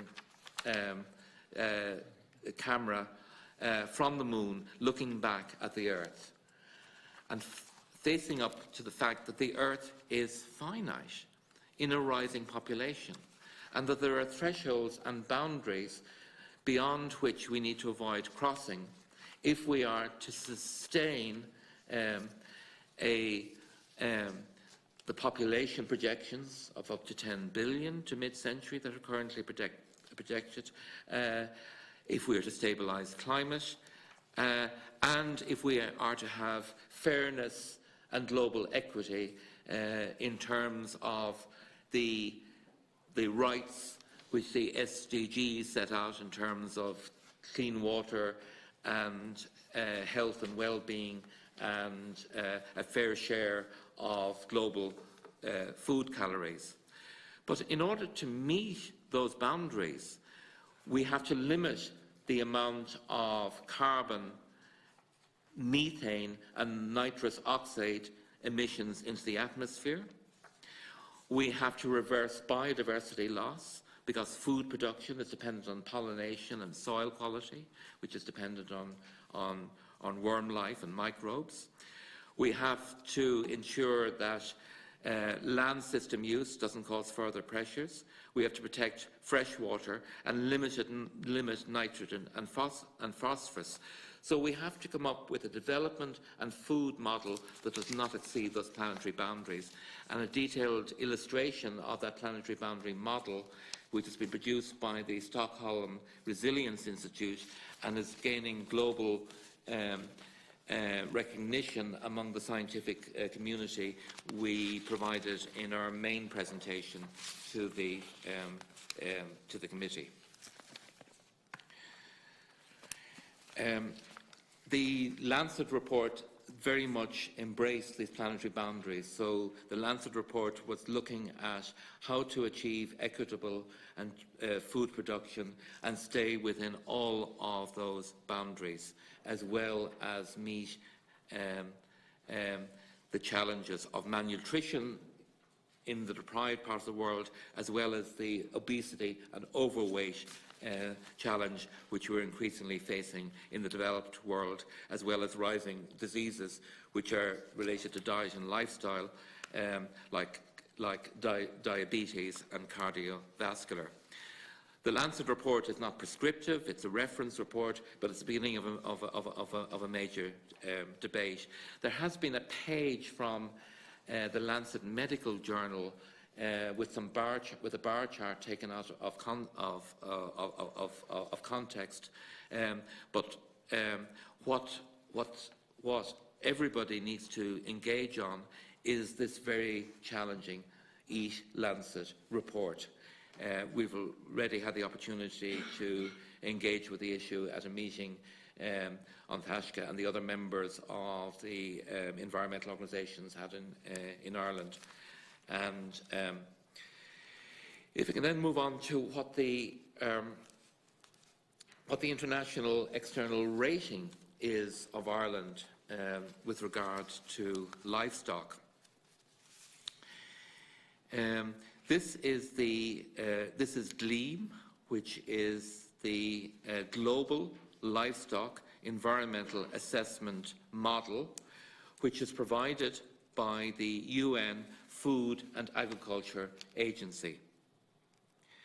Because we hear this case from the Irish agricultural sector at all levels, and it's very much used in the international marketing of beef and dairy produce in Ireland, that Ireland is a world leader in carbon efficiency, or at least that there's a production system that has a lower carbon impact than many other countries, including within Europe.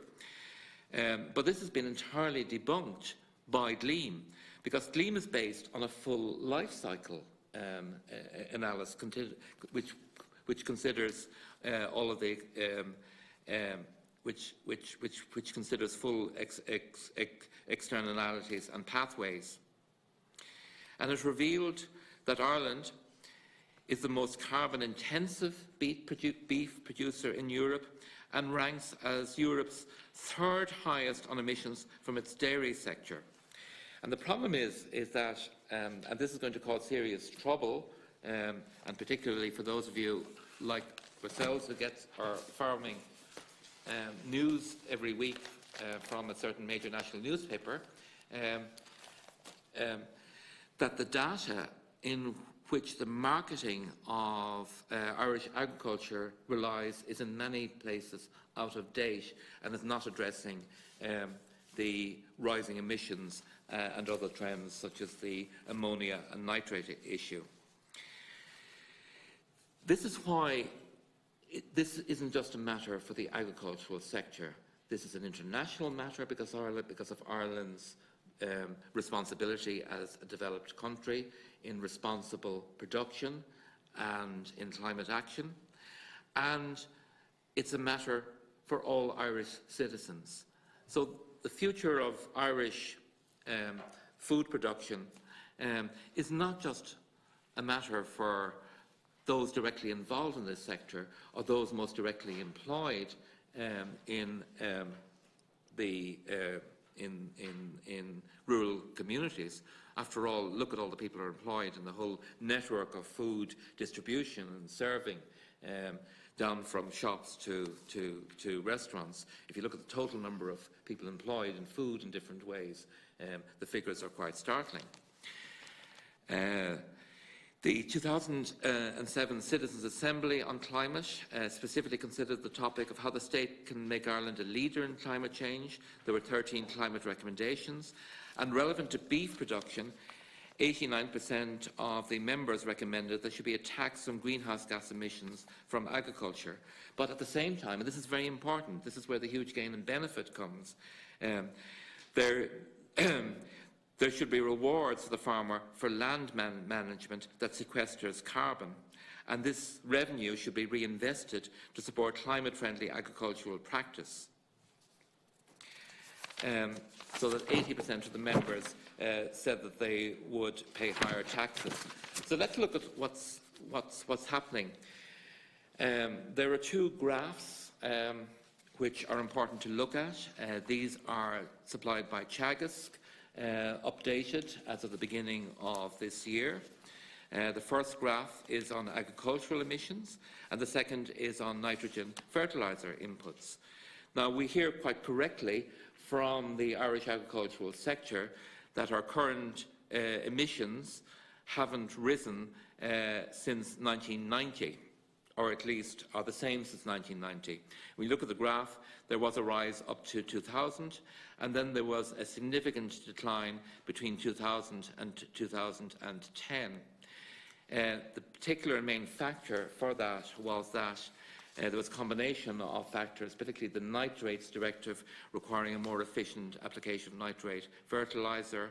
It also makes good farm management sense to use nitrate fertiliser more efficiently. There was a spike in fertiliser prices, so everybody became very mindful of fertiliser costs. That had a major factor, as you'll see in the second graph, in the reduction of fertiliser use. But then look what's happened after 2010. We had food harvest 220, and then we've had food-wise 225, and we've had the lift of milk quotas. So what the Teagasc figures show is that after there was a rise in 2011, a slight sag, but there's been an upward trajectory from 2010 to, and the figures are always behind. It was only in December last year that we got the 2017 figures. So they showed a significant rise. Agricultural emissions rose by 2.9% in 2017. You know, if that continues, it's an annual average of a 3% increase. And that's the red arrow that we indicate. If that continues, Teagasc then model, well, what are we going to do about this? And Teagasc have looked at various emission abatement scenarios, which will be very well known to those of you in the agricultural sector or members of the carbon soil management, fertiliser management, and the potential for carbon offsetting. But if you look at all of those are only delivering marginal variations in a continued increase in emissions, or even the bottom one, which is a slight reduction, that's only bringing by 2030 back to 2015 levels. The reality is, when you look at the global carbon budget and the equitable Irish share of that, the trajectory in which agriculture needs to move to, both globally and in Ireland, is a rapid descent, not just to a distant 2050 target, but immediately to a rapid 2030 reduction target. Equally, you can see the parallel figures of the nitrogen fertiliser imports, the spike in 2000, the very significant overall decline between 2000 and 2010, and then a lot of jumping up and down, and then a 2018 rising figures, and the various Teagasc scenarios, all of which show rising fertiliser impacts. And that means rising NOx emissions, and that means impact on nature, and on water quality that is going to cause us enormous difficulties for the future. Teagasc has become clearly concerned about this because for those of you, and this is the major national newspaper that I cited, and the heading, "Greenwashing will backfire," warns Teagasc, and that is a report which you've quoted in our submission of the 2nd of April 2019. And it's worth quoting that in full. It says, "Irish agriculture needs to back up its green image with credible evidence rather than glamour stories," Teagasc has warned. "We've seen problems in other countries where they resort to glamour stories and greenwashing on biodiversity performance. That has major repercussions and backfires very quickly Teagasc researcher and ecologist John Finn told the Farming Independent. In Board Bia's Origin Green, we are making very strong claims about sustainable performance and environmental performance that is creating a need for credible demonstration of sustainability. The industry needs credible evidence rather than glamour stories. If we are to continue with the sustainability claims that we are a clean, green, food-producing nation, we need to prove it. Other organisations outside of Ireland will be very quick to pronounce on claims that we make. So this is a very serious issue for marketing, because in certain legal jurisdictions, if you make claims for a particular product, whether it be a food or a service or goods of any sort, and those claims are not substantiated, you could be faced with legal action in that jurisdiction. In fact, a legal action, I won't mention the parties involved, obviously, under Oireachtas rules, but a legal action has already arisen in the United States in a particular US state with regard to the advertising, branding, labelling of a major Irish food exporter.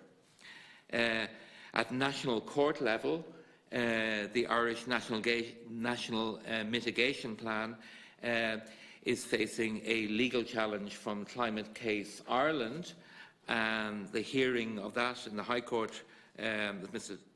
Justice McGrath was earlier this year, and judgment will be awaited on that. And there's a mounting convergence of climate litigation that is happening internationally, and it's rising.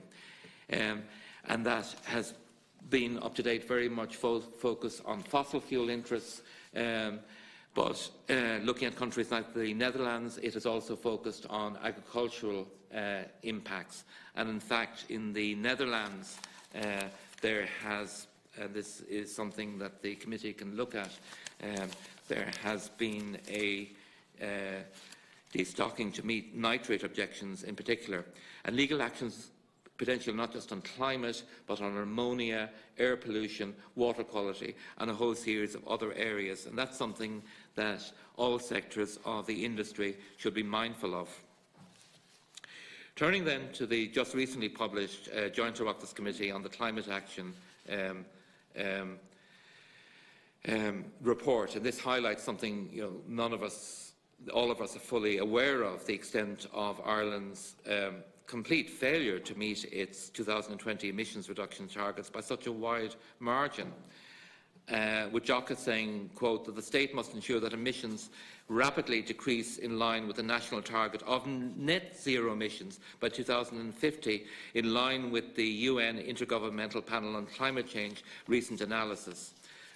And the report calls for 5-year carbon budgets consistent with the emissions reductions pathway to 2030 and 2050 targets, and this is to be welcomed.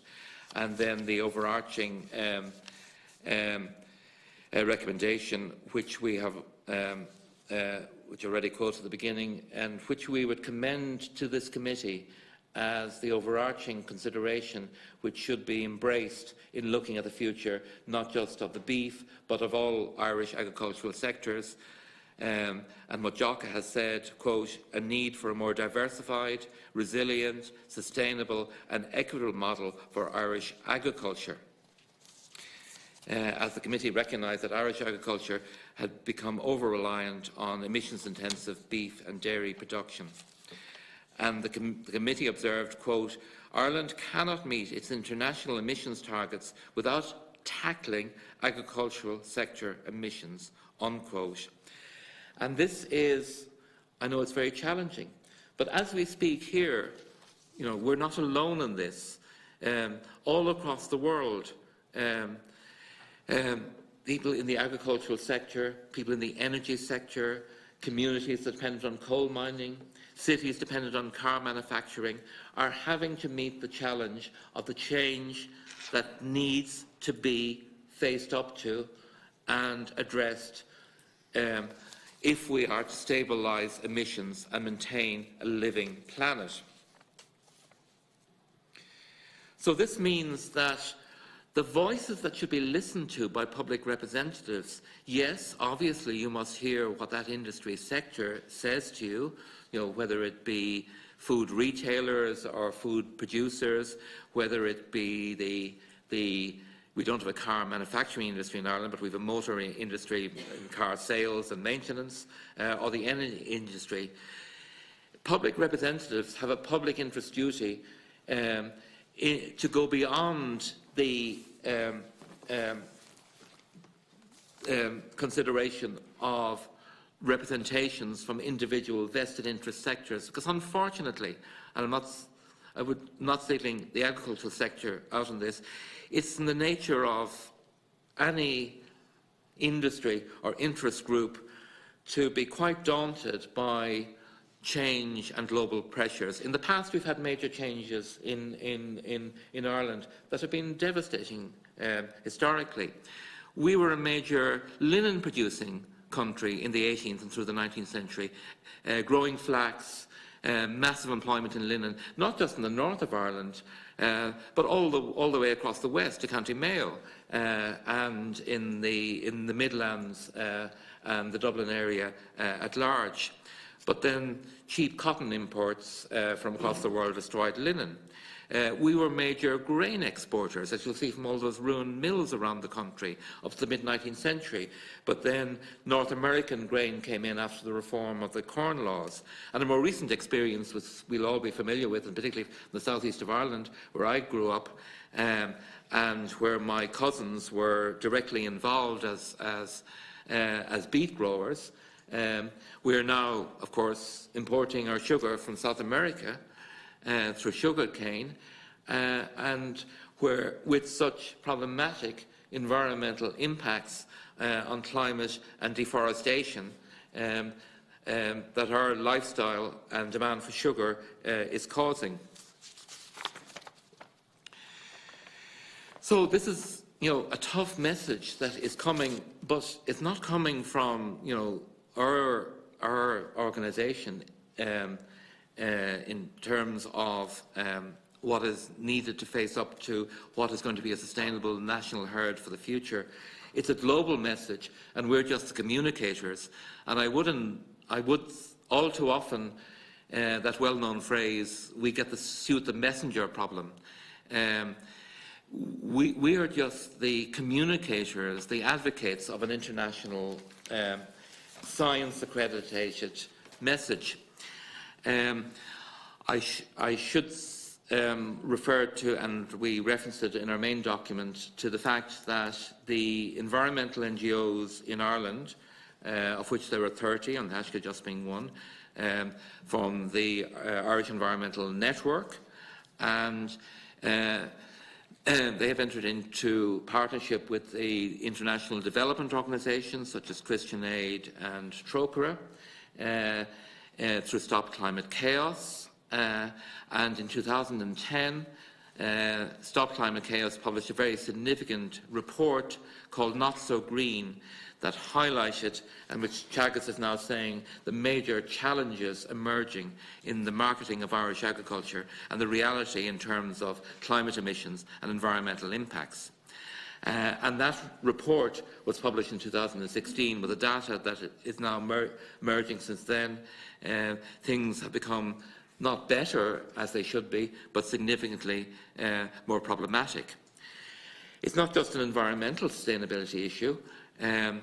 What has been most useful and engaging for us with the earlier committee session this afternoon was to hear the enormous economic sustainability challenge that is facing the beef production sector, and in particular the suckler sector, and family farm incomes in Ireland, with which we are entirely sympathetic.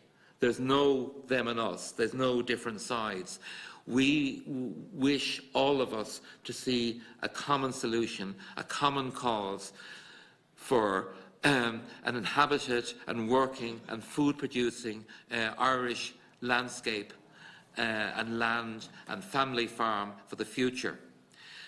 But the current situation is, as we heard from all the representatives of the farm sector, is so challenging because it's dependent on cap payments on which the beef sector, and in particular the suckler sector, is entirely dependent. So that is a challenge we'd like to address constructively. So what we would really like to come out of this session and ongoing engagement with the committee is planning for alternatives. So this should be driving, instead of increasing agricultural emissions, ammonia and water quality decline, animal feed impact, nitrogen fertilizer import increase, stocking increase, and the poor margins, which then the farmers who are, as one of you just told me earlier, up in the middle of the night, keeping their traditional lifestyle going, they are not getting the economic benefit of that tough lifestyle. But there was equally, there's a common attitude that, and we've come across this many times, that the environment is something you think about after you adopt particular economic or production-led targets. And that was the particular flaw in Foodwise 225. And that Foodwise 225, although it was based on,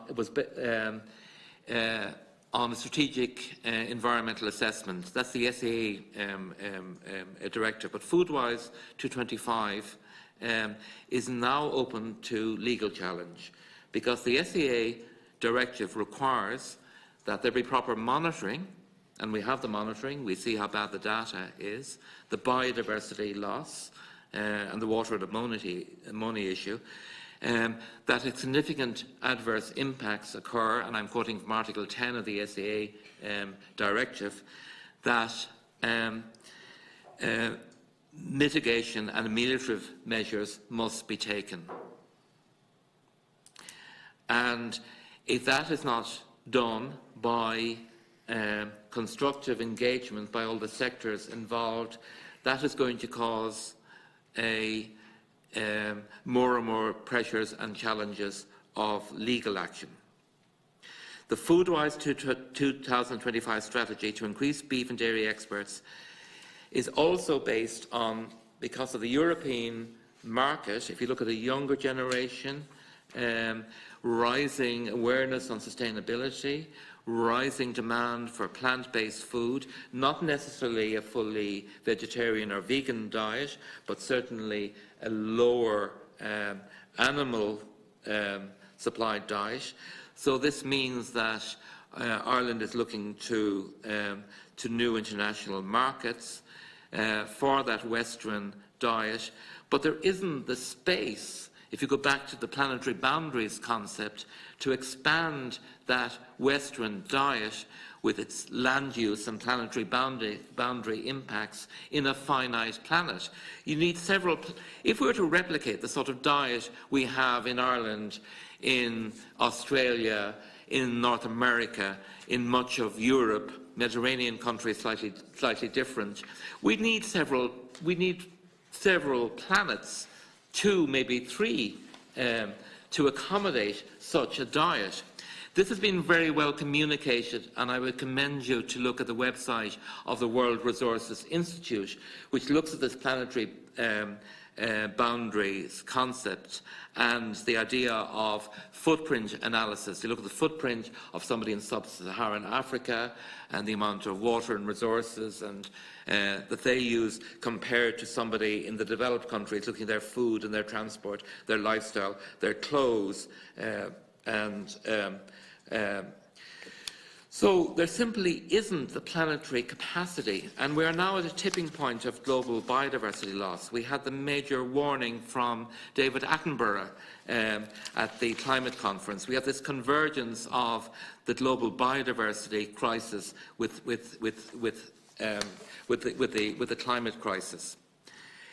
So if we are to embrace what the UN, these international agencies, independent international science tells us, and that JOCA recommendation for a more diversified, resilient, sustainable and equitable model for Irish agriculture, this means a transition to lower input land use, including reviving tillage that is climate compatible, because tillage is obviously facing competition challenges with lower production costs in other countries, as well as climate challenges, horticulture, agroforestry, permanent woodland, energy and carbon sequestration crops. So we've gone to, we see this as the beginning of a process of multi-sectoral engagement, because not enough of research has been done in Ireland. If you look at the research, Teagasc is the world leader, along with New Zealand, in grassland research, what is done in Moore Park down in Fermoy. So, we've had decades of world leadership research in grassland yield, but we have not been doing the research on the sort of food crops that the Eat Lancet reports and that the global science and dietary recommendations are saying that we need to move to, both for low carbon and for other reasons. So let's look at crops that are suitable for Ireland. Oat for oatmeal, and for oat production for oat milk, because other types of milk apart from dairy also raise major sustainability issues. Almond milk has an enormous water footprint in places like California. So moving to large-scale almond milk production as an alternative to bovine milk isn't the answer.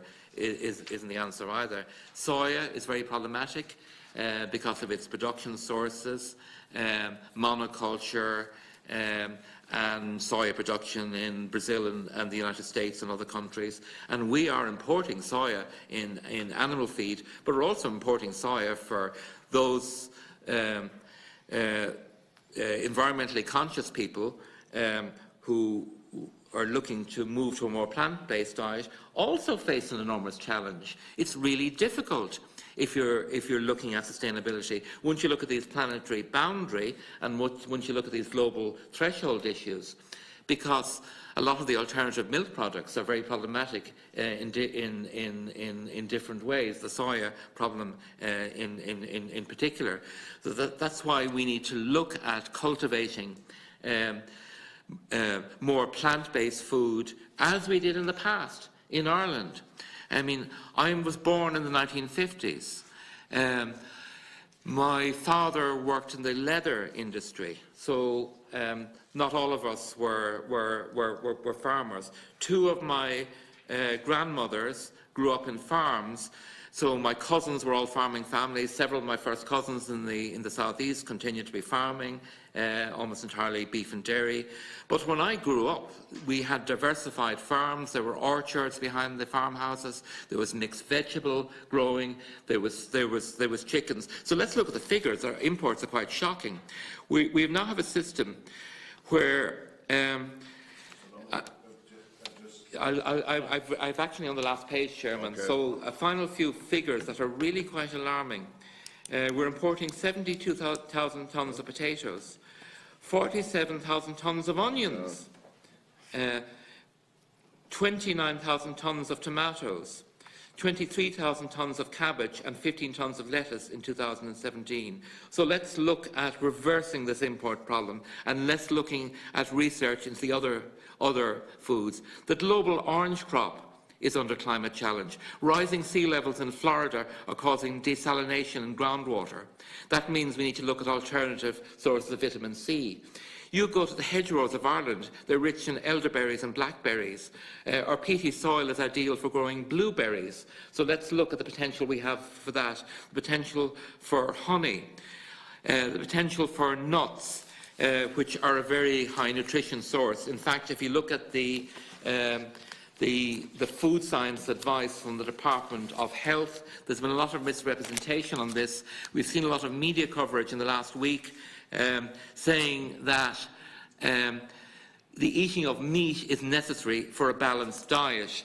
But in fact, Ireland's own Healthy Ireland document produced by the Food Pyramid document produced and endorsed by our own Department of Health in referring to food proteins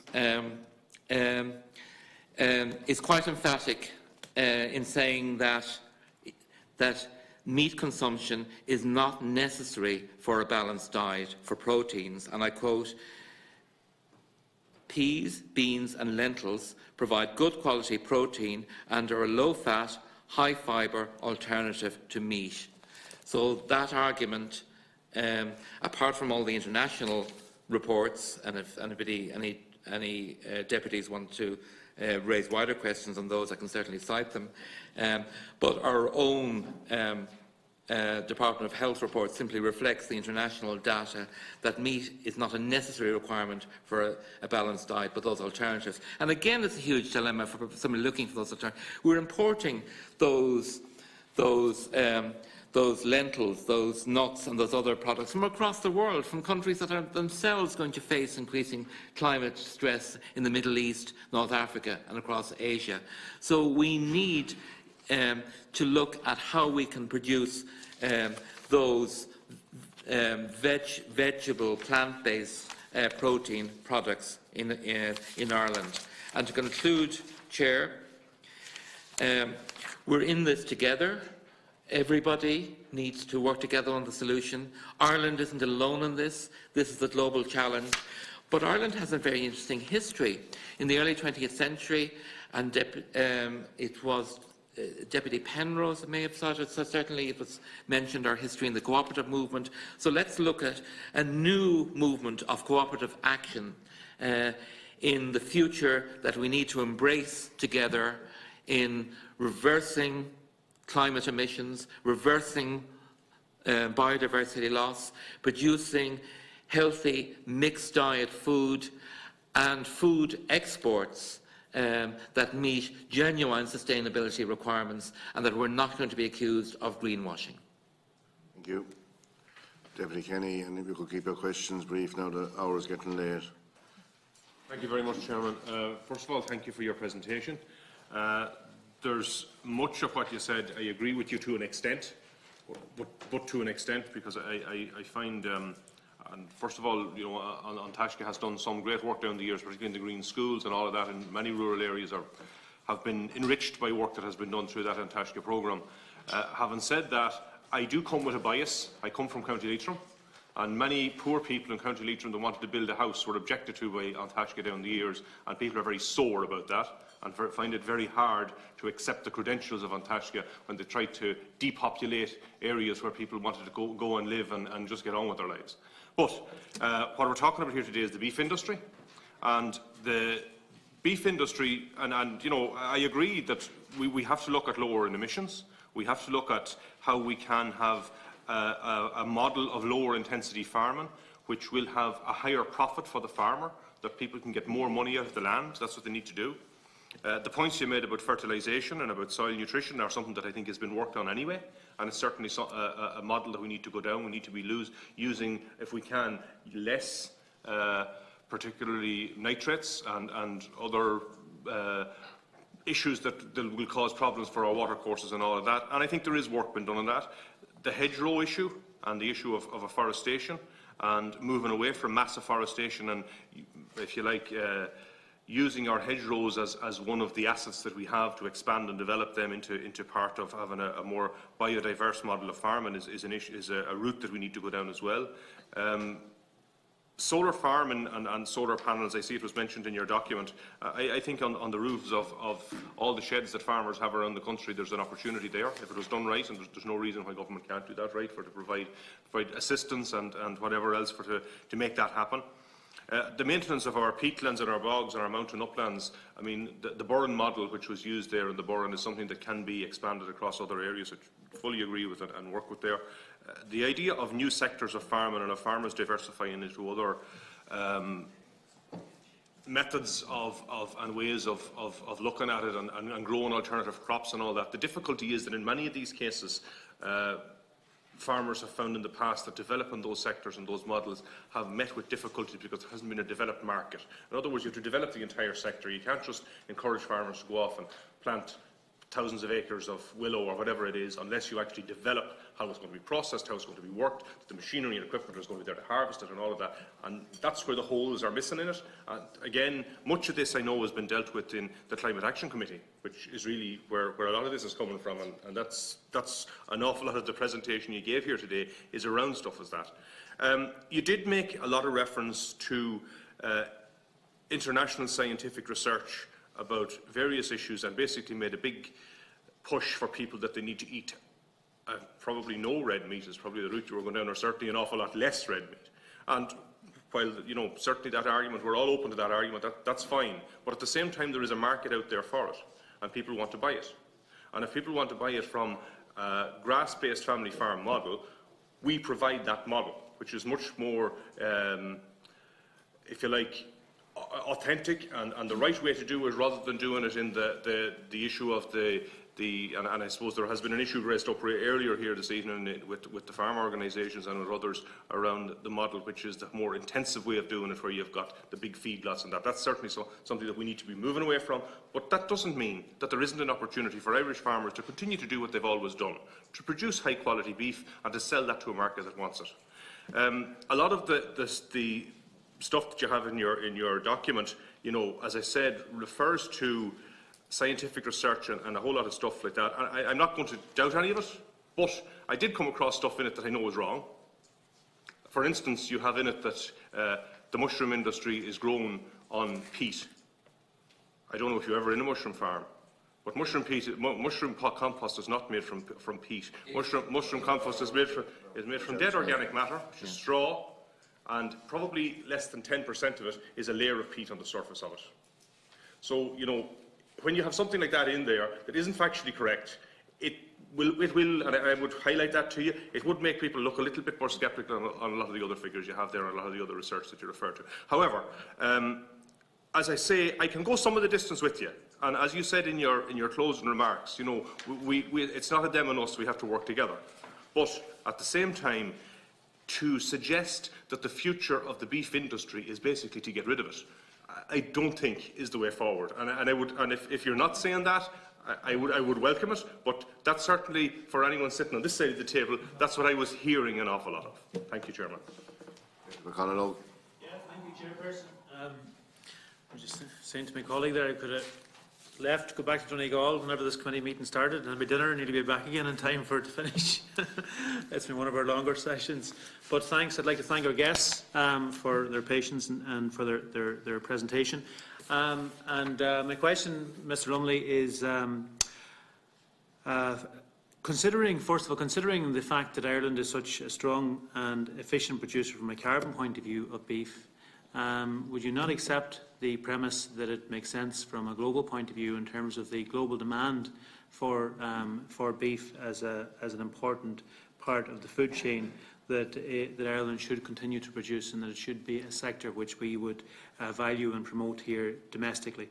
And just I thank you for your contribution, but in relation to exactly what it is you're saying in relation to the future of our beef sector domestically, I would appreciate if you could just clarify exactly and concisely what it is you're saying from your point of view we should do in terms of the future of our beef sector.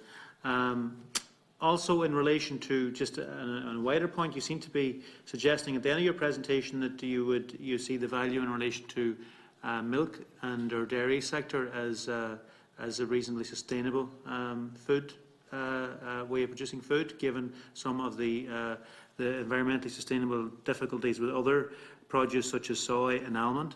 And just to clarify and elaborate in relation to that, because again, we are a very efficient producer of milk from a climate point of view as well. And also, as well, in relation to your school pack that was delivered to schools in the last couple of weeks, would you accept that that from an Antashka point of view, dietary advice, given the fact that meat, from our national health point of view in many studies, is regarded as a key and important part of a healthy diet, that the message being provided by Antashka and that in relation to avoiding meat is not a territory which should be Antashka should be straying into. Deputy Marcella, Corcoran. Thanks very much, and thank you for your presentation here this evening. Can I just ask you a point that you made here? You might expand on it in relation to what the fossil fuel car industry did. If you might expand on that, because you seem to be linking that with possibly what's happening in terms of the beef sector. So I'd appreciate if you could give me a little bit more information on that. You know, we're very concerned, having heard the presentations earlier on from the representatives of the beef producing sector, and about the challenges that they're having. And, you know, as a member of the Climate Action Committee as well as the Agriculture Committee, the main message really is a just transition. And the real concerns we have is how are we to oversee a just transition for people in that sector when we're looking at reducing beef consumption by 90%. You know, I mean, that's going to be enormously challenging globally. And I mean, how is that going to be achieved? I cannot envisage that happening in the short term in any case. And the point about the replacement of it by beans and pulses, you know, are you proposing that they could transition to that type of agriculture, and that there would be enough of a market there for them to be able to replace their income? And where would those markets be? Obviously, we'd have to have it for ourselves, but internationally, what that would be. And also, if there's an opportunity for, you were talking about animal feed, if we could be producing more of our own, and what that might be, apart from grass, obviously, which is what we have relied on to date. The other question I had was in relation to, yes, I'm really shocked about the amount of imports that we have in terms of potatoes. 72,000 tonnes of potatoes we're importing, 47,000 tonnes of onions. These are staggering figures, actually. But I'm just wondering, do we have the land to do all of this? You know, there's only a certain amount here in the island. In order for us to produce enough of what's required, do we actually have enough soil available to us to do it? And is it of the standard of what would be required for vegetables? And I must say, it's as somebody who lives in a rural area, you know, I welcome the approach that's been taken in terms of the family farm being at the heart of any of the transition decisions that we have to make, because you know, we do have to be very conscious of the role that the Irish family farm is going to play in terms of our own food security, because that's something that we have to be very conscious of. I think as we see the climate continuing to change, and you know, the types of extreme weather events that we saw, and if we transition to the production of vegetables, I mean, we've seen in the past where we've had bad summers, you know, ploughing, you know, acres and acres and acres of vegetables back into the ground because they haven't been able to harvest them. You know, it is obviously another concern that we'd have. The other thing is, yes, you were talking about oat milk production, and so you might just explain a little bit. Are you talking about the fact that we could replace dairy milk with oat milk, or are you looking at replacing, the milks such as referred to earlier, the almond milk and rice milk and whatnot, with oat milk? Really? Yeah, thanks, Chair. I'll be very brief. I was on to join the Oireachtas Climate Committee, and today's presentation was probably, in my opinion, be more appropriate to have been delivered to that committee. The brief today was the future of the Irish beef sector, and while you've highlighted a lot of the negatives and mentioned just in passing just transition, you haven't given us anything that we could incorporate into the report that we're compiling as to what that just transition could be. By your own deliverance based on the Lancet report, if, hypothetically speaking, we were actually to have a 50% reduction of every human being's meat intake, based also on your own figures and population growth towards 2050, there's going to be a need for 50% more than we are producing today. So that balances out as into the status quo. So the solution to the problem of the emissions from the beef sector, which is what you have highlighted and targeted here today, is not achievable, because even if we reduce, as I say, by 50%, we need to increase back that 50% to meet population growth. So we are in a status quo position. So our target has to be carbon neutrality. And there was nothing forthcoming from your presentation as to how we can achieve carbon neutrality. In a million years' time, if there are still human beings on this planet, there will be carbon emissions. The secret and the solution is sequestration or achieving carbon neutrality. And there's nothing forthcoming from your presentation as to where and how we can achieve that. Because irrespective of your philosophies, your beliefs, your passions, there will always be beef production on this planet. And as my colleague here has put to you, would you prefer that you've got to tick all your boxes and Ireland tick their boxes, but the beef that the people of the rest of the world will eat will be produced in the felled Amazon jungles in Brazil and fed hormones and travelled by steamers across the Atlantic? This is a global issue. Ireland achieving carbon neutrality and the rest of the world not achieving something similar will not change our global warming issues. So it's all good and fine to highlight the negatives and say close the gate and put a lock on it, and that will solve our problem. It's not a solution.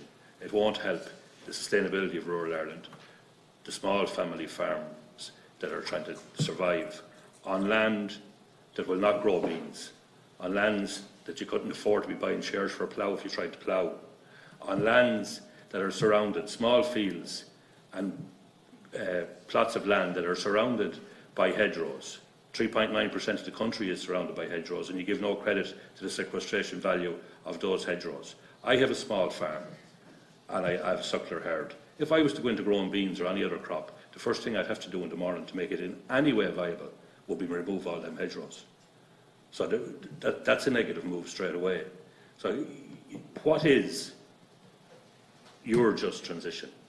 The two words you used continuously through your presentation. You didn't, at the end of the day, say what that just transition needs to be for the Irish suckler beef farmer, which is the topic of conversation here today. Mine is just brief. A lot of the issues, as has been said, were already discussed at our Climate Action Joint Oireachtas Committee, and you've quoted the report. So I'd just like to just refer to the issue of veganism. I accept that veganism as a lifestyle choice is valid, that people can get a balanced diet out of veganism. And in fact, veganism was on the go before global warming became a buzzword and climate change and climate action. However, I do object to an agenda of pushing veganism on people. And I in particular believe it was a step too far to be promoting veganism in a school pack to children for a couple of reasons. For the first, Firstly, in relation to children and their consumption of meat and whatever their daily meals are with their parents, and I know most parents are trying to feed their children in a balanced way. Everybody accepts you need a balanced diet, and there is such thing as too much meat. There's such thing as too much of any food, of a lot of foods, maybe bar greens and stuff like that. A bigger problem, of course, is processed foods and sugars being linked with the acceleration of cancers, etc. But aside from that, you're pushing as a more morally superior choice on children in a situation where perhaps a lot of children don't even know how to become a vegan, but maybe it's something they want to pursue. And also in a context where, in my own experience, we have more and more children with bordering either eating disorders or bordering eating disorders, or have a very confused relationship with food. I spoke with somebody in the HSE today, and they weren't too impressed with your proposals and your stepping into. It is not your domain to be stepping in there. That's between our Department of Health and the parents involved who make decisions in relation to their children. Not pushing veganism as some, better way, or you'll be a better person, or you'll, these children can be dealt with by their parents and in relation to their nutrition and balanced diets through the health system. And you can smile or whatever you want there, but it's funny, we had a busload of 50 women, retired women, up to Leinster House today from my own town, Ballina, and they all thought it was a step too far. And anybody you speak to believes that you're going to a place that you should not be going. And we have a lot of vulnerable and impressionable children who need to be taught about sustainability, but not to be taught about their diet and their requirement to save the planet by the likes of yourselves giving out information where that's not your expertise. So I object to it. I believe that you have gone too far in relation to it, and I object to that agenda being pushed. Okay. To biogas and anaerobic digestion, what's your stance in regard to all that as one of the ways that we can sequester carbon? Yeah. Okay, Mr. Downey, and Mr. Smith, and Mr. Smith. I'll start with the veganism. First of all, just to say, I live in rural Tipperary. A lot of my neighbours are farmers. In fact, one young neighbour of mine recently pulled out of beef and went into milk at an extreme cost and so on to himself, because he really, like a lot of things of which you heard today, it was very difficult for him to make a living. So we are fully understanding of that.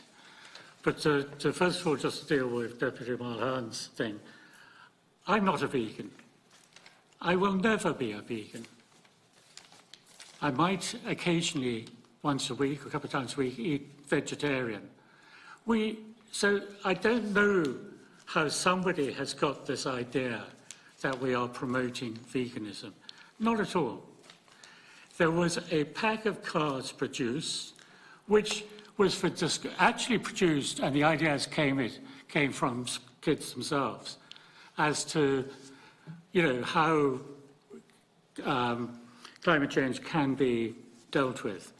And this was one of the suggestions, along with when Doctor Who returns and all of these things. So this has been pulled out and over-made into a fact that we are promoting veganism. It is untrue.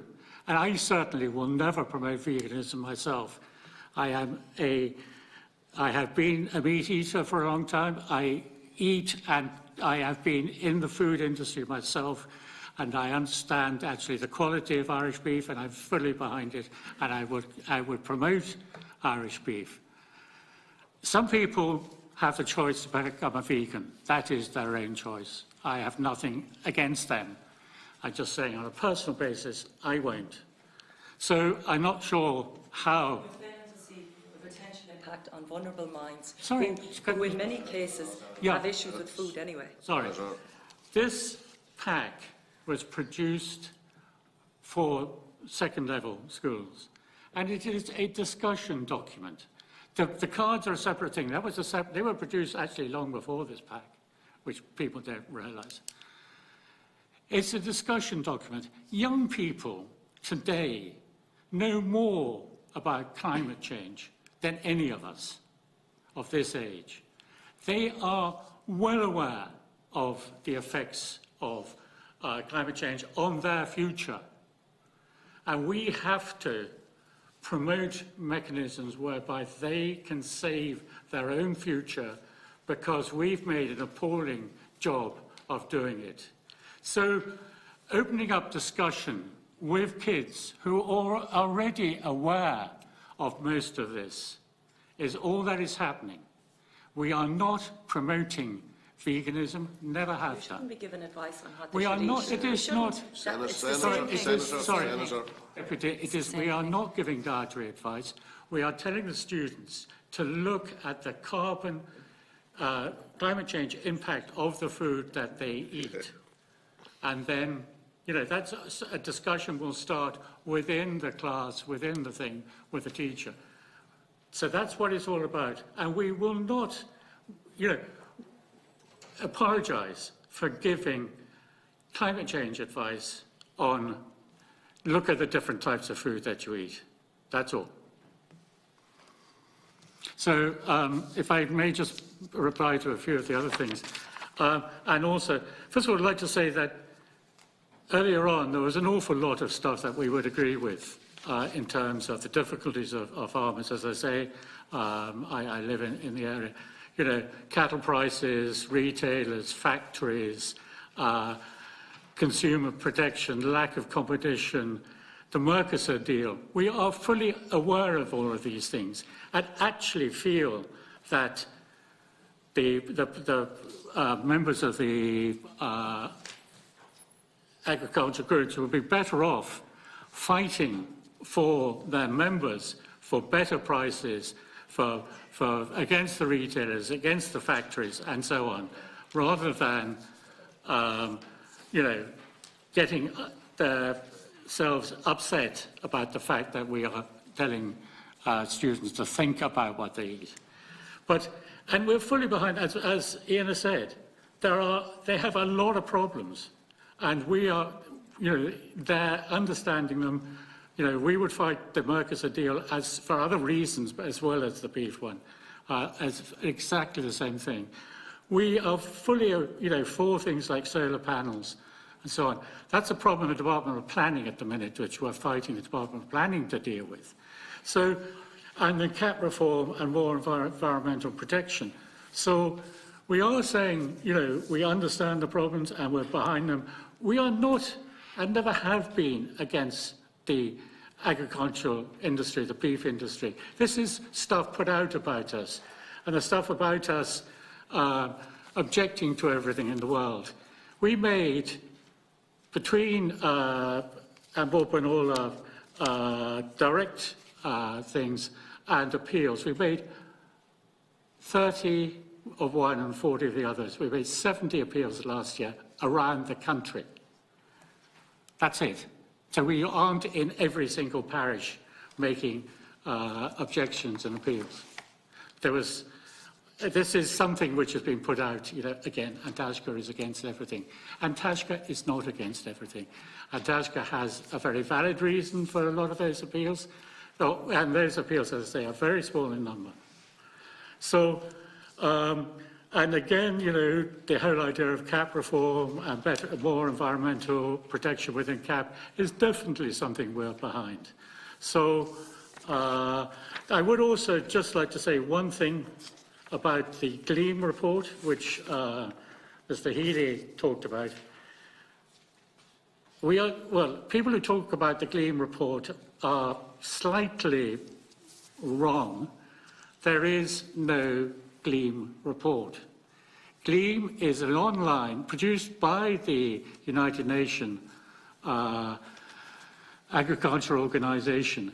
Gleam is an online thing where you go in and you put in, I want to know about beef cattle, I want to know about the various different parameters, and then you select the country you want it for, press the button, it comes up with the answer of 523 or something. You actually have to go into this and repeat the same test each time for all the 27 or 28 countries in the EU. And so you're doing a similar test each time. You're just having to change the country. And so it is done on an absolutely comparable basis between one country and the next. And we have always, and have fought urgently over the past number of years with the Department of Arts, Heritage and the Gaeltacht about protection of hedgerows. So we have been to the forefront of protecting hedgerows and the like, and absolutely understand the sequestration of hedgerows. And my final contribution to all of this is that it is difficult. Nobody is saying this is easy. The targets that the UNFCCC are stating are going to be incredibly difficult targets to achieve all around the world. And the one thing about talking about whether it's here or there and so on, the actual planet doesn't care where greenhouse gases come from. It is our moral duty to do as much in Ireland as we can, as every other country should have that same duty, because we're not trying to preserve our way of life, we're trying to preserve the way of life of the world. And that is why the future generations and the young people are so upset that they believe, and I would concur with them, that my generation and other slightly younger generations are really not doing enough for them and their futures. Thank you. Chair, if I may respond briefly to some of the more significant questions raised by the deputies and Senator Mulherin.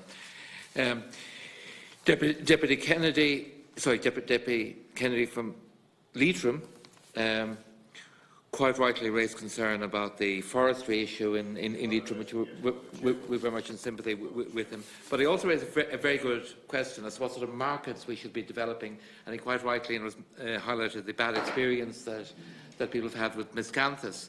So the first and very obvious answer is there's what markets we should be looking for in terms of growing food-based crops is clearly to substitute from those we're importing, because there's an immediate market. And that growth would clearly be concentrated in the more arable soils of the south and east of the country. If you look at North County Dublin with its tradition of market gardening, there's been a major decline of the level of market gardening, which is the best mineral soils in the country in North County Dublin. Whereas the areas with poorer soils and with the richer hedgerows, it should be a model of, this is where the high nature value of farming, and we very much welcome the submission from the hill farming community, and this is where a premium value should be obtained for beef being produced in nature-compatible systems, whereas we've heard quite clearly the price that is being fetched on the market is simply not fair for the producers involved. So in this respect, we're in complete sympathy with the suckler farmers. Those are the areas where we want to see the sort of vegetation you see in nature-rich hilllands, where we want to see the rich all of us want to see those rich hedgerows maintained. There is a major problem with hedgerows now that new mechanical cutting techniques are using flat topping, which is very bad for bird life and for flowering pollination and for fruit growth. So we need to move to better hedgerow management strategies that sequester carbon, as well as make those hedgerows more attractive for bees and birds and wildlife, from which we all benefit. Deputy Kennedy also asked what was really a big question, the future of biogas and anaerobic. Its future is a potential part of the future energy mix. It's very much talked up to a degree that may be exaggerated. But there's also a worry of greenwashing, that the amount of biogas we're going to be able to produce sustainably is limited. If we start growing biogas from crops, what happens if there's a fodder crisis? That cropland grass will have to go into animal fodder instead, so you have that variability risk. The question should be as much about how much biogas do we sustainably produce, but what's the best way of using it. And the current model that's being adopted for biogas is very ill-advised. What is being proposed is that biogas will be injected into the fossil gas network, so that fossil gas is thereby labelled as somehow more green. But that means that we're all being locked in. This is where everybody's involved in this, whether in transport, into a move to gas vehicles, or in houses, a move into maintaining gas boilers, when in fact the move should be towards electrification of transport, towards reducing dependence on the private car in transport, and in energy. There's no justification at all for putting gas into new houses. The Tipperary Institute, which has been before Oireachtas committees before, has made very effective presentations, but new houses and apartments are able to achieve higher insulation standards and can be serviced with heat pumps from renewable electricity. You see, there's a gas lobby out there that wants us to continue to be dependent on gas. So public representatives need to be very wary of that, and to be wary of the greenwashing of gas. But that's a matter for the Climate Committee, which we're pleased to be involved.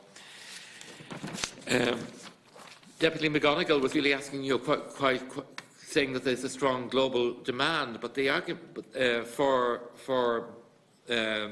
beef, but that demand there, but looking at the global constraints, that demand simply is not capable of being accommodated within the land limit, the carbon limit, the biodiversity limit, the fertiliser limit. We're not offering magic solutions, and we fully admit it. You know, everybody those people whom I would know are struggling with with trying to address their own sustainability are coming across the huge problems: soya and biodiversity and chemical impact in South America, the US, almond and water stress. So whereas milk has the high carbon emission impact and the nitrate impact of the fertiliser that's required to grow the grass for the milk. So it's not just a matter of looking at the future of beef or animal agriculture. All agriculture has to follow a sustainable pathway in carbon, in land use and biodiversity, in meeting the global constraints. Now, a very interesting question was asked by Deputy Corcoran about the parallels between the car industry and what happened in Europe. The biggest element of the car industry in Europe is in Germany. And it's the nature of any industry facing challenges ahead, dig its foot in and keep on doing, the production lines are in place. The European car industry or car market there's this principle, in fact, in a number of areas, it's known as peak car. If you're a car manufacturer, you're very worried about it, because among younger generation, why, in an urban area, why bother with a car when you can have an electric scooter? And we're seeing more of those in Dublin now, and in other Irish cities, and hire an electric car when you need it now and again. So the car industry dug its heels in, lobbied at European Commission and Parliament level against emission standards and against electrification targets. And the European car industry is now in serious trouble as a result, because the Asian car industry is better geared towards the switch to electrification, and the Asian car manufacturers have been working in cooperation with the with battery sourcing. So the European car industry was involved in greenwashing, in emissions cheating, with the Volkswagen emission scandal, which was a declaration that cars met a particular emission standard based on very arbitrary testing models that didn't simply stand up to reality. And that's again a warning which Chagas has delivered. You know, if you're going around and saying you're meeting particular emission standards and carbon efficiency, and that's not the case, you can run into serious trouble. On the subject of just transition, if you look at the World Health Organization and what the global nutrition and science community are saying about countries that have high consumption of red meat, they're saying that it's really a 90% reduction in current red meat. It's not saying eat no red meat, but it's a very major reduction. And it's saying that industrial produced and ruminant trans fat, it's the trans fat content of red meat is a particular concern, should be reduced to less than 1% of a total energy intake. So that's a very significant reduction coming from the health sector in relation to red meat globally. So that's why it's so ill-advised to be seeking to develop new red meats in other markets and countries that historically did not have red meat consumption. So we need to be looking at the sort of and vegetarians is an equal dilemma, because if you go to any vegetarian food shop and look at the packets, the labels are all over the world. Countries themselves are going to face farm stress. So let's work at a solution, as DOCA recommends, to have more diversification, substitute, and the effort first into substituting for those foods, those vegetables and other plant-based foods that we're importing in such undesirable quantities.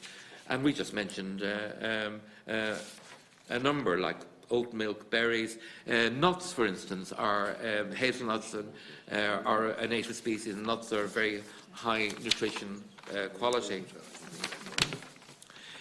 Deputy Daly mentions those percentages, those balances, those phase figures. Percentages are always confusing, particularly at this time of the night.